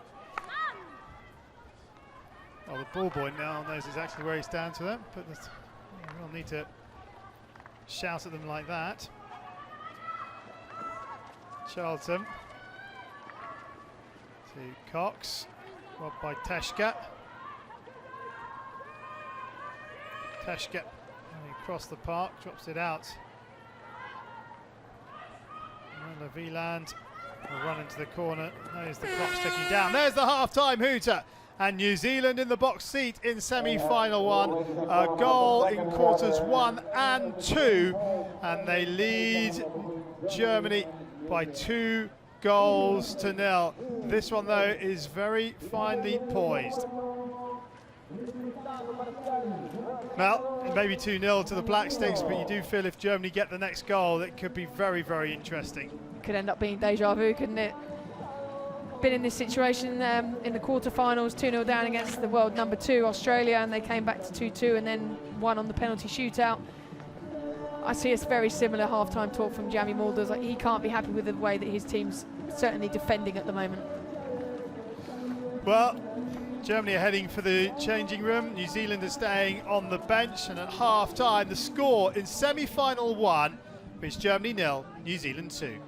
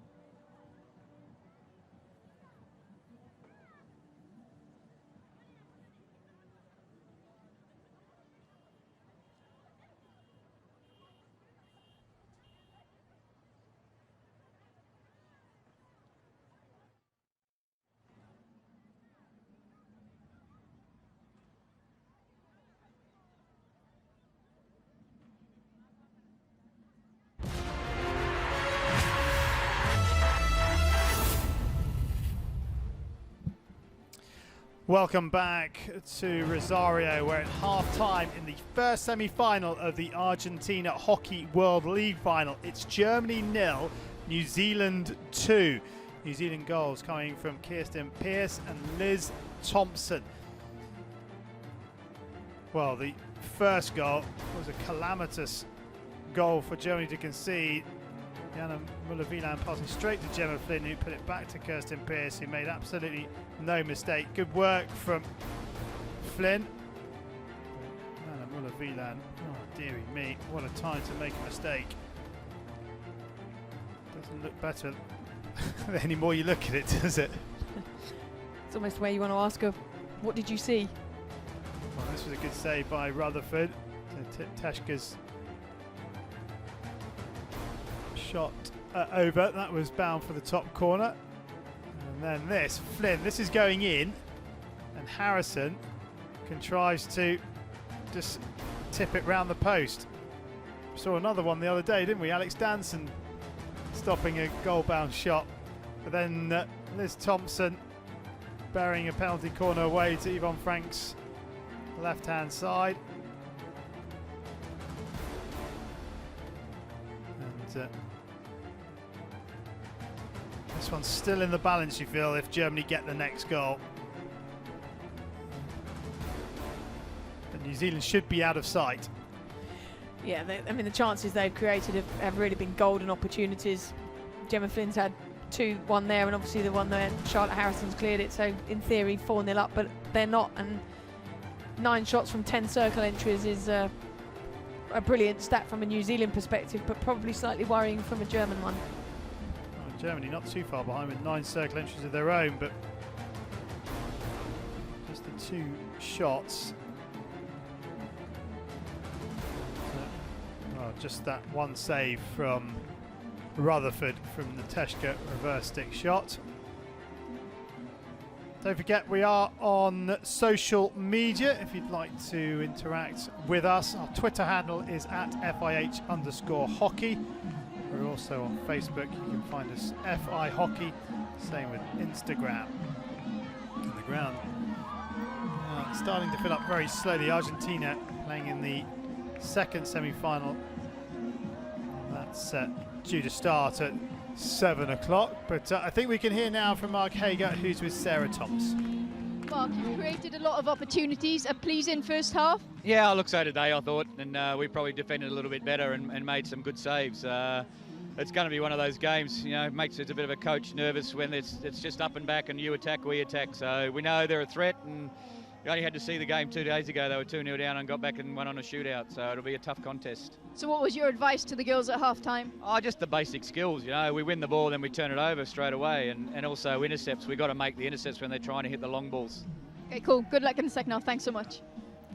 Yeah, thanks to Mark Hager for his thoughts there, but it's quite frantic, isn't it? It's, as he said, you have a go, we'll have a go, and yeah, they need to take this one by the scruff of the neck if they can. Just look after the ball. Germany are the team that are going to have to chase this. Yeah, I think it has been an open semi-final, which you don't often see. It's normally cagey affairs, and someone comes out with a 1-0 victory. So on one hand, it's great to see both sides coming out and having a go at each other. Maybe perhaps that they've played each other so much recently is a good thing. Well, we'll find out soon enough. Second half moments away. I think we can get a quick chat with Yamilon Mulders, who is with Sarah Thomas. Yeah, I mean, what have you asked your team to do now in the second half? We have to keep on playing, quite intensive in their quarter. I think in the first half we create some good chances, but our defense, individual defense, wasn't that good. It was too weak, so we gave away the easy corners. So focus on that and keep on playing and believe in yourself. We showed it often. Maybe we do it again. Brilliant. Thanks so much. Good luck. Nice to hear from both coaches just in time. So, big 30 minutes of hockey coming up for Germany. Can they find the answers? Germany get us underway, attacking the goal to our left-hand side, requiring at least 2 unanswered goals in this second half if they are to force a shootout. And the ball through is off the back line.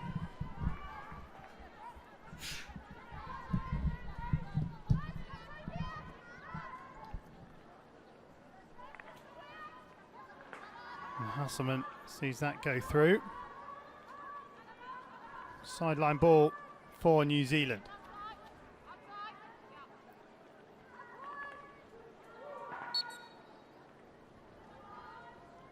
Off Altenberg. Deflected by Harrison, cleared onto Merry's foot by Frank. Hasselman. Schroeder. Charlton with her, but Schroeder feeds it out to his left-hand side. Muller, first time up the line, trying to bring Oldhaffer into play. Oldhaffer didn't quite have the pace to make it out to that left-hand side.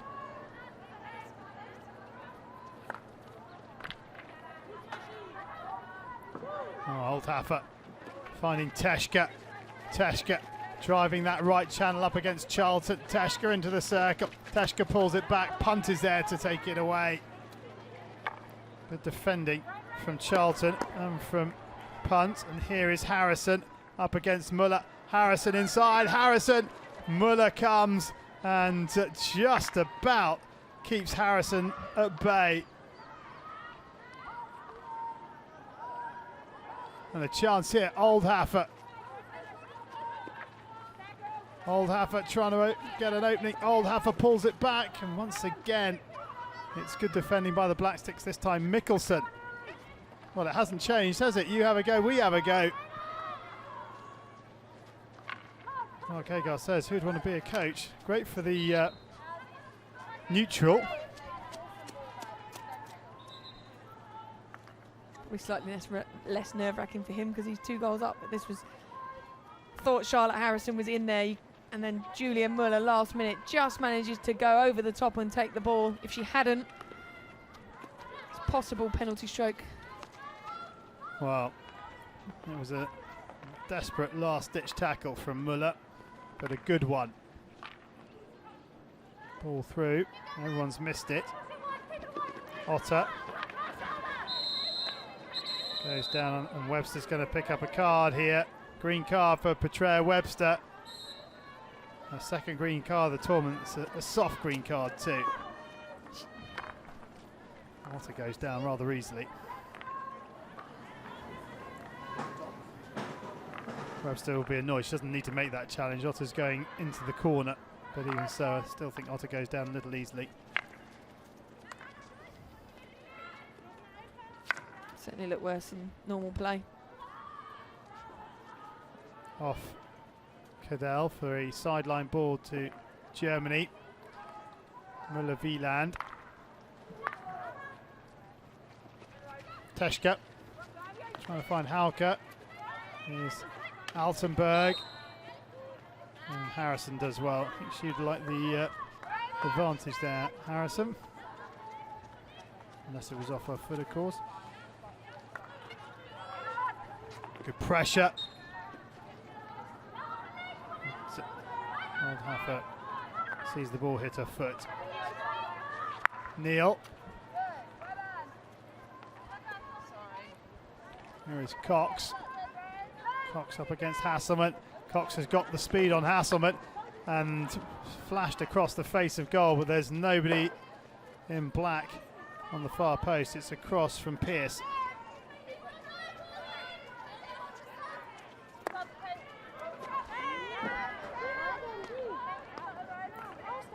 Muller just asking Otter to play it up the line rather than towards her. Charlton. And it comes from Gunson, too high. In that situation, I'd like to see a role reversal. So put Julia Muller on the ball and move Katarina Otter as the deeper defender. Muller gives them the aerial ball and also the power in the strike. The power in the strike.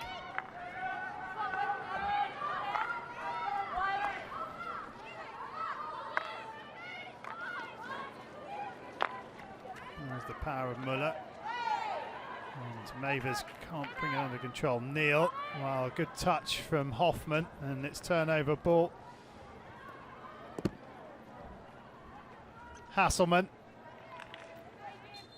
Into the foot of Cadell.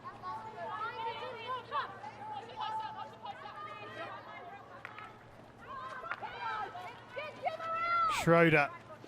In it comes. Hoffman with the touch. Good save from Rutherford on Mavers. Penalty corner. Chance for Germany, and they've got another one coming. I think it was Julia Muller up there with the touch. No, it's Hoffman. Julia Muller was up there. Great delivery in by Schroeder. I think New Zealand were just a little bit slow to close it down.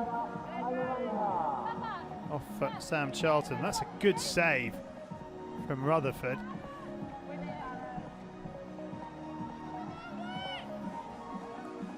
New Zealand might argue that Germany had their advantage. Muller, Wieland and Muller at the top of the circle. Julia Muller slaps it, good save, it's there for the taking and it's in. Hoffman makes it 2-1. Good save from Rutherford, but there was no follow-up defence from the Black Sticks.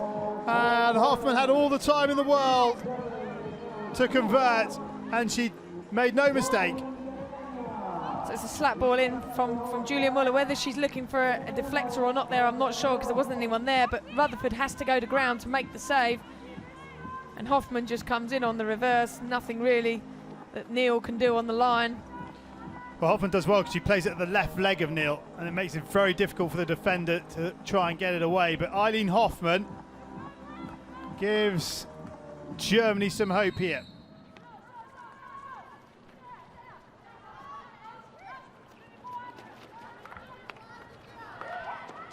Mikkelsen. And now may the Black Sticks rue all those chances in the first half they failed to take. Shoots it. Nice ball to Schroeder. It's a 4-on-3 situation here for Germany. Haase to the left. Here's Haase. Oh, she stuck it over the bar. Lydia Haase with a golden opportunity to level it. Sticks it over the bar. And Schroeder's been brilliant for Germany throughout this tournament, and in this game in particular. Everything good really is coming through her, and Lydia Haase, let's hope she doesn't rue that missed opportunity, because she only had the goalkeeper to beat, and the minimum she should be doing at this level is putting it on target. I think she's gone for glory rather than just putting it on target. Well, she looked like she'd slipped or was falling down. And she went to take it, but oh dearie me, what a chance. It was a 4-on-3 situation. They played it perfectly, Germany, apart from the final touch. Kept in by Smith. Only to Court. Hauke. Hayward. Here's a chance. Flynn. Good defence by Muller on the top of the circle. And Germany had the free hit, which otters over and takes. Muller Wieland has Muller to her right.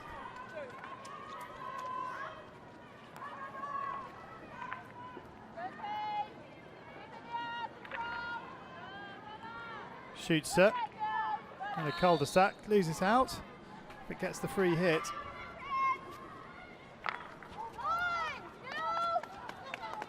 Korth. Pieper. Punt does well and wins the free hit.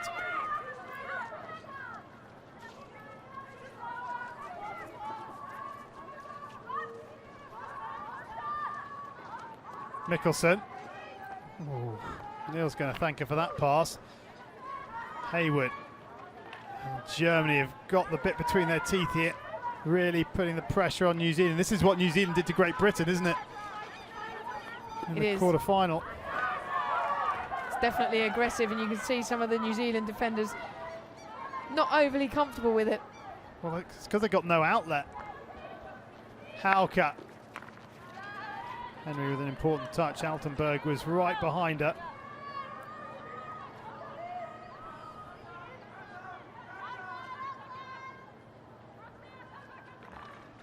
Ball in. Oldhaffer misses it. Mikkelsen is there Keeble right behind her. Henry on the reverse stick tries to get it clear. New Zealand just penned in their 23-metre line. Holdhaffer does remarkably well.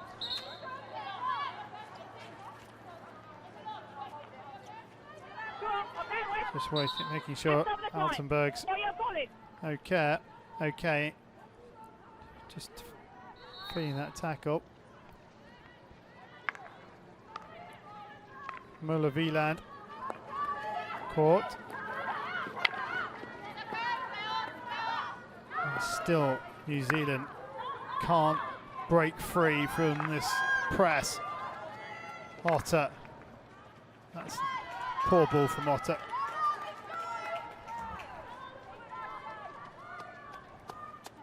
This is where Altenberg gets hit on the hand.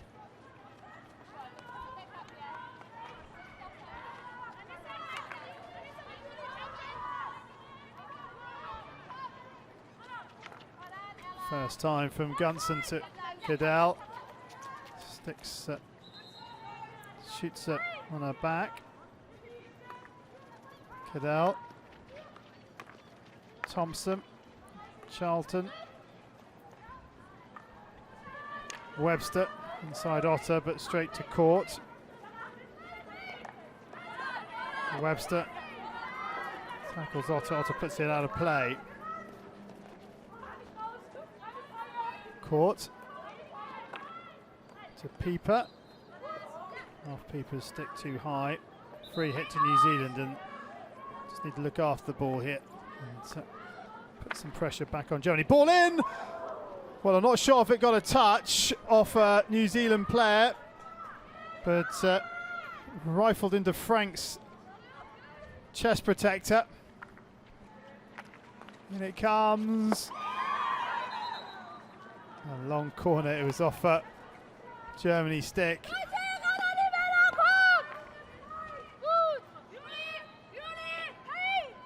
Wow. Let's have another look at this one. Oh, that was a good save because it's off Webster. Fantastic delivery in. God, almost hits the armpit. So a fine save from Frank.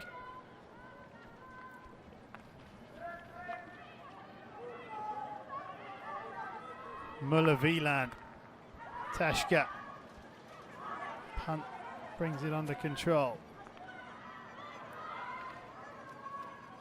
Sophie Cox trying to find Olivia Merry. Here is Merry on the reverse stick. Gets a lovely ball across. Harrison leading at the near post.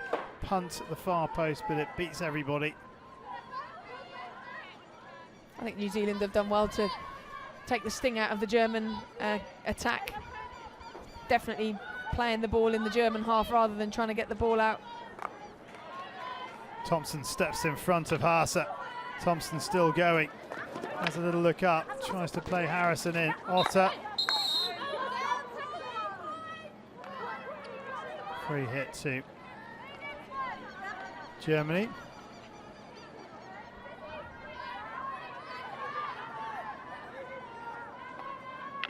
Oh, they've almost done it again, Germany. Right on the edge of their circle. Fortunately for them, Hasselmann does well. Otter.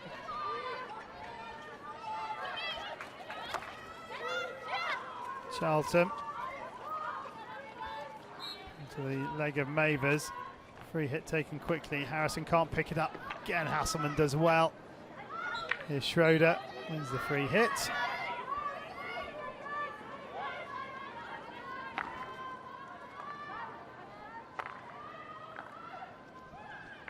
Court. Hoffman. And Henry. Eileen Hoffman doing really well. Hoffman still going.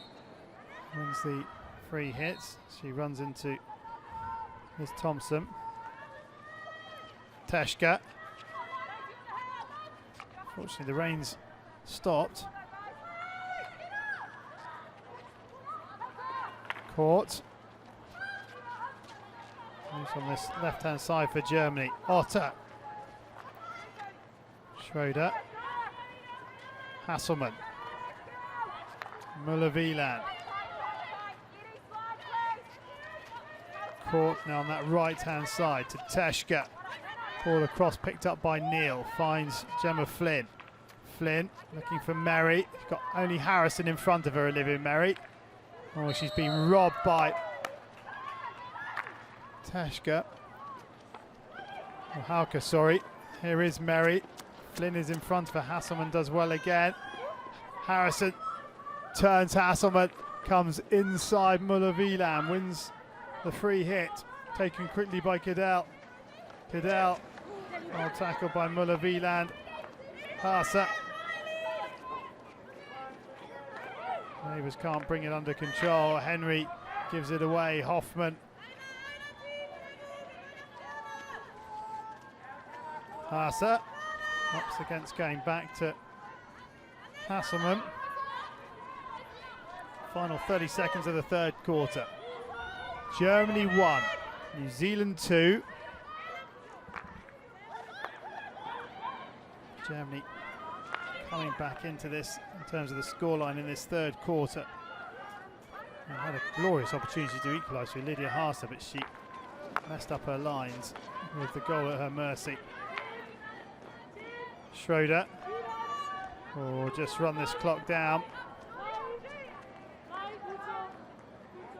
Oh, that's a lovely bit of skill from Schroeder, and that is the three-quarter time hooter. 15 minutes remain in semi-final 1. Germany right back in it. 15 minutes to go. Germany 1, New Zealand 2.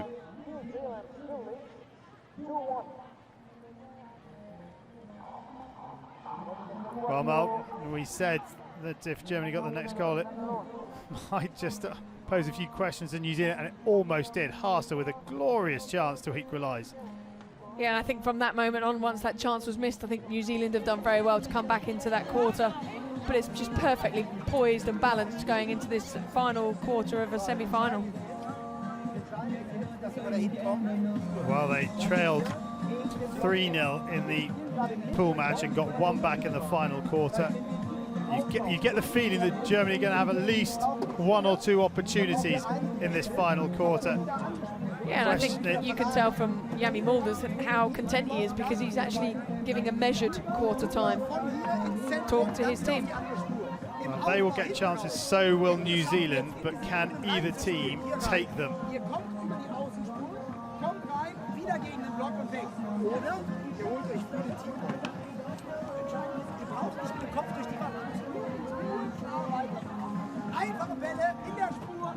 Well, this is the goal for Germany in this third quarter. Eileen Hoffman with it, and it's the lifeline Germany were after. Brooke Neal on the goal line, couldn't keep that one out, but there have been some glorious chances for both sides in this match, and a number have been missed.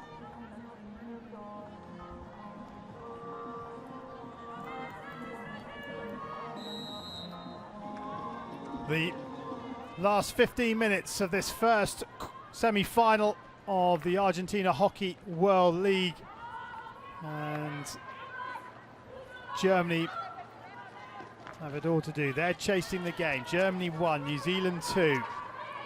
Punt. Down to Merry. Merry firing it across. Off Muller-Wieland. Gemma Flynn has a little look. Was that high? No, says the umpire. Long corner, which Charlton takes. Flynn goes through the legs, and it's given by the umpire on the far side, Soledad Pellegrini.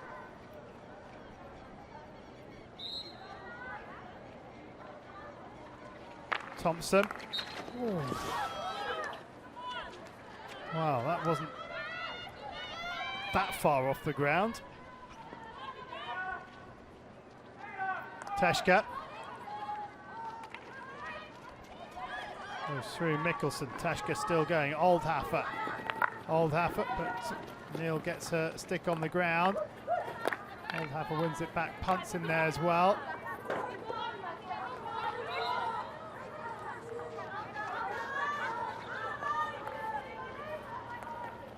Oldhaffer.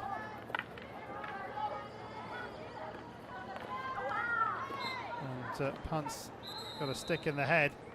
I think it was off Schroeder.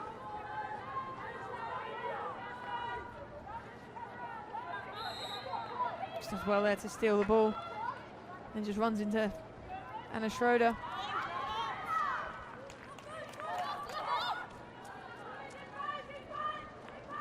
Mary takes it quickly. Harrison to her right, Muller does well. Teshka clearing, and here is Schroeder. Hasselman. Altenberg trying to find the high runners, which are Pieper and Oldhaffer. Really, when you don't want your forwards to be giving an easy free hit away. 2 German forwards, 1 New Zealand defender, and Liz Thompson can breathe a huge sigh of relief.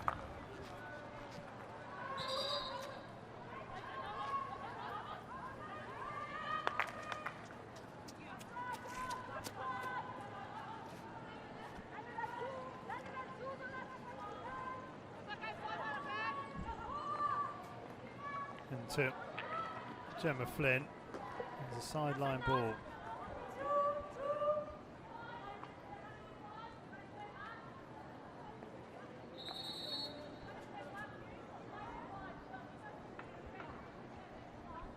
Umpire just clearing something up anyway. It's with those Cadell.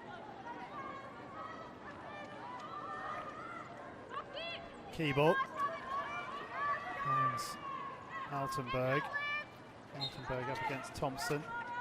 Free hit to Germany.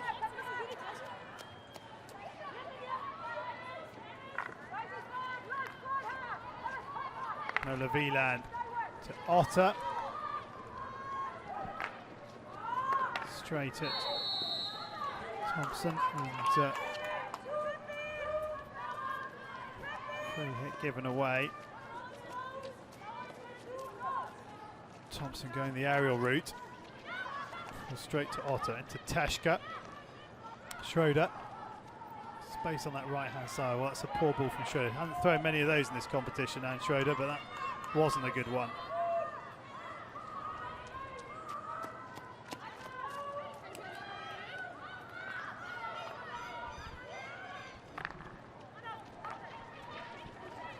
Well, Mikkelson's being dispossessed by Oldhaffer.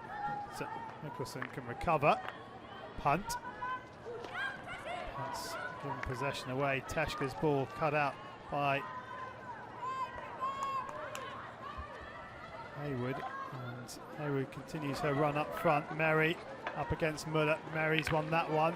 Now she's got to contend with Pieper as well. Wins the free hit.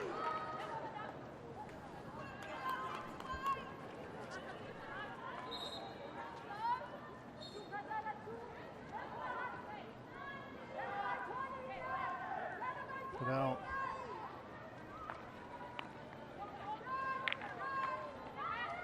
Murray has lost possession. Schroeder. Key ball. Teshka. Mavers. Can't bring it under control. Final 10 minutes then. The semi-final. If we are level when we get to full time, we go straight to a shootout.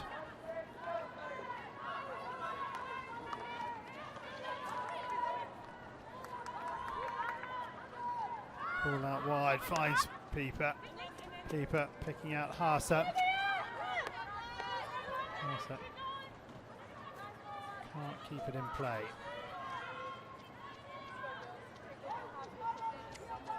And New Zealand will be desperate not to concede again.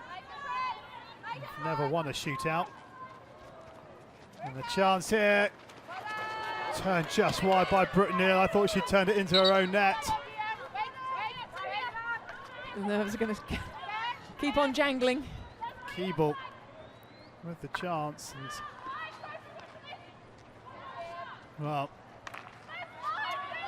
New Zealand have got to keep playing their game. They can't allow Germany to press them for 8 and a bit minutes. Cox. Still going Cox. Muller might get Cardiff for that tackle. Cox still going. Punt's got space. Here is Punt. Punt trying to push it on to Flynn, and here goes Julia Muller for a rest. Green card to Julia Muller. Her second of the tournament. I don't think she can have too many complaints.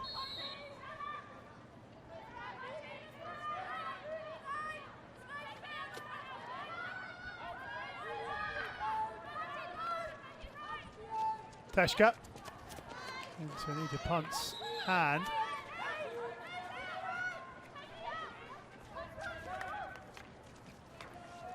Punt dispossesses Hauke. I think what the Germans they need to try and stay as calm as they can as we see this opportunity. Key ball going across the goal, trying to find Mavers on the far post. Desperately close. Desperately close. Free hit to Germany.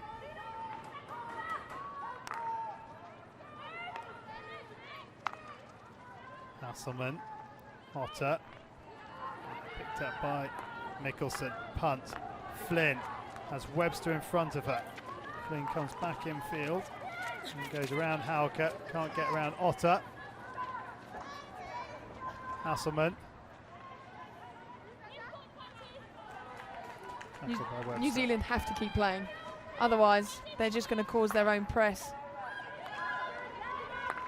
Possession in opponent's half. Well, Rosario, New Zealand only have one, and Webster with a chance here. Webster with a shot. Taiwan handsome. Lovely little ball on, isn't it? Yeah, it's brilliant play, and she does well actually to use her body to roll Otter. Flynn into the circle now. Flynn up against Hauke along the baseline. Flynn tries to go up and over the keeper. It's still there. Gemma Flynn's got to try and pull this out. Teshka. Webster's gone to ground. Another glorious opportunity for the Black Sticks. Flynn was allowed to go all the way along the goal line.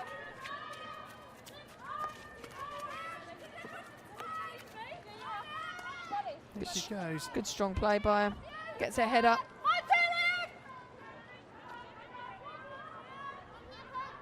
Almost, I think, got caught in two minds to pass across. And probably saw Yvonne Frank going to ground early. Charlton. And Campbell had to be quick. Hayward has won the free hit. Space on this right-hand side with Mikkelsen.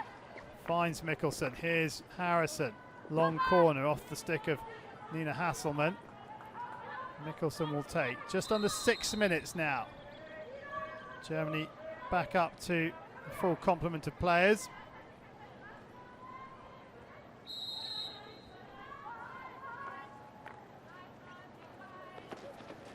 Cross it comes. Here's the chance.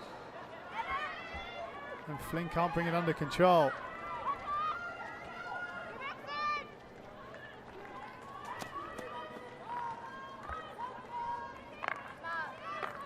Hasselmann, Pieper.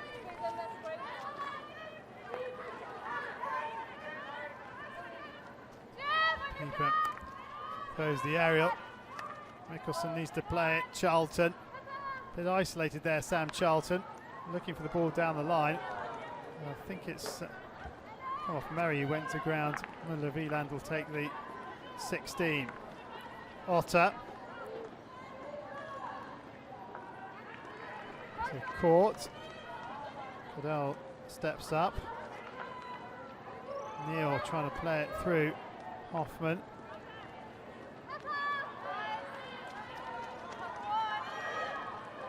Cox. Into the circle. Muller Wieland with the trap. Pieper. Into Punt.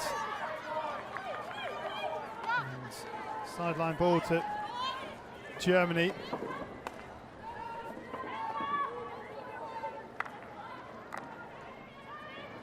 Muller Wieland. Oh, Harrison has intercepted that one. Now Harrison, does she go herself or does she find Webster? She goes for Webster, who collides with Frank, who's hurt her left hand. She's got to get up. She's lost her glove here, Yvonne Frank. Now has all her kit back on, but Muller-Wieland almost showing another crucial interception. I mean, it's brave by Harrison, no doubt about it. Going to ground, definitely wins the ball. You see Webster just sliding in on Yvonne Frank.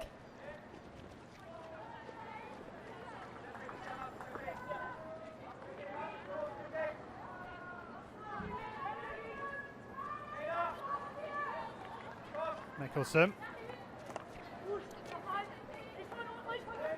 Lindsay, sideline ball. She's not going to try and see it out with 3:20 remaining on the clock, is she? She is.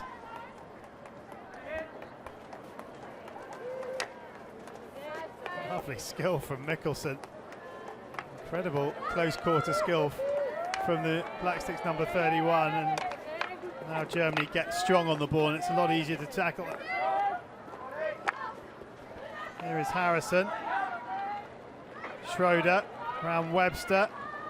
Oh, Harrison's got to be careful. They need 11 players on the park here, New Zealand. Schroeder out to that right-hand side. Altenberg into the circle. Neal comes across. Keeble penalised for the challenge on Brooke Neal. Got to go to a kicking back soon, haven't we? There's the skill from Mickelson. Thompson onto the foot of Teshka. Well, a clear foot right in front of the umpire. And I think she might have been having a conversation with the technical bench about the rolling keeper, but now they are taking the keeper off.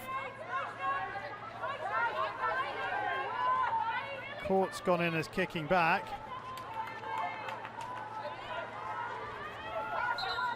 Now,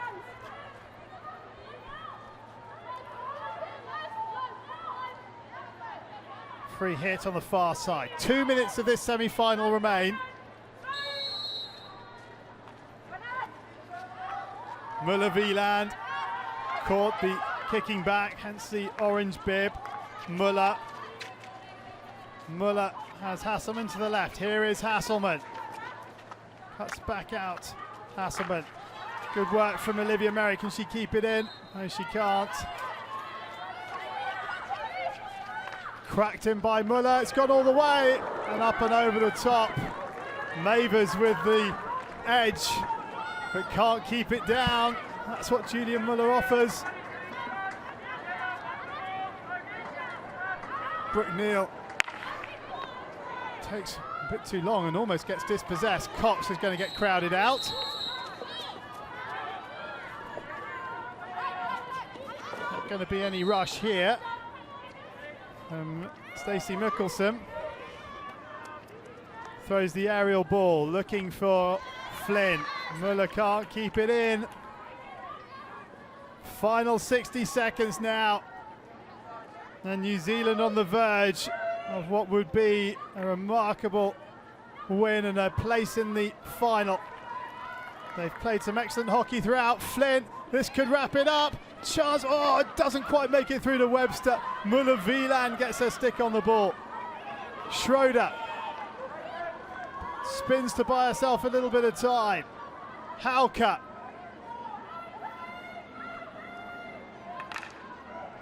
Onto Cadell's foot. Hauke takes it quickly. Schroeder inside the final 20 seconds. Here's the chance. Teshka across.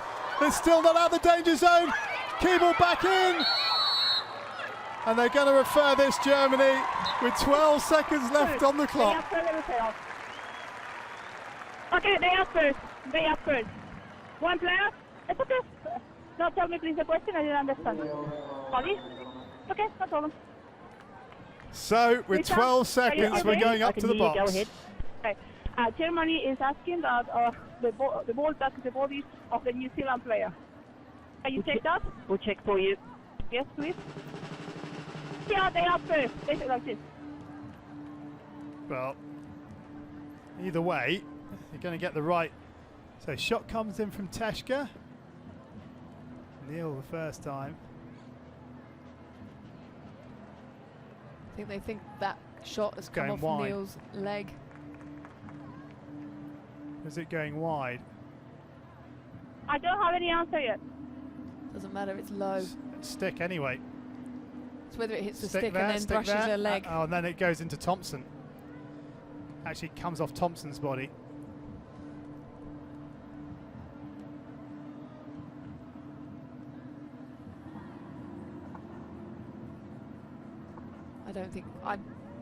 I personally don't think it's dangerous on It's Brooke on there Neal. now. It's on the roll. Wait.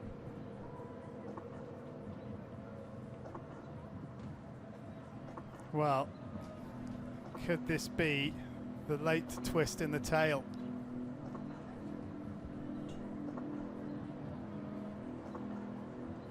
Having another look at it in the box. It's also the moment where you don't want no advice possible. Well, no, I'm not sure that's going to be the... Well, you never know, of course.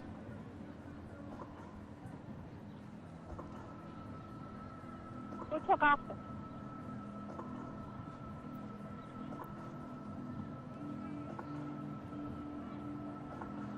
It's not off Brooke Neal's foot, that old leg, that's for sure. They're all looking at the screen, the New Zealand players. I think it's off her stick and onto Liz Thompson's body.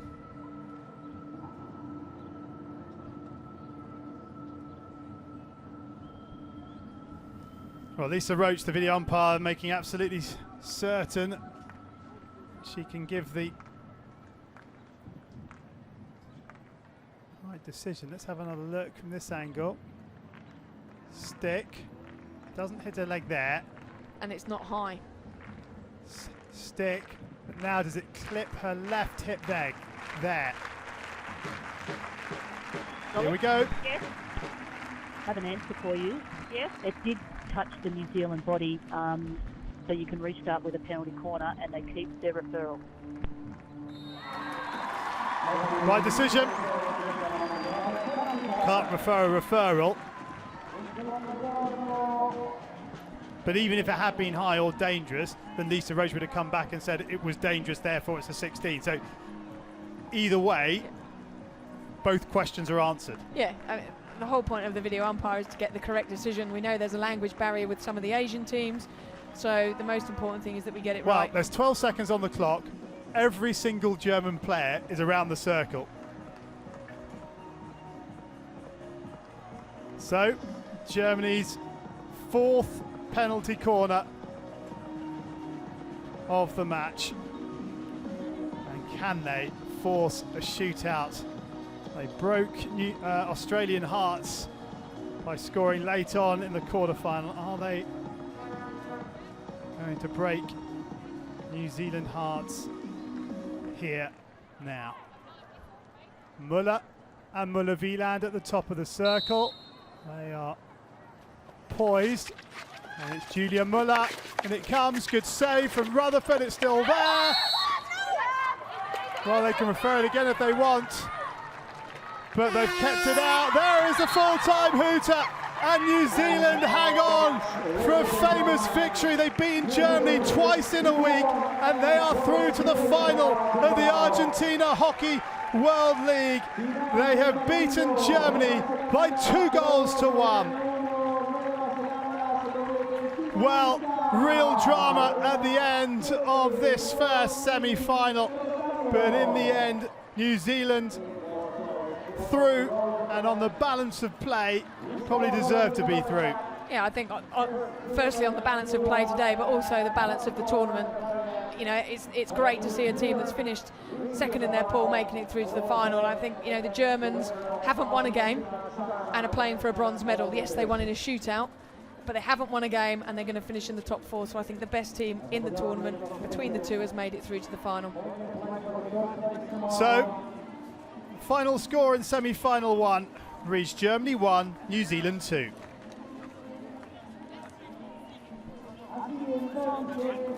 Let's have a look at then the highlights of this very entertaining game. This was the first goal, and that is an absolute shocker from Muller-Wieland.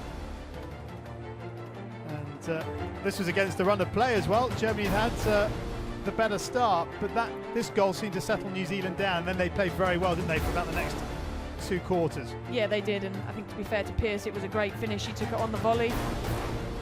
She could have scuffed a shot, but she didn't. She played it down into the turf.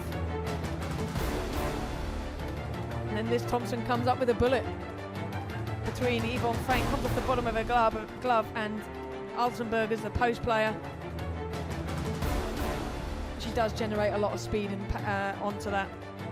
Yeah, no chance for Altenberg, but then they got one back here, and it almost repeated itself. The penalty corner at the very end. In fact, they've tried the exact same move, haven't they? Yeah, I think the difference between the two and this one and the one at the end is Rutherford in goal couldn't keep her glove on top of the ball to keep it in for Hoffman to score, but with 12 seconds left, she was absolutely rock solid in there. Trapped it, and Gunson or Charlton was there.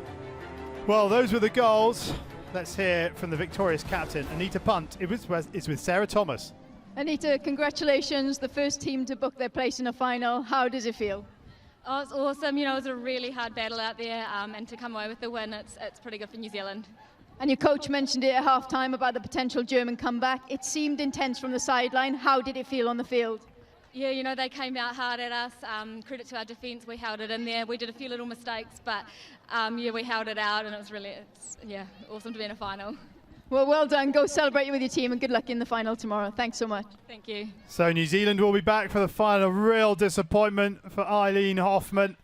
2 sides to every semi-final, and that's the losing side. Now let's hear from Marie Mavers, the German captain. Marie, extremely disappointing for you and your team, but still you made small improvements once again today. Said extremely disappointing for you and your team, but you made some small improvements once again today. Yeah, of course, there was big steps in this whole tournament, but yeah, really disappointing, like you said. But we did not the whole game our job today, and yeah, that was the disappointing today, yeah. And I guess everyone talks about the German fighting spirit and you coming back into a game, and we saw that once again today. Is this something you talk about in the changing room at half-time? Of course, yeah, that's our strength, and yeah, we fight again till the last minute and last second, so yeah. But today it's not big. Okay, well, go and regroup with your team, and good luck for the bronze match tomorrow. Thanks so much. Thanks. Yeah, thanks to Marie for her time. Well, what a first semi-final. It was nip and tuck. It was ebb and flow. But New Zealand get over the line, but it was desperately close at the end. Yeah, it was. 12 seconds left on the clock, and it goes up for a referral. Can only be heart and mouth time for not just the New Zealand team, but the people watching back in New Zealand. But that defence held solid, and as I said it earlier, I think the best team out of the two over the course of this tournament has made the final, and I think it's really, really good for New Zealand. So New Zealand are in the final. They await the winners of Argentina-China, which gets underway in just over 50 minutes' time. They've beaten Germany by 2-1.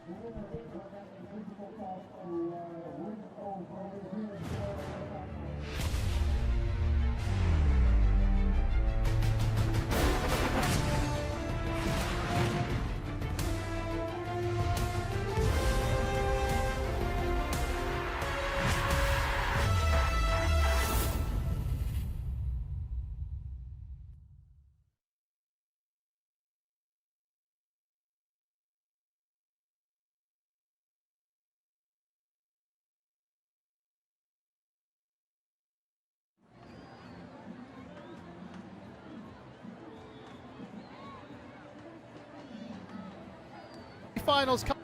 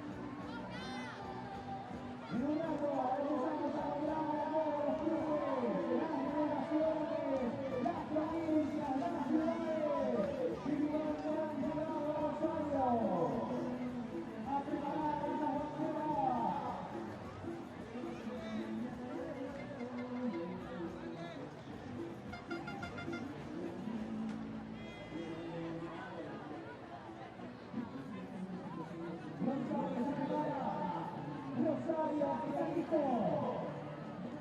La tribuna quiere ver a Rafaela.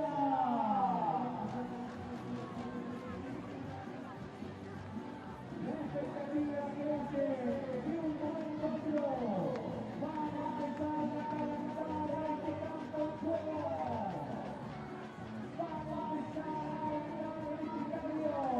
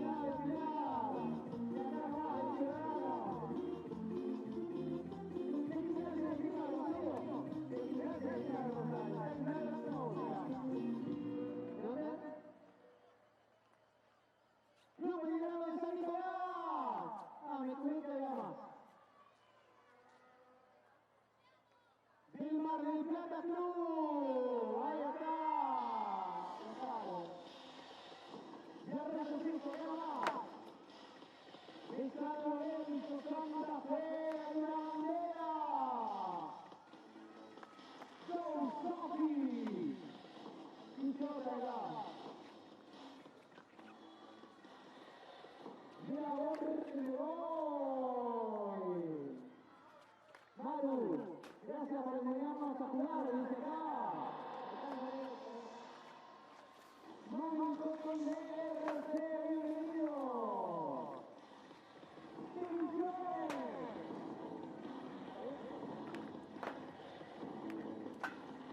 De La Plata. Vamos, Leona. Paraná. Bienvenidas.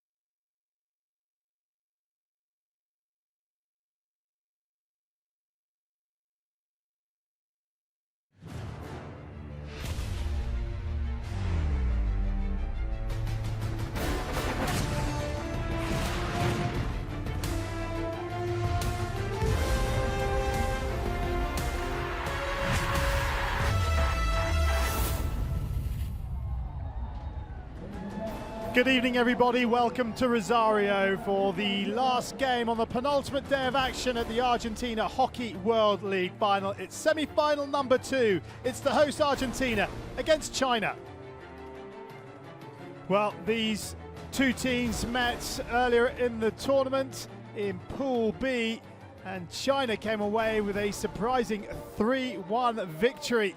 China ranked 5th in the world, Argentina 3rd, but Argentina were very much below par on that occasion, but they cannot afford to be below par here this evening, because a loss and they will be battling it out against Germany in the bronze medal match.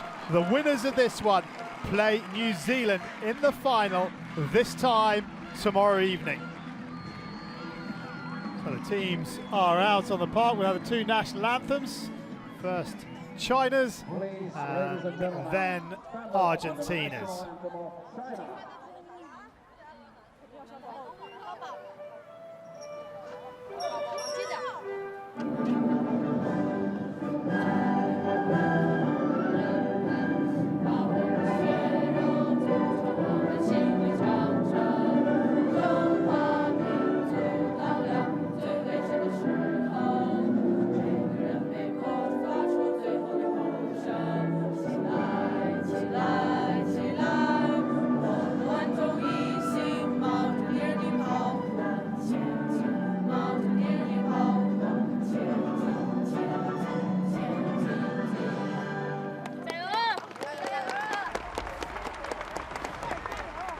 A continuación, fragmentos del himno nacional argentino.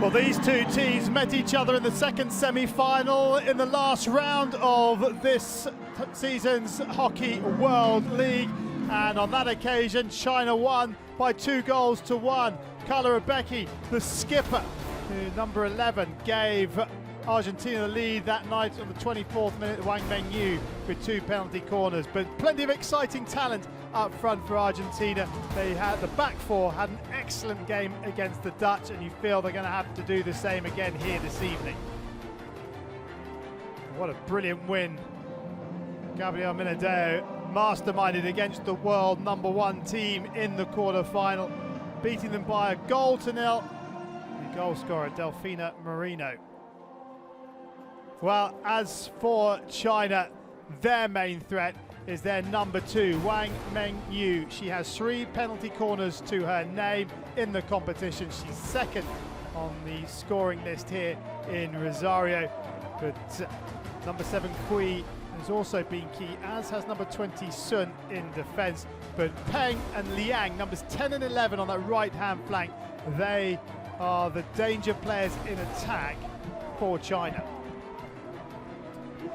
Well, Cho Myung-jun has masterminded another semi-final appearance in the Hockey World League. Our 2 umpires for this one, Michel Meister on the left of screen from Germany and Michel Joubert from South Africa on the right of screen. So we're almost ready to get this one underway. The wind's picked up and it looks like it's about to pour with rain, but let's hope we get through this second semi-final. Argentina get us underway in semi-final number 2. I'm Charlie Broom, and joining me in the commentary box for this one, the former Wales and Great Britain international Sarah Thomas.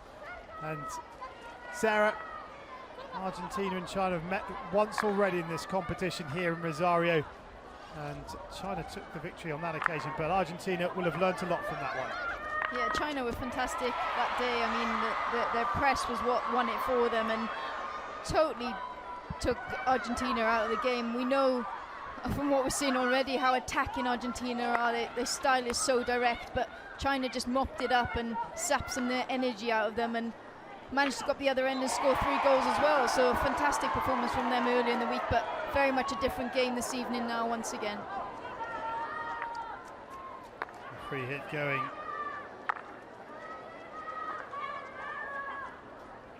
China's way. And it's also key for China to get a quick start in this one, because the crowd plays such a massive part when Argentina play in Argentina. They are so vociferous and lively, especially if their team go in front. It's huge, isn't it? And this is exactly the type of game Argentina enjoy to play. A big occasion, something riding on it, the fans completely involved in it. Hockey really is in their blood in this country, and you can feel the energy at the stadium tonight. Teams ticking across the bottom of the screen, but China have possession deep in their own half. And this is Peng Yang, the sideline, picked out by Gomez. Barrio Nuevo, back to Barrio Nuevo. Gomez, Zuluoga, in it comes. Kui does well, penalty corner going. Granato, shot comes in, and well, almost full for Marino, but Granato's been a bright light for Argentina. As I say that, the lightning comes down. She's been absolutely outstanding this tournament. For me, it's the first time I've actually seen her play, and she is so exciting. Great advantage once again from the umpire. We've seen that in this tournament, and Granato getting a fierce backhand shot off. Well, the thunderstorms were scheduled for 7 o'clock. They're a little late, but they're definitely on their way. Let's hope it's just skirts around the stadium. We've already had one pause in play today because of lightning. But let's have another look at this chance here. Yeah, great work from Granato originally to try and get that penalty corner, but she carries on and carries the space to get that backhand shot off. Good advantage, wasn't it? Great advantage, and we have seen that this tournament from the umpires. Very good umpiring. You see she just gets underneath that ball, which means the ball is going to rise up into the air, but getting a shot on target is exactly what they need. Rebecki finds Campoy. Campoy's ball goes out of play on the far side.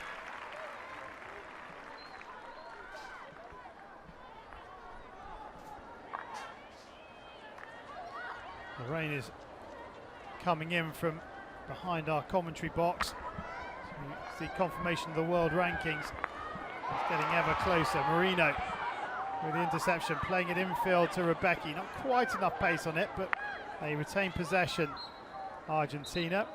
And it's a free hit, which Habib will take. There's 2 Habib sisters in this side, Florencia Habib and Augustina. Good defending from Kui, the China captain. And there goes Zhang. The waterproofs are being put on as the rain starts to fall.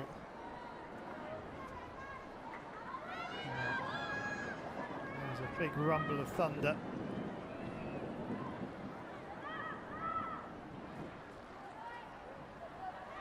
And, well, we wait and see. Zuluoga to Gomez. You can see from here in the commentary box how compact China are through the middle of the field. They know that's a threat of Argentina, with the likes of Marino and Rebecca running through there, and they're really forcing them to the outside where they can get across and really contain them. Campoy finds Sanchez, who tries to feed it into Marino. Oh, it's just too far in front of it.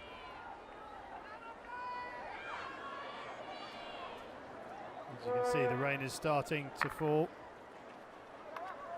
I think it's about to get a whole lot heavier. The press from Argentina. Augustina Habib to Zuluoga.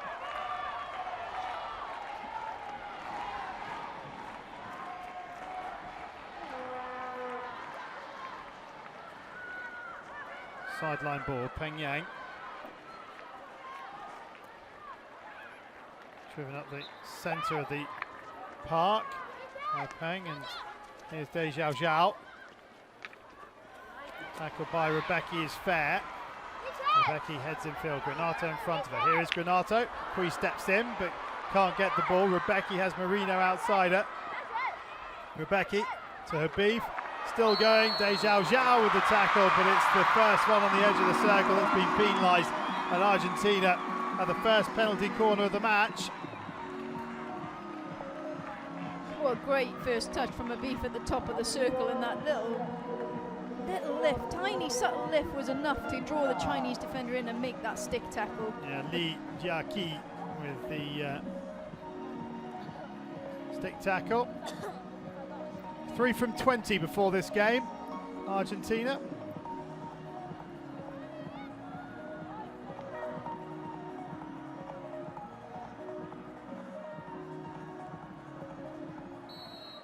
So Barrio Nuevo is at the top of the circle. It goes to the skipper, and I think it's been touched in on the far post. Is it Campoy who's getting the congratulations? But Argentina had the lead inside 6 and a bit minutes. Yeah, Rebecca to Campoy. Great finish, I mean, well worked corner, full stretch Campoy there, absolutely full stretch on the deck. Managed to just get a great touch to get past Lee in the China goal. So the opening goal goes Gabriel Menedeo's team's way. Maria Pilar Campoy in the 7th minute. They've had early goals in a number of their games. Yeah, they Argentina. They tend to come out raring to go, and I mean that is exactly how they want to play. We know they're a team who, as we said, like to be in control and actually become less patient and more frustrated if they don't get that early goal. So it's part of how they play. Whereas China, on the other hand, are quite comfortable in sitting back and defending and absorbing the pressure. So China won't be too disgruntled at the moment, given that it's just 1 goal. The key for them now is to just not let it become a second. Argentina got an early goal against Australia. They went on to lose that one 2-1, but also an early goal against the Netherlands. In fact, it was Marino with both those early goals, but this time it's Campoy.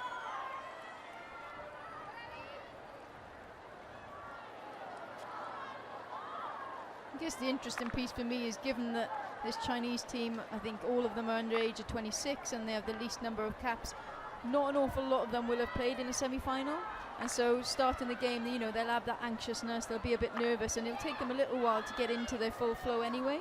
But once again, it's absolutely great exposure for them and a great experience, particularly with it being in Argentina.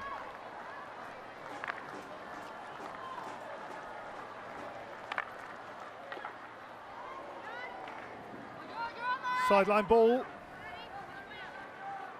to Argentina.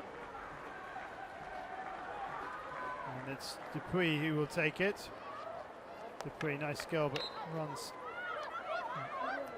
into Lee, into free hit. Cross it comes, and off the foot. Rebecca, Marino, who massages the knee, but I'm not sure that was anywhere near. You can see there China running a 3-1, giving the right deflector complete space to go in and finish that off, get it past the post player and the goalkeeper, and you can see what that means to them, how excited they are and what a team they celebrate together. So, sideline ball on this near side. Peng Yang, Dei Zhao Zhao, Dei, puts in field and Romang gives away the free hit, which Dei Zhao Zhao will take. She does indeed. Dupuy, Romang, good tackle by Peng Yang. And an apology from Gilbert as Peng Yang was on her way. Wu to Sun. Wang Mengyu to Sun to Kui. Back to the far post, and that's off the foot of Barrio Nuevo.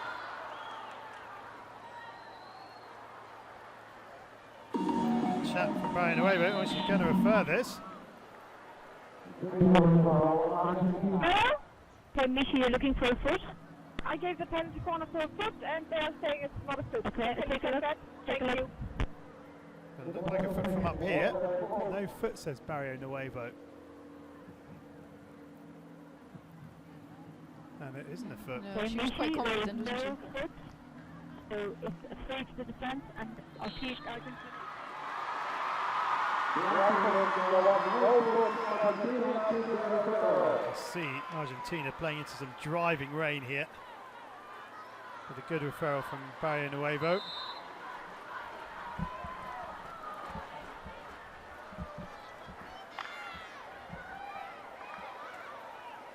Down the line it goes. Where it? Keep it in.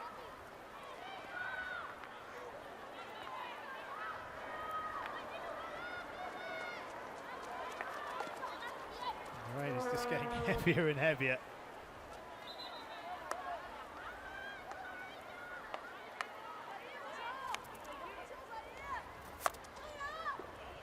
Wu to Kui, there's that far side. Up the line, picking out Yu Xian into the circle. And a little slip by Wu Xia.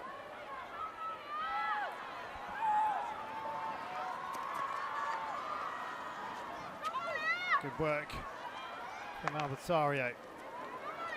Nobody on this right-hand side. Good work from China in the last attack. You can see with the back four, they're really stretching themselves down the right-hand side and trying to work that area.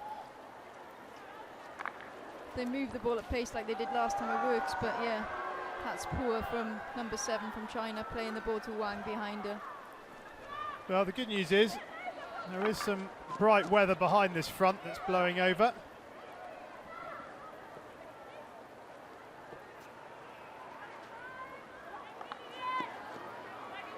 Mang runs into the red wall and China will bring it out.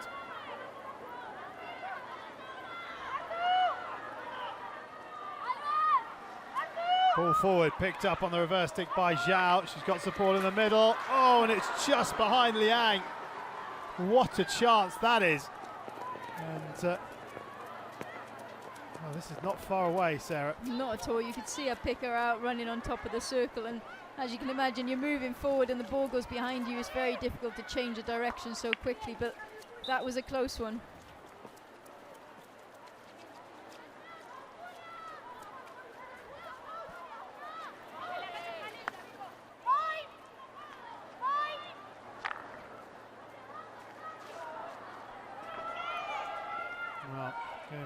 Fantasia just taking her eye off the ball. There's Rebecca. That's back inside, tries to play the ball up the left-hand touchline. Dropped out by Campoy, the goal scorer. Gets it back, and it's China ball.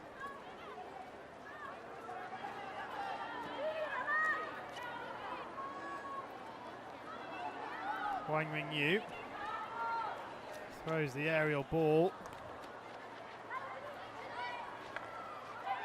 Brought down by Mario Nuevo. Yeah, you can already see the pitch getting a bit wet, so slowing the game down, and Argentina need to be a bit careful now. They've taken the intensity out of their game anyway, and we all know how good China are coming back and getting that one goal from a quick break, so. No, Mario Nuevo can't bring it under control. Yeah, the one thing that Argentina can't do is allow China back into this game. Back out it comes, in it comes, and it's wide of the mark.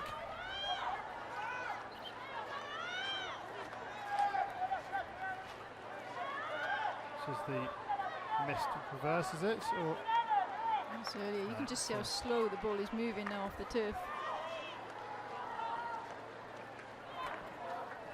Still raining, but I'm not sure it's raining quite as hard as it was.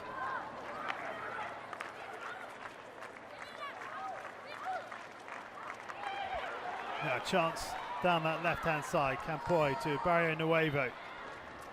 Fired into Marino. Marino weighs up her options. Good tackle by Sun Zhao.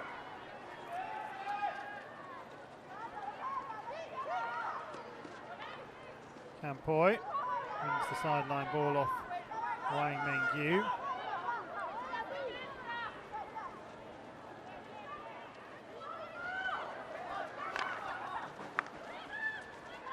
Zuluoga, touched by Granato, long corner. Well, everyone was shaping up for a 16, but long corner has been given. Final seconds. Argentina need to be a bit aware of the clock here. Yeah, you think they'd be pushing to get the ball in the circle and get a corner, but. And it comes from Barrio Nuevo too high. And there is the quarter time hooter. And it was a good start by Argentina. They've got the early lead, but their intensity has just dropped off. But it's Argentina 1, China 0 after the first 15 minutes.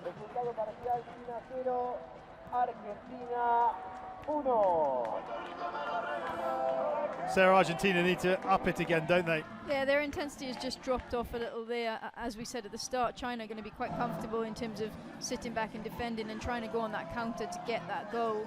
I think for Argentina now, they need to reset and get back out on that field and bring the intensity that we saw in the first 5-7 minutes of the game. They've certainly got the players to do that, so they just need to get them on the ball so they can push the team forward.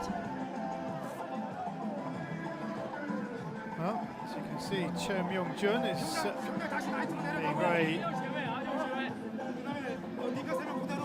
calm in his delivery. Going through an interpreter, the chap in the white cap. Cho Myung-jun, Korean by birth.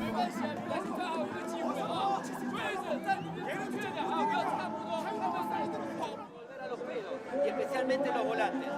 Mati,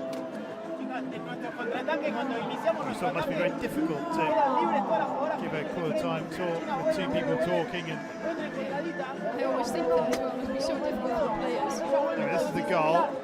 Very difficult for Becky at the top and full stretch. You can see her watching the ball onto her stick. Timing is absolutely perfect on that. You don't want to be there too early for the ball to go behind you, and she's just timed that absolutely right. Campoy, brilliant finish.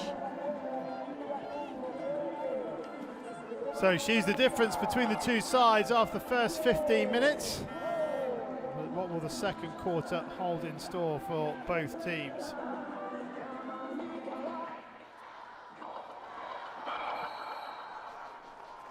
Granato and Argentina get quarter 2 underway, leading by a goal to 0. Beef to Zuluaga.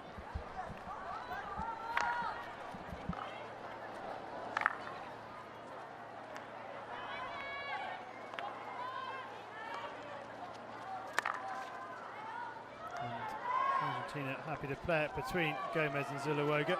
China dropping out. Now they apply the press. Barrio Nuevo. And just off the foot of Liang. She applied the press on Barrio Nuevo. Goes the aerial route. Marino penalised for not enough space. Menu plays it into Lee and Sun. Barrio Nuevo. Beef trying to find Rebecki. Rebecki into 23, but well dealt with by Kui. And then Wu. Here is Wu. Wang. Very congested down there. And trying to have the free out. See in the last minute already though, China quite comfortable pushing Argentina to those dead zones in the corner and winning it back by some really good defensive work, getting players tight and close together to double team up against the Argentinian forwards.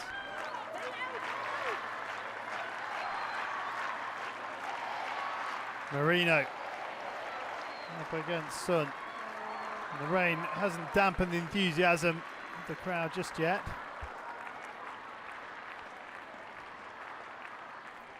Some of which have come very unprepared for wet weather.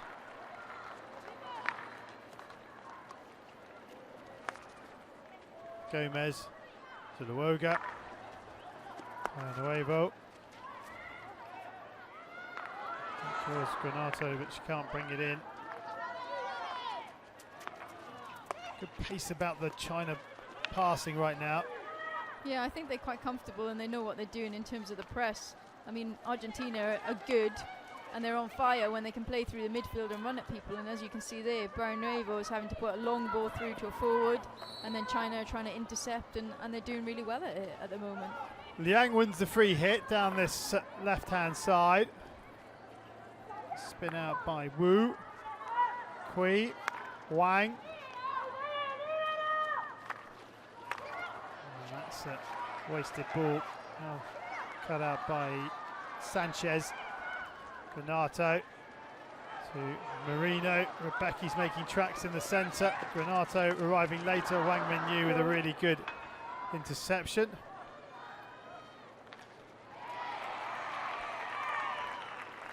As the ball was coming through for Sanchez. Wang Mengyu stepping in.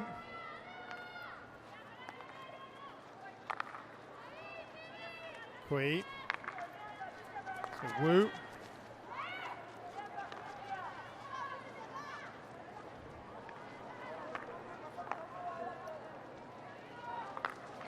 Almost intercepted by Marino, but Wang still going and stretching.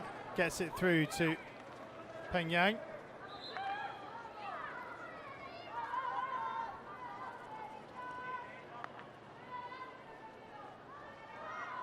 Wang Mengyu. Rather telegraphed and picked out by Granato. Yeah, it all feels a little bit readable at the moment, isn't it? And a bit slow as well, and given that the pitch is quite damp now, it's meaning that the ball pace isn't up to the standard it normally would be, but it's just making everything quite readable, and it's going to be difficult for China to try and throw those long balls through and try and keep playing the way they're trying at the moment.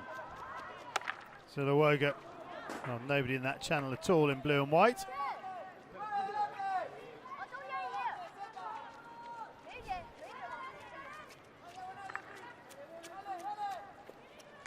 Kui. There's Peng Yang. Well, dispossessed nicely by Campoy, but nobody can pick up her tackle.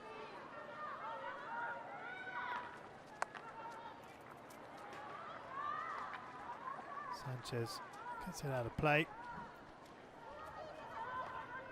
Peng Yang cracking that one up towards Liang. It's going to drop though for Zhong. Zhong into Liang. So the Woga's there. Dei Xiao gets a stick on the clearance. Rebecca can't keep it in play.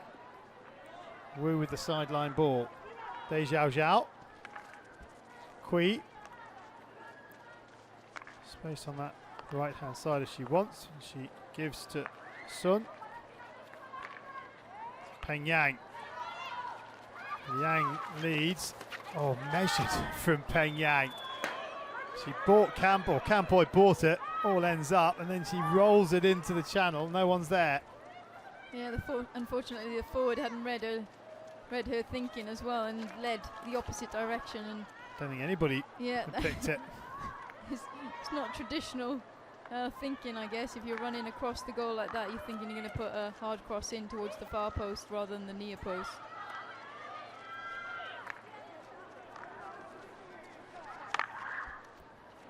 Gomez. Oh, nice pick up. Chance here for Caballero.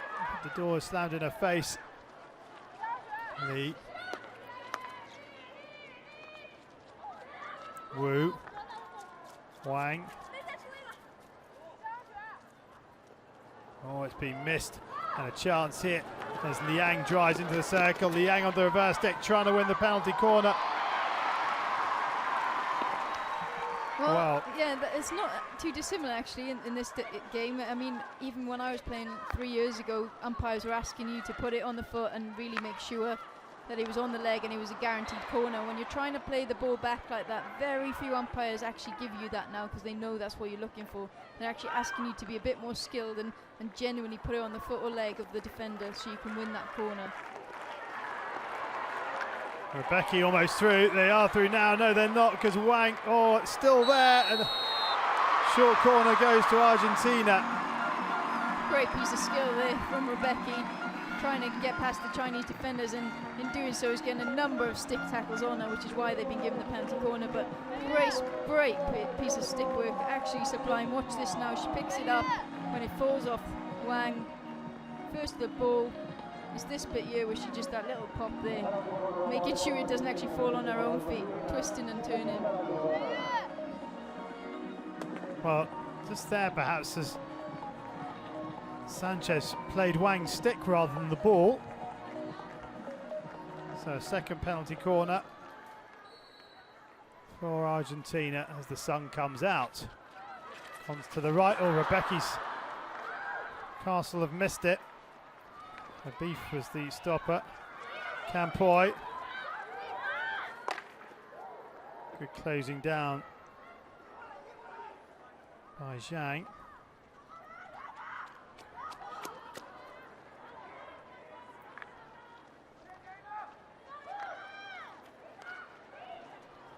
Sulawoga.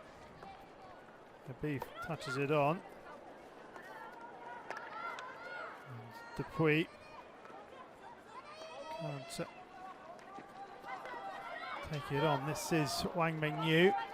Dei Xiao. Free hit for China.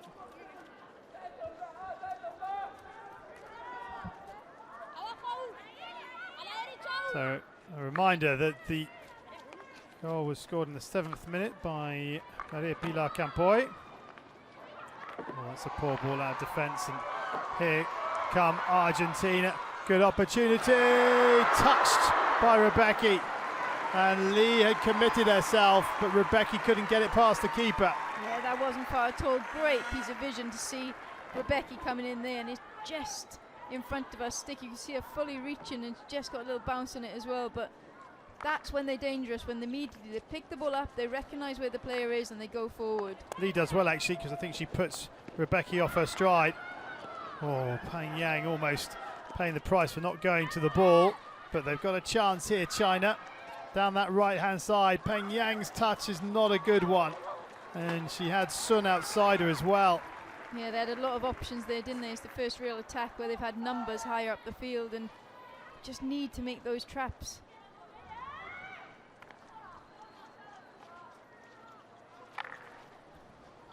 Barrio Nuevo goes up the corridor at the line looking for Rosario.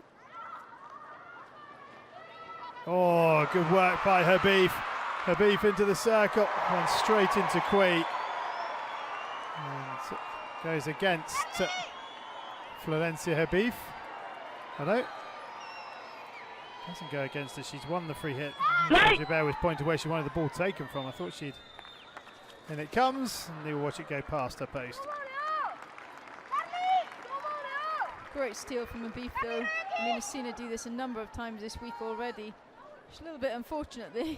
She's run, she's been in control of the ball, and Chinese come straight into her. I guess she's got that touch at the start with the stick. So just number outside, 7, yeah. Kui living life on the edge. Inside the final 5 minutes of the first half. Argentina 1, China 0. Every match so far today has gone with the form book or the world rankings.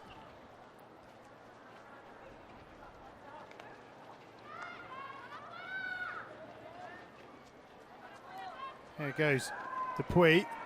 Nice running by Dupuy. Finds Sanchez on the reverse stick. Leave. Oh, she's left it. Heavens above, that was a. I'm hoping she got the shout because that was a risky leave. Very risky. Caught everybody by surprise in the crowd, that's for sure.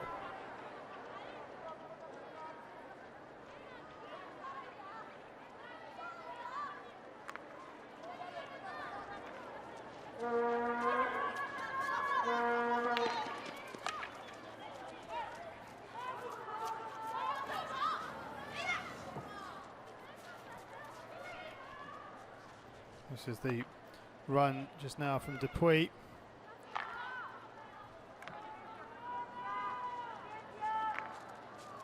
Zuluoga.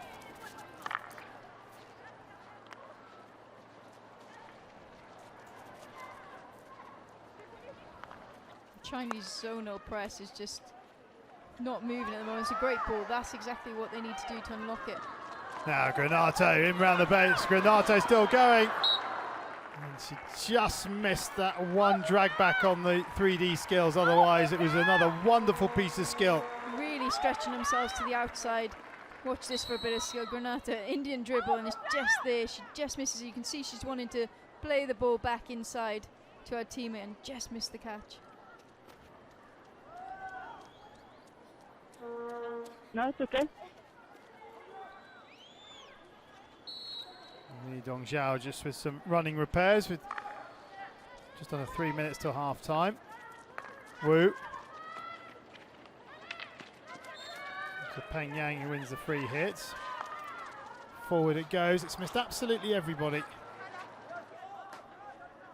That's a great pass from Peng though. I mean, she saw Zhang coming in, and she, as you say, as she picked that up, she was completely unmarked in the centre of the field. Zuluoga. Gomez. Barrio Nuevo. And a lovely bit of skill from Caballero. Caballero now driving down this left flank. Still going. Granato. The keeper's come. And somehow it's been saved off the line. What a wonderful piece of defensive work from Sun Xiao. Still not away. Free hits outside the circle. And now China get it away, but again, Granato involved with everything threatening from Argentina's perspective. Yeah, really good. But as we've seen from Argentina this tournament, they love attacking down that left-hand side. Here's Granato, a lovely piece of skill to pull it out. What a bit of defending that is. She had to watch that on her stick the whole time to make sure that wasn't going into the back of the goal. But yeah, that's when Argentina are at their best, attacking down that left-hand side. Well, Argentina can't believe that they haven't doubled their lead here. But Sun Xiao with a wonderful piece of defending. And there you go, a rainbow. So we see this full-length interception coming in from Caballero. Inside the final minute of the first half of semi-final number 2, and it's Argentina 1, China 0. China have rarely threatened. Now, what can they do here in the final minute? Up it comes to Liang. Dupuy. Chops it out, Barrio Nuevo. Dupuy. Good work from Dupuy. He's back in, field, and the free hit to Argentina. Barrio Nuevo has a quick look at the clock, just to see how long is left. Long enough to try and launch one more attack. Dei Zhao Zhao is behind it though. Has to be careful here, the China number 6. She's done well. And Wang Mengyu will leave it, and that is the half-time hooter. And it's still in the balance, this one. Sun Xiao keeping it at 1-0 at half-time, but Argentina in the box seat here.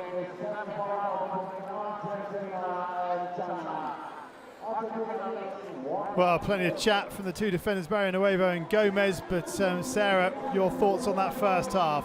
I think Argentina have been exciting when they've gone forward. They've got the pace and they've got the skill, certainly down that left-hand side, and they can pose so much threat to the opposition there. However, I think China will actually be quite comfortable to go in at 1-0 at half-time. They know they can score goals against Argentina because they've already done it this week. And I think with the talk now from their coach at half-time, they'll be ready to go in the second half. So half-time, the score is Argentina 1, China 0.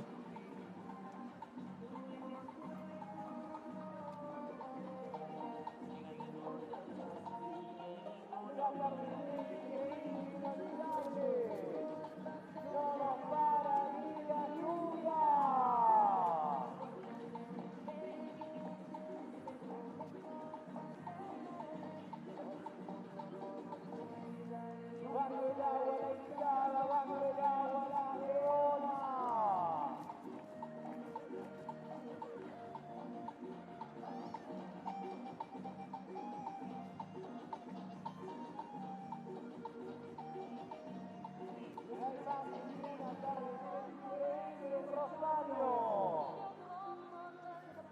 Jugando el paso nacional. Y la voz en Argentina. Rosario. En el estadio Luciana y Marque mañana. Tendrá oficialmente su nombre.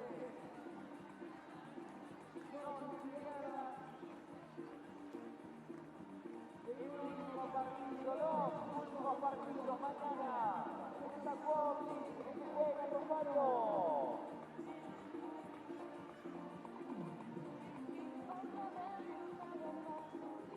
A volver a la pantalla, vamos, a ver dónde están, a ver, saluda. Ahí va.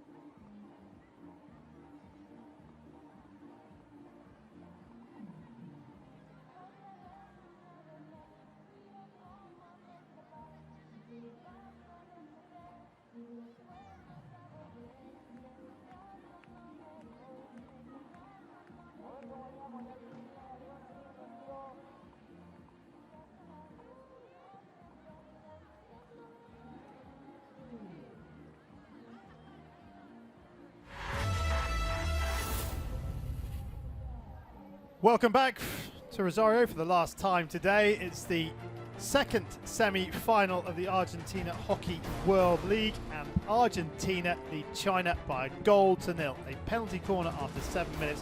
A very well taken penalty corner. Maria Pilar Campoy, the scorer. Well, you wouldn't believe it. Look at the sun there now shining behind the stand as we see this goal. And it's well worked, Sarah Thomas. Extremely well worked. I mean, it's exactly what you do on the training field, but for me, it's the movement of Campoy. She doesn't go too early, and then when she does, she's at full stretch. And an image we saw earlier, you could see her watching the ball onto her stick. So here are the stats and possession opponent's half. Look at that, 69% to 31. And 1 from 2 penalty corners. China yet to really work Belen Suchi in the Argentina goal. Argentina have come close a couple of times after the first goal. And also when Sun Xiao cleared off the line when Li Dongxiao was well beaten. Just going back to the weather in that first quarter, it was absolutely throwing it down. The weather's coming from behind our commentary box, which as you can see is the big thing sticking up above the stand. And well, fortunately, there's Luciana Aymar in the house as always from this part of Argentina, and this stadium is going to be known as the Luciana Stadium after this event. It'll be officially opened by her, but we won't need that anymore because it's glorious sunshine coming from behind our commentary box. But as I say, we had one interruption, didn't we, for lightning earlier on today? Yeah, we did. Fortunately, it looks like it's the only one that's going to play havoc with us today. So here come the players now, and their adoring fans wait for the players to return. What do you think was said at half-time in both camps? We're going to hear from Matthias Veer, the assistant coach, in a minute. I think Argentina will be happy with the way they started. It most certainly will have settled their nerves getting into the game in front of a home crowd, but I think the coach will be asking them to up the intensity now in the second half and get that second goal just to ensure they make it a little more difficult for China. And conversely with China, I think the coach will be relatively pleased with their performance. They've been great in the zonal press. They've forced Argentina to the sidelines, but for them now it's looking at going to attack a little bit more. So there you go, bright sunshine. Now everyone can dry off a little bit as the teams make their way back out on the park for the start of this second half. Matthias Veer is making his way down to our camera position where Mel Clulo will be asking the questions. Let's hear from Matthias now. Matthias, you had 69% possession in the Chinese half. What was the message to your team at half-time? Yeah, that's the game that we planned. China is a team who let the ball to you, and yeah, you need to be precise and don't take unnecessary risk with the ball. They just wait for 1 or 2 or 3 chances, and I hope we don't let them. And how important is it for you to get that second goal as soon as you can? It's very important to get a bit of calm and just know how to finalize the game. Brilliant. Thank you very much. Good luck for the second half. Thank you. Yeah, good to hear from Matthias. Funnily enough, as it went out on the tunnel, everybody went dead quiet trying to listen to what he was trying to say. But Rebecca with plenty of chat at the huddle. But it's really evenly poised. It's very similar to the first semi-final, but in that instance, New Zealand were 2 up. But you just felt that the next goal, if there was to be one, was really crucial. It went to Germany in the New Zealand one, and New Zealand could have conceded an equaliser soon after conceding the first goal. But once they survived that scare, they actually consolidated pretty well, apart from the penalty corner 12 seconds from time. But here, Argentina are going to have to be on their guard because China do pose a threat, especially from penalty corners, as they know, having been beaten by China 3-1 in the pool match. Here we go then, second half underway. China attacking the goal to our right-hand side. And as this match progresses, and if the score remains the same, they are going to have to come out and play And they've just been robbed. Here goes Rebecki. Oh, the whistle's been blown. It's an Argentina free hit. Should have played the advantage. Rebecki was in there. Only have to wait a beat, don't you? Yeah. The players won't mind if they come back. No, exactly. It's frustrating when that happens. Kui, two captains going for the same ball. Peng Yang does well to get past Rebecki and tries to feed it up to Zhang.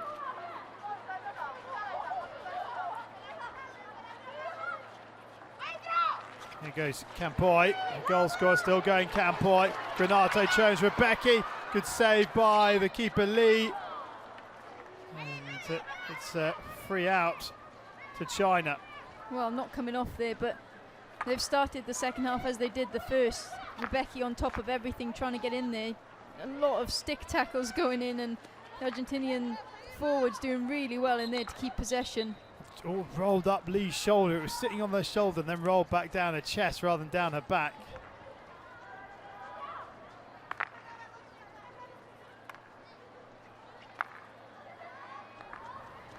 You can see Argentina gone to a half-court press now, trying to force China to come further forward and leave that space so they can attack into it with the skill and speed that we know they have.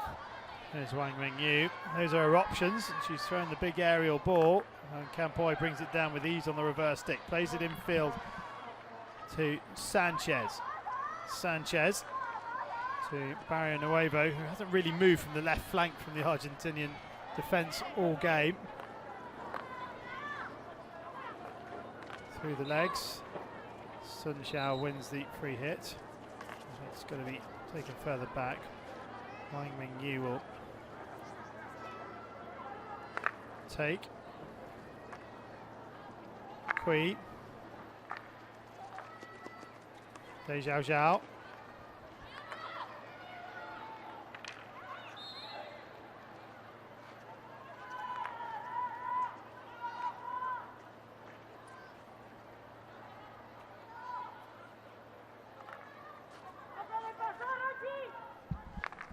Kui to Wang. Wang to the midfield. And back stick is the call on Lee's pass. So it's a Argentina ball on the halfway line, which Florencia Habib will take with that strapped right thigh.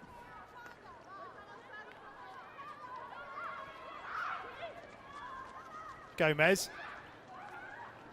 never really gets hold of the pass, and it's easily cut out now. Chance here perhaps, 4-on-4 for China. 4-on-6 now as Argentina get back. Dei Xiao Xiao lending her support to the attack. Here is Dei Xiao Xiao. Cuts back inside Zuluoga, then tries to get the ball into the circle, but it is cut out by Sanchez. Zuluoga to Sanchez.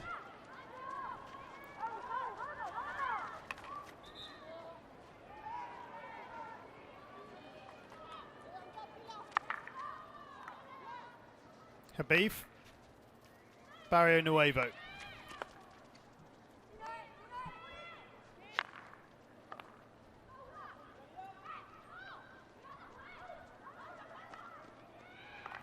Okay, Augustina Habib playing it up into the midfield. Sanchez turning it around the corner.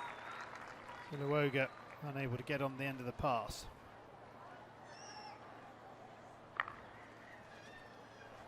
Whilst China are staying tight in defence, there's not an awful amount of movement from the midfield or forwards. They're all static at the moment, just walking around, and they're not going to create space for themselves. They're not going to create any energy to try and move forward if they continue to do that. Well, Peng Yang comes forward, draws the foul. Oh, she'll feel a little hard done by here, I think, but Rebecki now with a chance. Rebecki into the circle, on the reverse stick. Shot comes in and played away, long corner. Peng Yang, it looked like she'd been impeded on her way forward.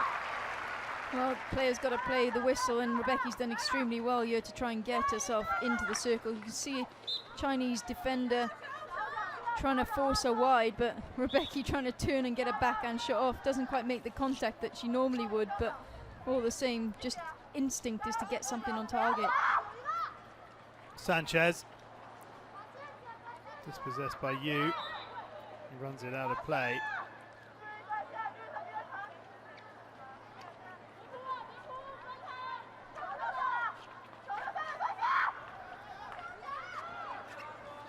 Gomez. High in the Nuevo. Campoy. Nice skill from Campoy. Lovely bit of individual play from the goal scorer. And Granato is just in her way. She was looking to play the reverse stick cross. Wang Mengyu with the tackle. High in the Nuevo to Gomez to Zuluoga. And it comes, Wang Mengyu is there. Granato can't get free.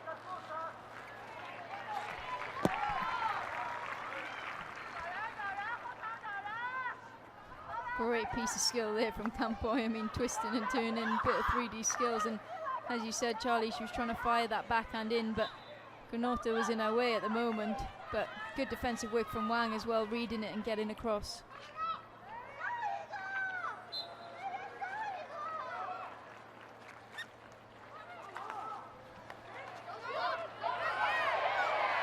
And then you bring it away again, turning Sanchez inside out.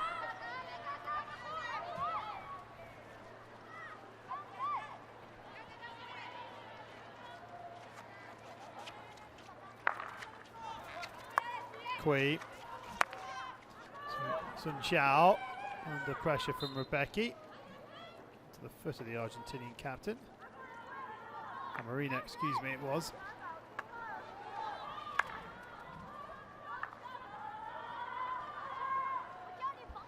Wang to Peng Yang.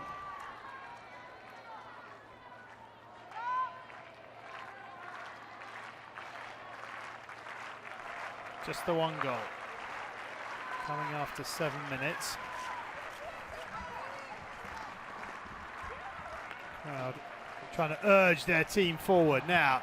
Sanchez rolling it in to Habib. Granato has a little look up, drops it to Habib. Good reach from Lee.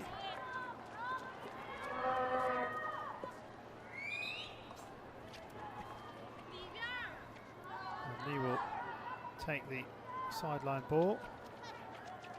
Thinks about throwing the aerial, draws the foul instead.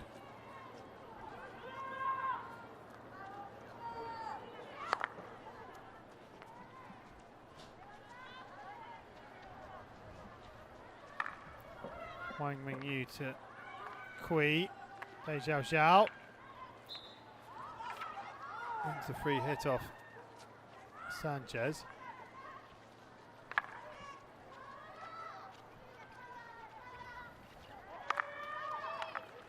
Good pick up by Peng Yang into the top of the circle. Liang picked off by Sanchez. And here is Marino. Free hit Argentina. Dupuy. Tackled illegally by Sun Xiao. No. Clean tackle, stick check by Dupuy. Who'd be a coach, Sarah? Oh, you are. It's quite stressful, isn't it? We already saw in the first game the coaches at half time, you know. It's stressful, the games can change in a moment, and that's exactly what I'm thinking now when I watch this game. Argentina, yes, they look in control in midfield, but they just need to be careful that China don't get down the other end and get something. I really was hoping they'd stamp their authority on this game more than they have done. Well, that's the point, isn't it? That's exactly the point. You can have all the possession, have all the circulation, all the shots in the world, but if you only score the one goal, it only takes 5 seconds. Either a wonderful piece of skill or huge error, like we saw in the Germany game with Jana Muller-Wieland with that pass across the circle straight to Gemma Flynn in front of goal. And also we've seen from China their corners have been working as well, so I'm sure that's a thought in the forward's mind when they get in the circle to try and win a corner, so Wang can drag flick from the top, or they can work the variation we saw them score with the other day as well. Well, they've scored 3 of 7 penalty corners.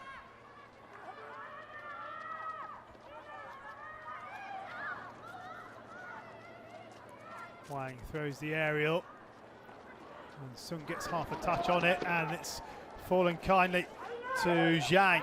Zhang on the reverse stick, gets it across, and that's what you mean, Sarah, isn't it? Exactly that. I mean, Zhang doing really well there, getting too tight to the baseline and unable to do anything there. So pulling it back out, next best option, get an early cross in. Yes, it's got a little bounce in it, but both Chinese forwards, as you can see, they're looking at each other, expecting the other one to go. Need to be communicating when they're in that circle. Oh, Zhang and Zhang. Zhang Jinrong and Zhang Xiaoshu.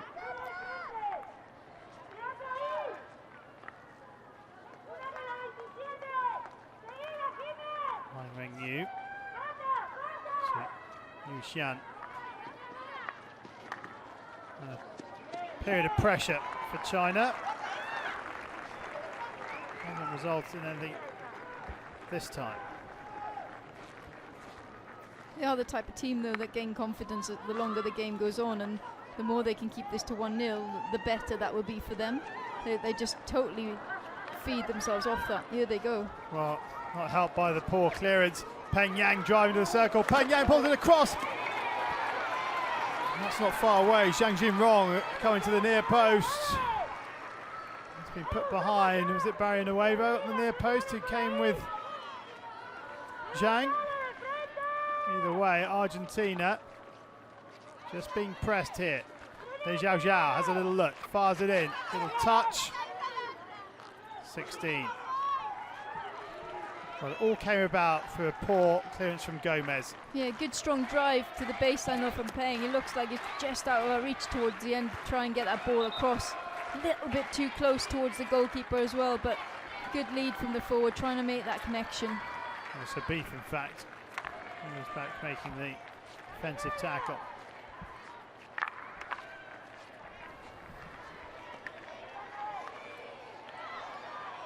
This is Yu Xian. There's Zhao Zhao.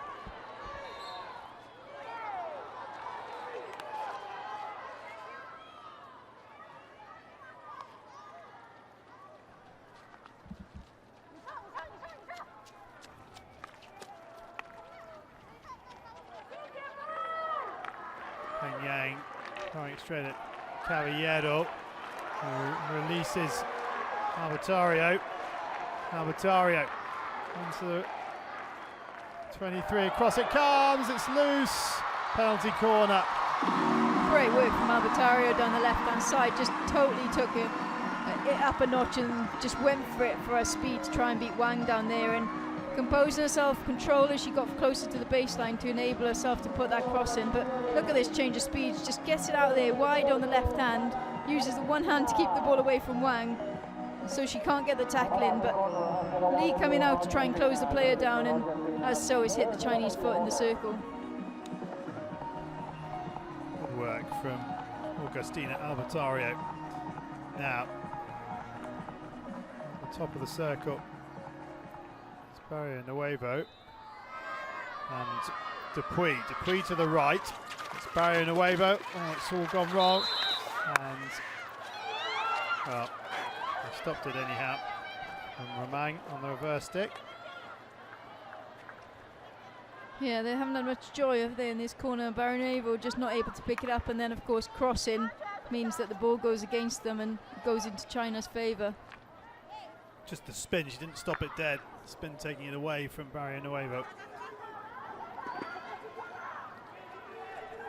That was their third opportunity, and well, the last two have all broken down, haven't they? They have.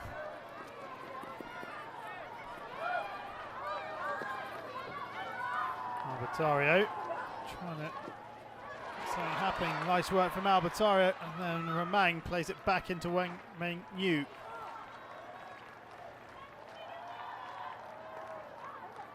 Dupuy. Toccolino on for a rare outing on the park. Yeah, we haven't seen an awful lot of her And saying that, some of the players we haven't seen an awful lot of have been absolutely sensational, such as Granata. So it's always interesting to see a new player and some talent coming in, for especially in the sides such as Argentina and the Dutch. You've got really skillful players. Now Rosario just running the clock down. And it's a free hit to China, but she's done enough. There's not enough time for China to get down the other end. And there's no addition to the half-time scoreline. It's still Argentina in the box seats. There's 15 minutes of the second semi-final to go. Argentina lead by 1-0.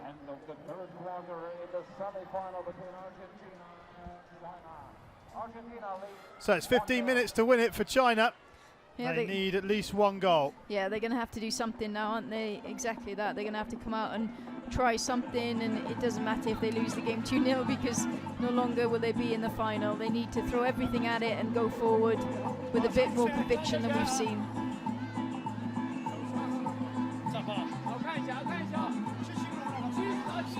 Cho Myung-jun gets his last chance to talk to his team.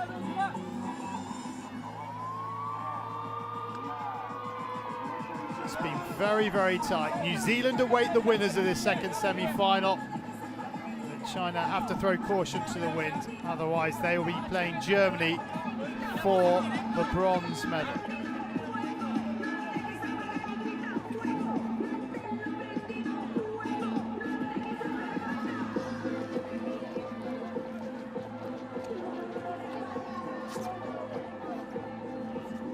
Thoughts, Sarah? I think it's going to be an interesting fourth quarter, as we've seen with China throughout this tournament, and historically you know that they sit back, they gain the confidence, and then they go flat out in the fourth quarter. Again, same as what we've seen with Germany today. They seem to get confidence only having that one goal to chase, and I think Argentina just need to be a bit tighter in their defence if they're going to continue to counter-attack and throw people forward. The pace was good from Argentina at the start of the match. It's come off since then.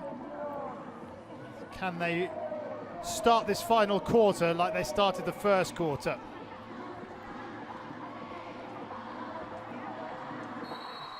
The crowd counters down to the start of the fourth quarter, and China have the ball and need a goal. They need an unanswered goal to take us to a shootout.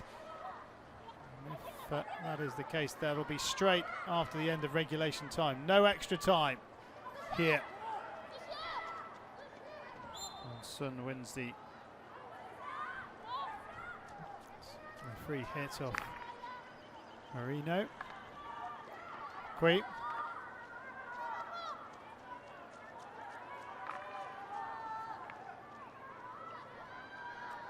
China sometimes just stay in the one channel and try and work the numbers down there, but we can see now in this fourth quarter they're really stretching the game. Oh. Chance hit. It's just wide by Marino on the first touch. She's got Granato for company if she can find it. Wang Mengyu does well, but a high press from Argentina gets the crowd excited. Yeah, and that's different in the third quarter. They predominantly half-courted, so changing their press will certainly unsettle China, as we saw there, but Wang doing really well to recover from the initial mistake. Marino's first touch just ran away from it. She couldn't get the shot away.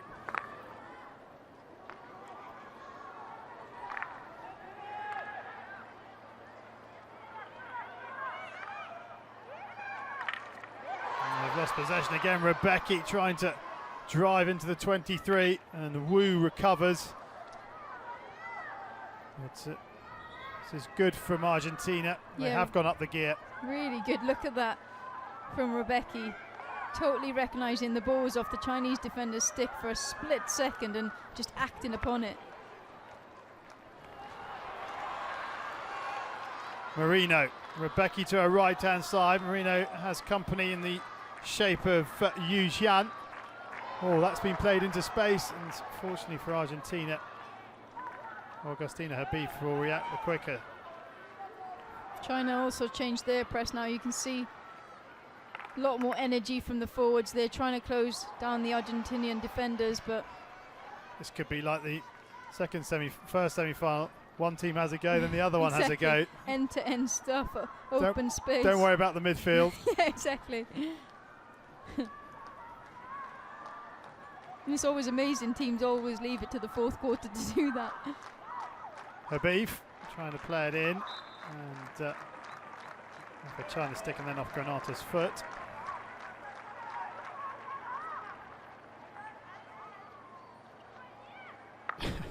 Poor old Cho Myung-jun. He's going through the ringer, isn't he?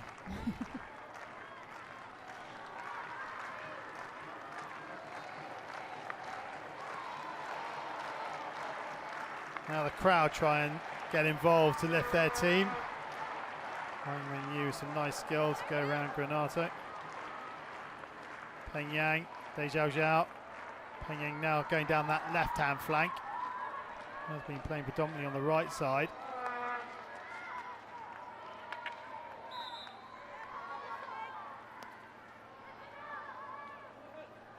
China still playing with the back four, though sometimes we see teams in this instance play with the back three and force an extra player higher up the field just to ensure that they can get more pressure. Oof. Wayward.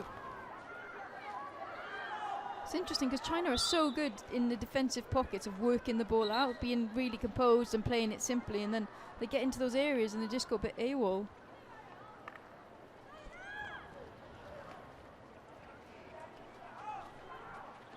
That's across the with the screen.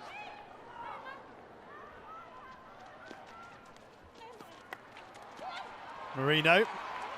Now space down that right-hand side, and the ball's behind her beef. And she can turn and run again. Here's Granato. Granato. Good work from Granato. Who gets the first one for the tackle, trying to find the foot inside the circle of Kui, but doesn't get it. He does well. Here's Sanchez. Sanchez. Into Marino, who wins the free hit. Kui does well. Keep her eye on the ball. Marino looking for the penalty corner.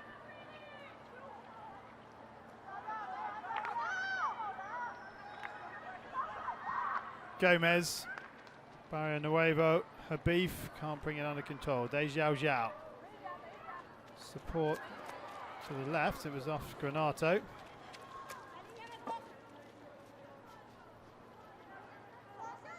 Lee. Ooh. Oh, Campoy picks it off, and a chance here now. Sanchez running down the middle channel out to that right-hand side, trying to find Marino, but Kui does enough to get it off the side of the pitch.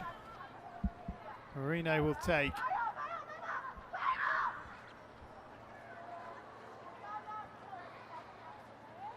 And here is Kui. Marino, good tackle. We will thank our skipper for that pass.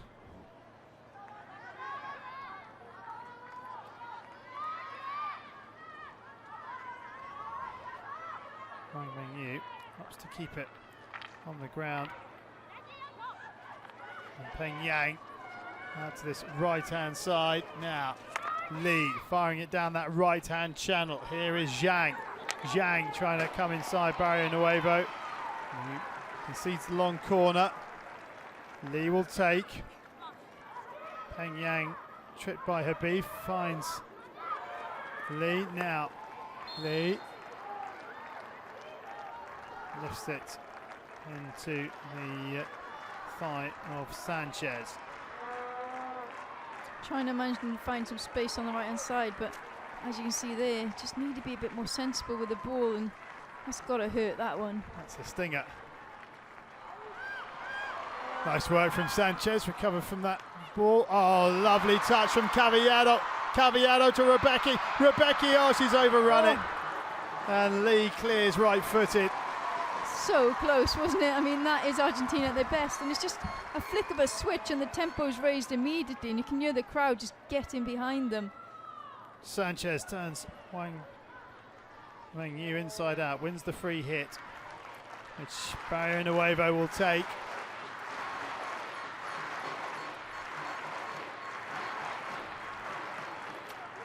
Little move round the corner from Campoy, doesn't come off. Lee runs into Campoy, sideline ball China.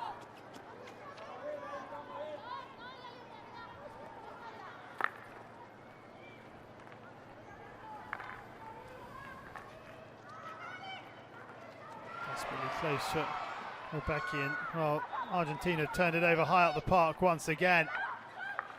Habib trying to play it into the circle, still going, and Habib gives away the free hit. China are going to, you feel, are going to get one opportunity here. Yeah, that's always the case, isn't it? There's always a moment in a game that could change it completely. And Liang, no way past Barrio Nuevo. And Argentina feel need to take one of these opportunities that they've created in this final quarter. Lovely ball, chance here for Lee. Lee wins the penalty corner because of the tackle from Campoy. I go for a breakdown tackle. Quickly for breakdown tackle. She played the play, not the ball. Okay. You want to referral? Yes or no? Yes or no? You want? Okay. They are referring. I want the team referral. Hey, Chief. Yeah, you're looking for a breakdown tackle. Yes, I gave a penalty corner for a breakdown tackle, and they say no breakdown tackle. Okay, I'll take a look. Thank you. So Lisa Roach up in the box.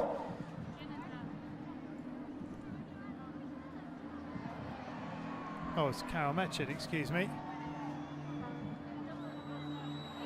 We'll get it right, relax. she's got a little bit on the ball there as she goes in. I mean, the ball's going into the air, so good work from the Chinese forward, but it's not like she's blocked her body so much. Campoy's trying the reverse psychology. She's walked away. Well, she has to make, if she's going to make the tackle, she's going to make some sort of contact.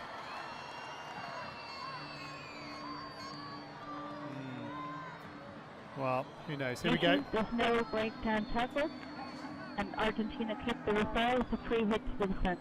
Thank you. So it is a free hit to Argentina. The right decision arrived at. I mean, you can expect as a forward driving in there that you're going to be clattered. You're Yeah, getting closer to the baseline, you're getting to the circle. That's the business end, isn't it? She So didn't block off even like No. a quarter of her body on her route to goal. She's made the tackle. There's going to be contact, but she Yeah. hasn't blocked the runner. And she did get some contact with the ball as well, so. As we said, right decision. Now, Kui. Rosario gets it out of play. Zhang. I'm not sure Argentina can defend for 5.5 minutes. They're going to have to have some forward play. Rather than force it, look after it a bit more. Liang. Oh, there's a good tackle. That's a really good tackle by Gomez. He's had a good tournament, Gomez. Oh, Romang just overruns it. Gomez has continued her run forward. Kui gets it out of play. But so many times we've seen today, if it's a poor first touch, all the momentum goes out of the attack. Yeah, it's absolutely key.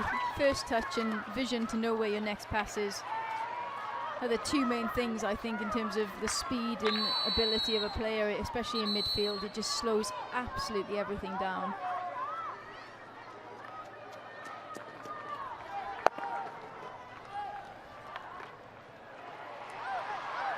Turnover ball, and a chance here for Dupuy.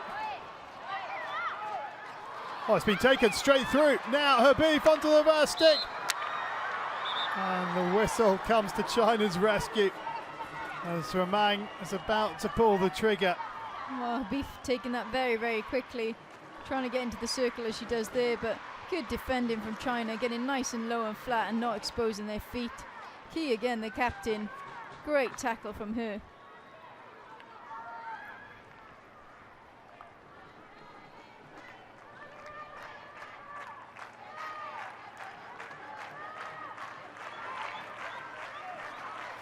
Dupuy. Wang Mengyu hasn't had a chance at the top of the circle yet. There's still 3:56 and they could be in again here. Caballero! He's there again. Very good. I mean, Caballero has been so good today. She's been like working really hard off the ball, but look at that. The reading of the game is exceptional. To step in front there and try and get that ball in the air, but as you say, Key's completely astute to the challenge as well, and has made some, several great tackles in the last minute. Caballero's tried to take it to the reverse stick, supposedly the weaker side, but she's also run into traffic, isn't she? Yeah. Deja Xiao's picked up a knock. Oh yeah, clashed heads. She's okay to continue. 3:29 remaining in the match.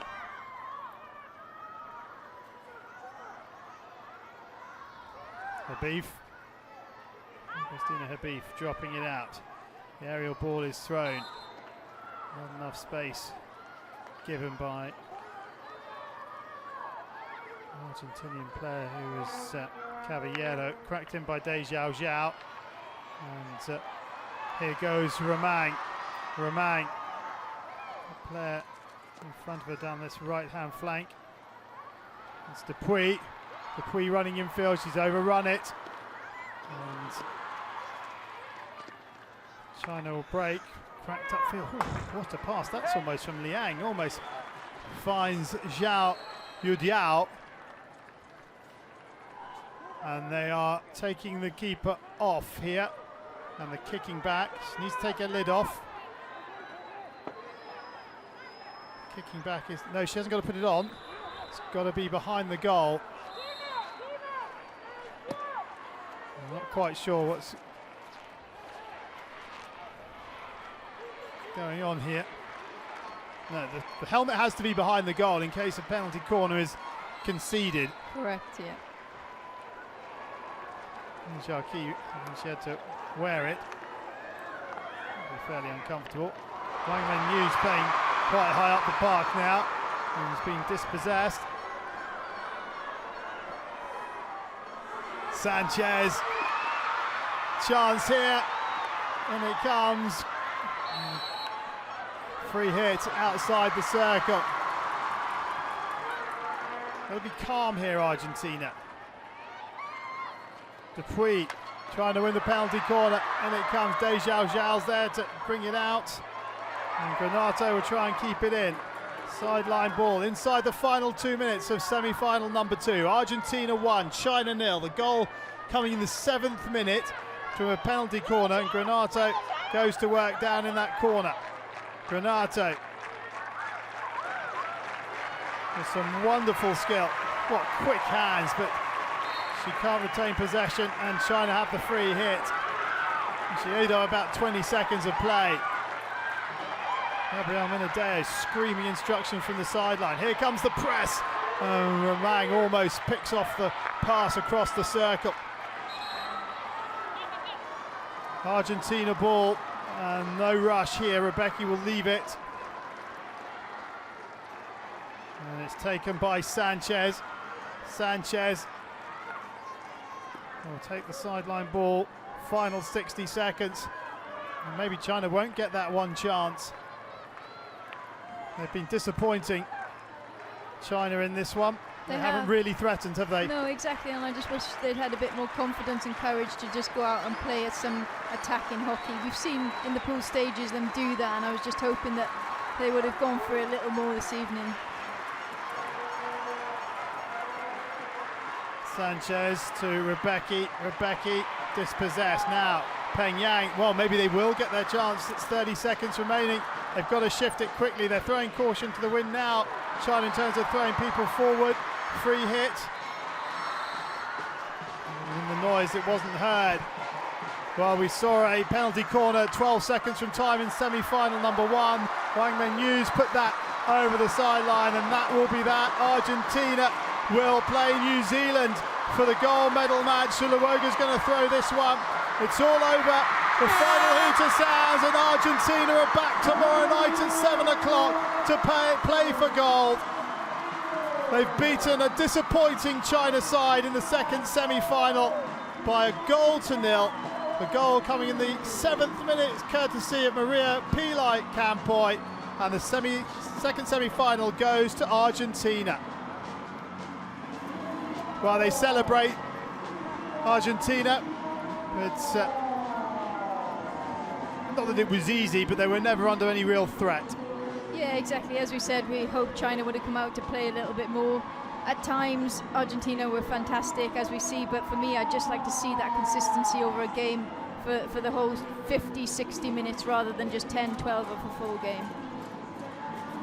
So, we know our gold medal match lineup. It's New Zealand against Argentina, and that is because the second semi-final is finished. Argentina 1, China 0.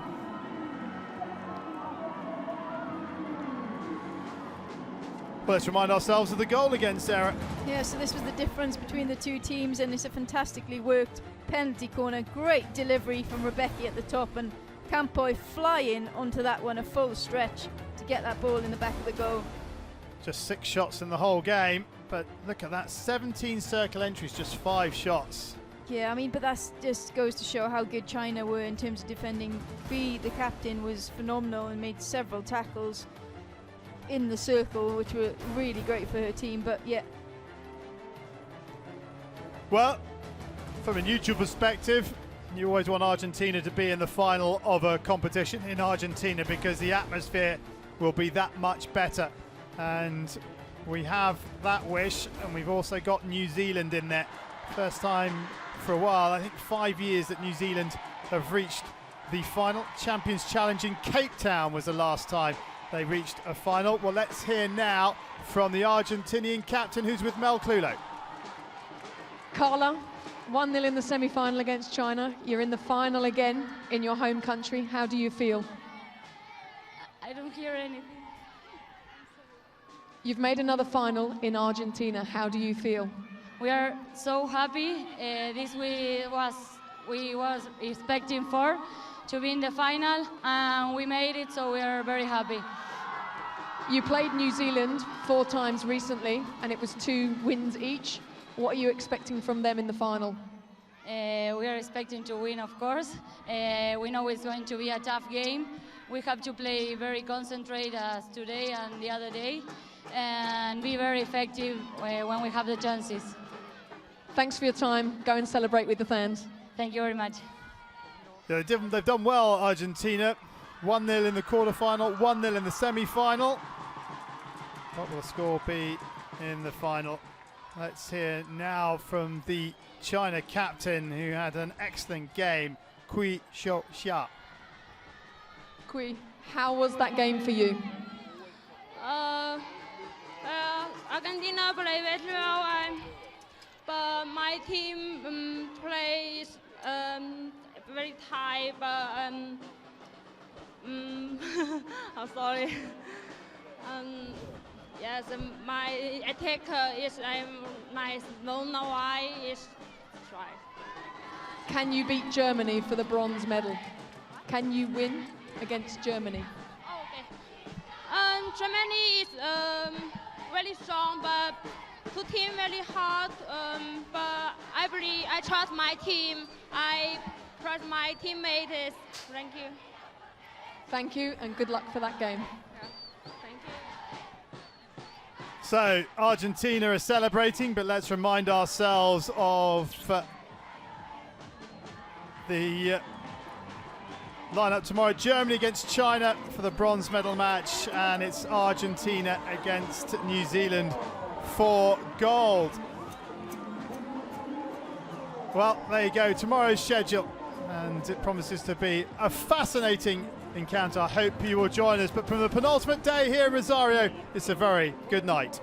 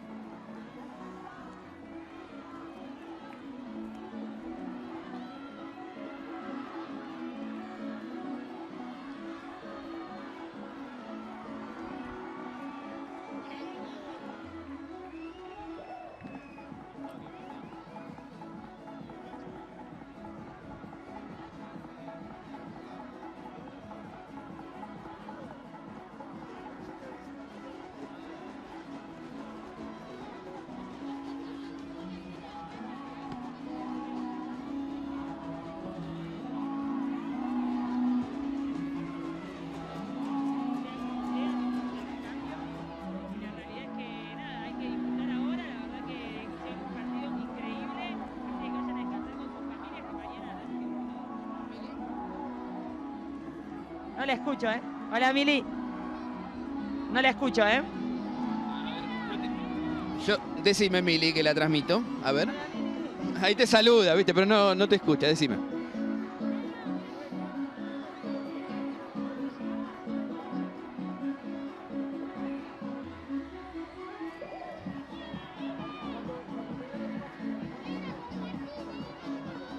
¿Cuánto para tu marido y para tu hijo de este triunfo hay?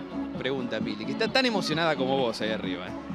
100%, la verdad que, como decía ayer, a esta altura del año ya creo que estoy mucho más cansada, tal vez en lo anímico con mi hijo, que lo veo muy poco, así que la verdad que sé el esfuerzo que está haciendo él, sé las ganas que tiene de irse a casa, así que nada, sabe que su mamá ama esto, que es su pasión y que por nada del mundo voy a dejarlo. Y nada, mañana voy a ir a disfrutar otra final, que la verdad que es como te dije antes, les transmitimos toda la experiencia, como hacía Maya y Sega en su momento a nosotras, y saber que más allá del recambio, nosotras siempre vamos a querer ganar, siempre vamos a ir por el oro, somos las leonas y creo que para eso nos entrenamos todos los días. Bueno, en 2016 en Río te tenemos, seguro, ¿no? Sí, obviamente. Con Minadeo quiere. Sí, obviamente, que a la lista tengo que quedar y después jugar. Hoy pienso en la final y el año que viene veremos. Gracias. No, de nada, nos vemos.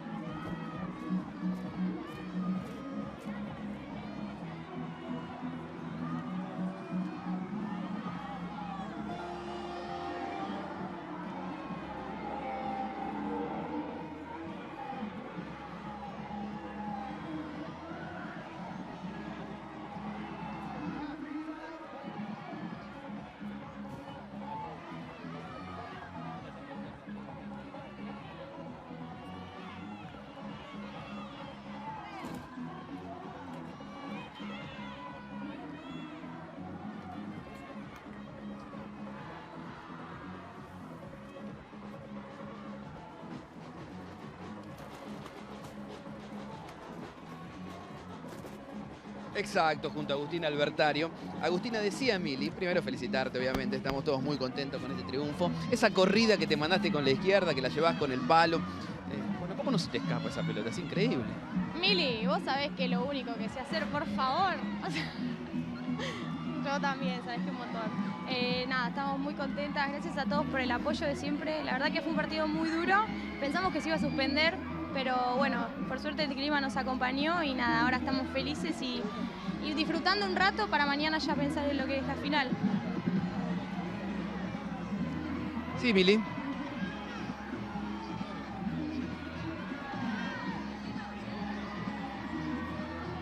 Gracias por las felicitaciones. Bueno, la Nueva Zelanda es un equipo muy duro. Nosotros estuvimos en Nueva Zelanda previo a este torneo haciendo una gira y es un equipo muy físico que la verdad que con nosotros se anima a jugar mucho y va a ser muy duro, muy físico y vamos a nada, tener que salir a jugar como contra Holanda.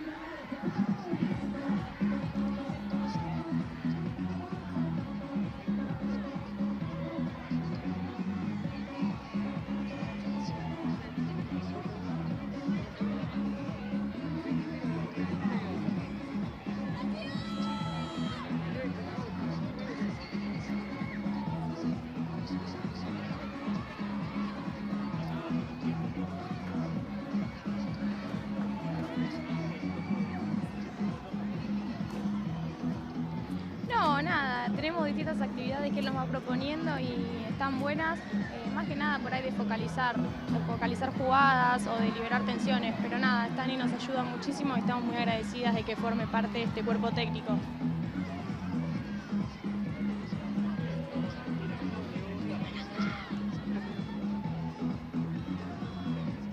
Bueno, gracias Miri, déjame mandar saludos a toda mi familia que siempre me apoya y un beso a mi novio que hoy no pudo venir y que bueno, le mando un beso. Gracias, un otro besito. Chau, chau.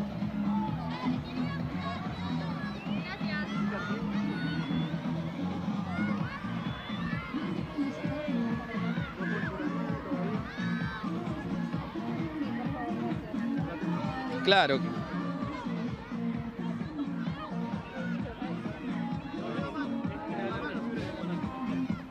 Claro, Miguel, estamos junto a Jimena Cedrés, que está luchando más que con la pelota, con el cable, ¿no? Es tan fácil ponerse el cable y tan difícil jugar ahí en la mitad de la cancha donde está siempre. Bueno, otra final. Ya sos no te voy a decir una de las más experimentadas las Leonas, porque no, pero ya has jugado algunos torneos. Hay otras como la autora del gol de hoy, Pilar Campoy, que está casi debutando. Pero le puedes marcar el camino a algunas, ¿no? De cómo es esto ganar con las Leonas. Sí, la verdad que por suerte todos los torneos que me tocó jugar importantes con las Leonas se obtuvo resultados importantes. Arranqué con la Champions Trophy de Mendoza el año pasado, cómo olvidarla. Y por suerte este año también, bueno, más allá de que quizás no eran resultados esperados, una medalla de plata en Toronto y lo que fue la World League semifinal, se pudo conseguir resultados positivos. Así que bueno, no sé, trato de transmitirles los torneos que viví. Todavía tengo mis cosas todavía por corregir, pero bueno, todo suma. Podés sumar uno más mañana, ¿no? Dios quiera, sí. Y bueno, no quiero decir nada para no quemar nada. Espero que coincidan conmigo allá en piso, pero Dios quiera que sea un buen resultado. Creo que este equipo se lo merece por todo lo que nos tocó enfrentar y por todo lo que trabajó dentro y fuera de la cancha para que hoy las cosas se estén dando así. Así que nada, muy contentas. Chicos.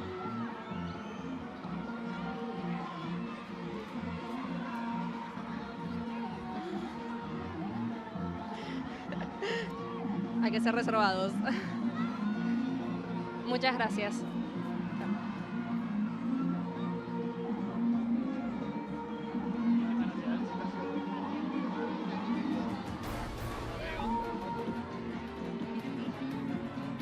Chao Miguel, Mili, hasta mañana.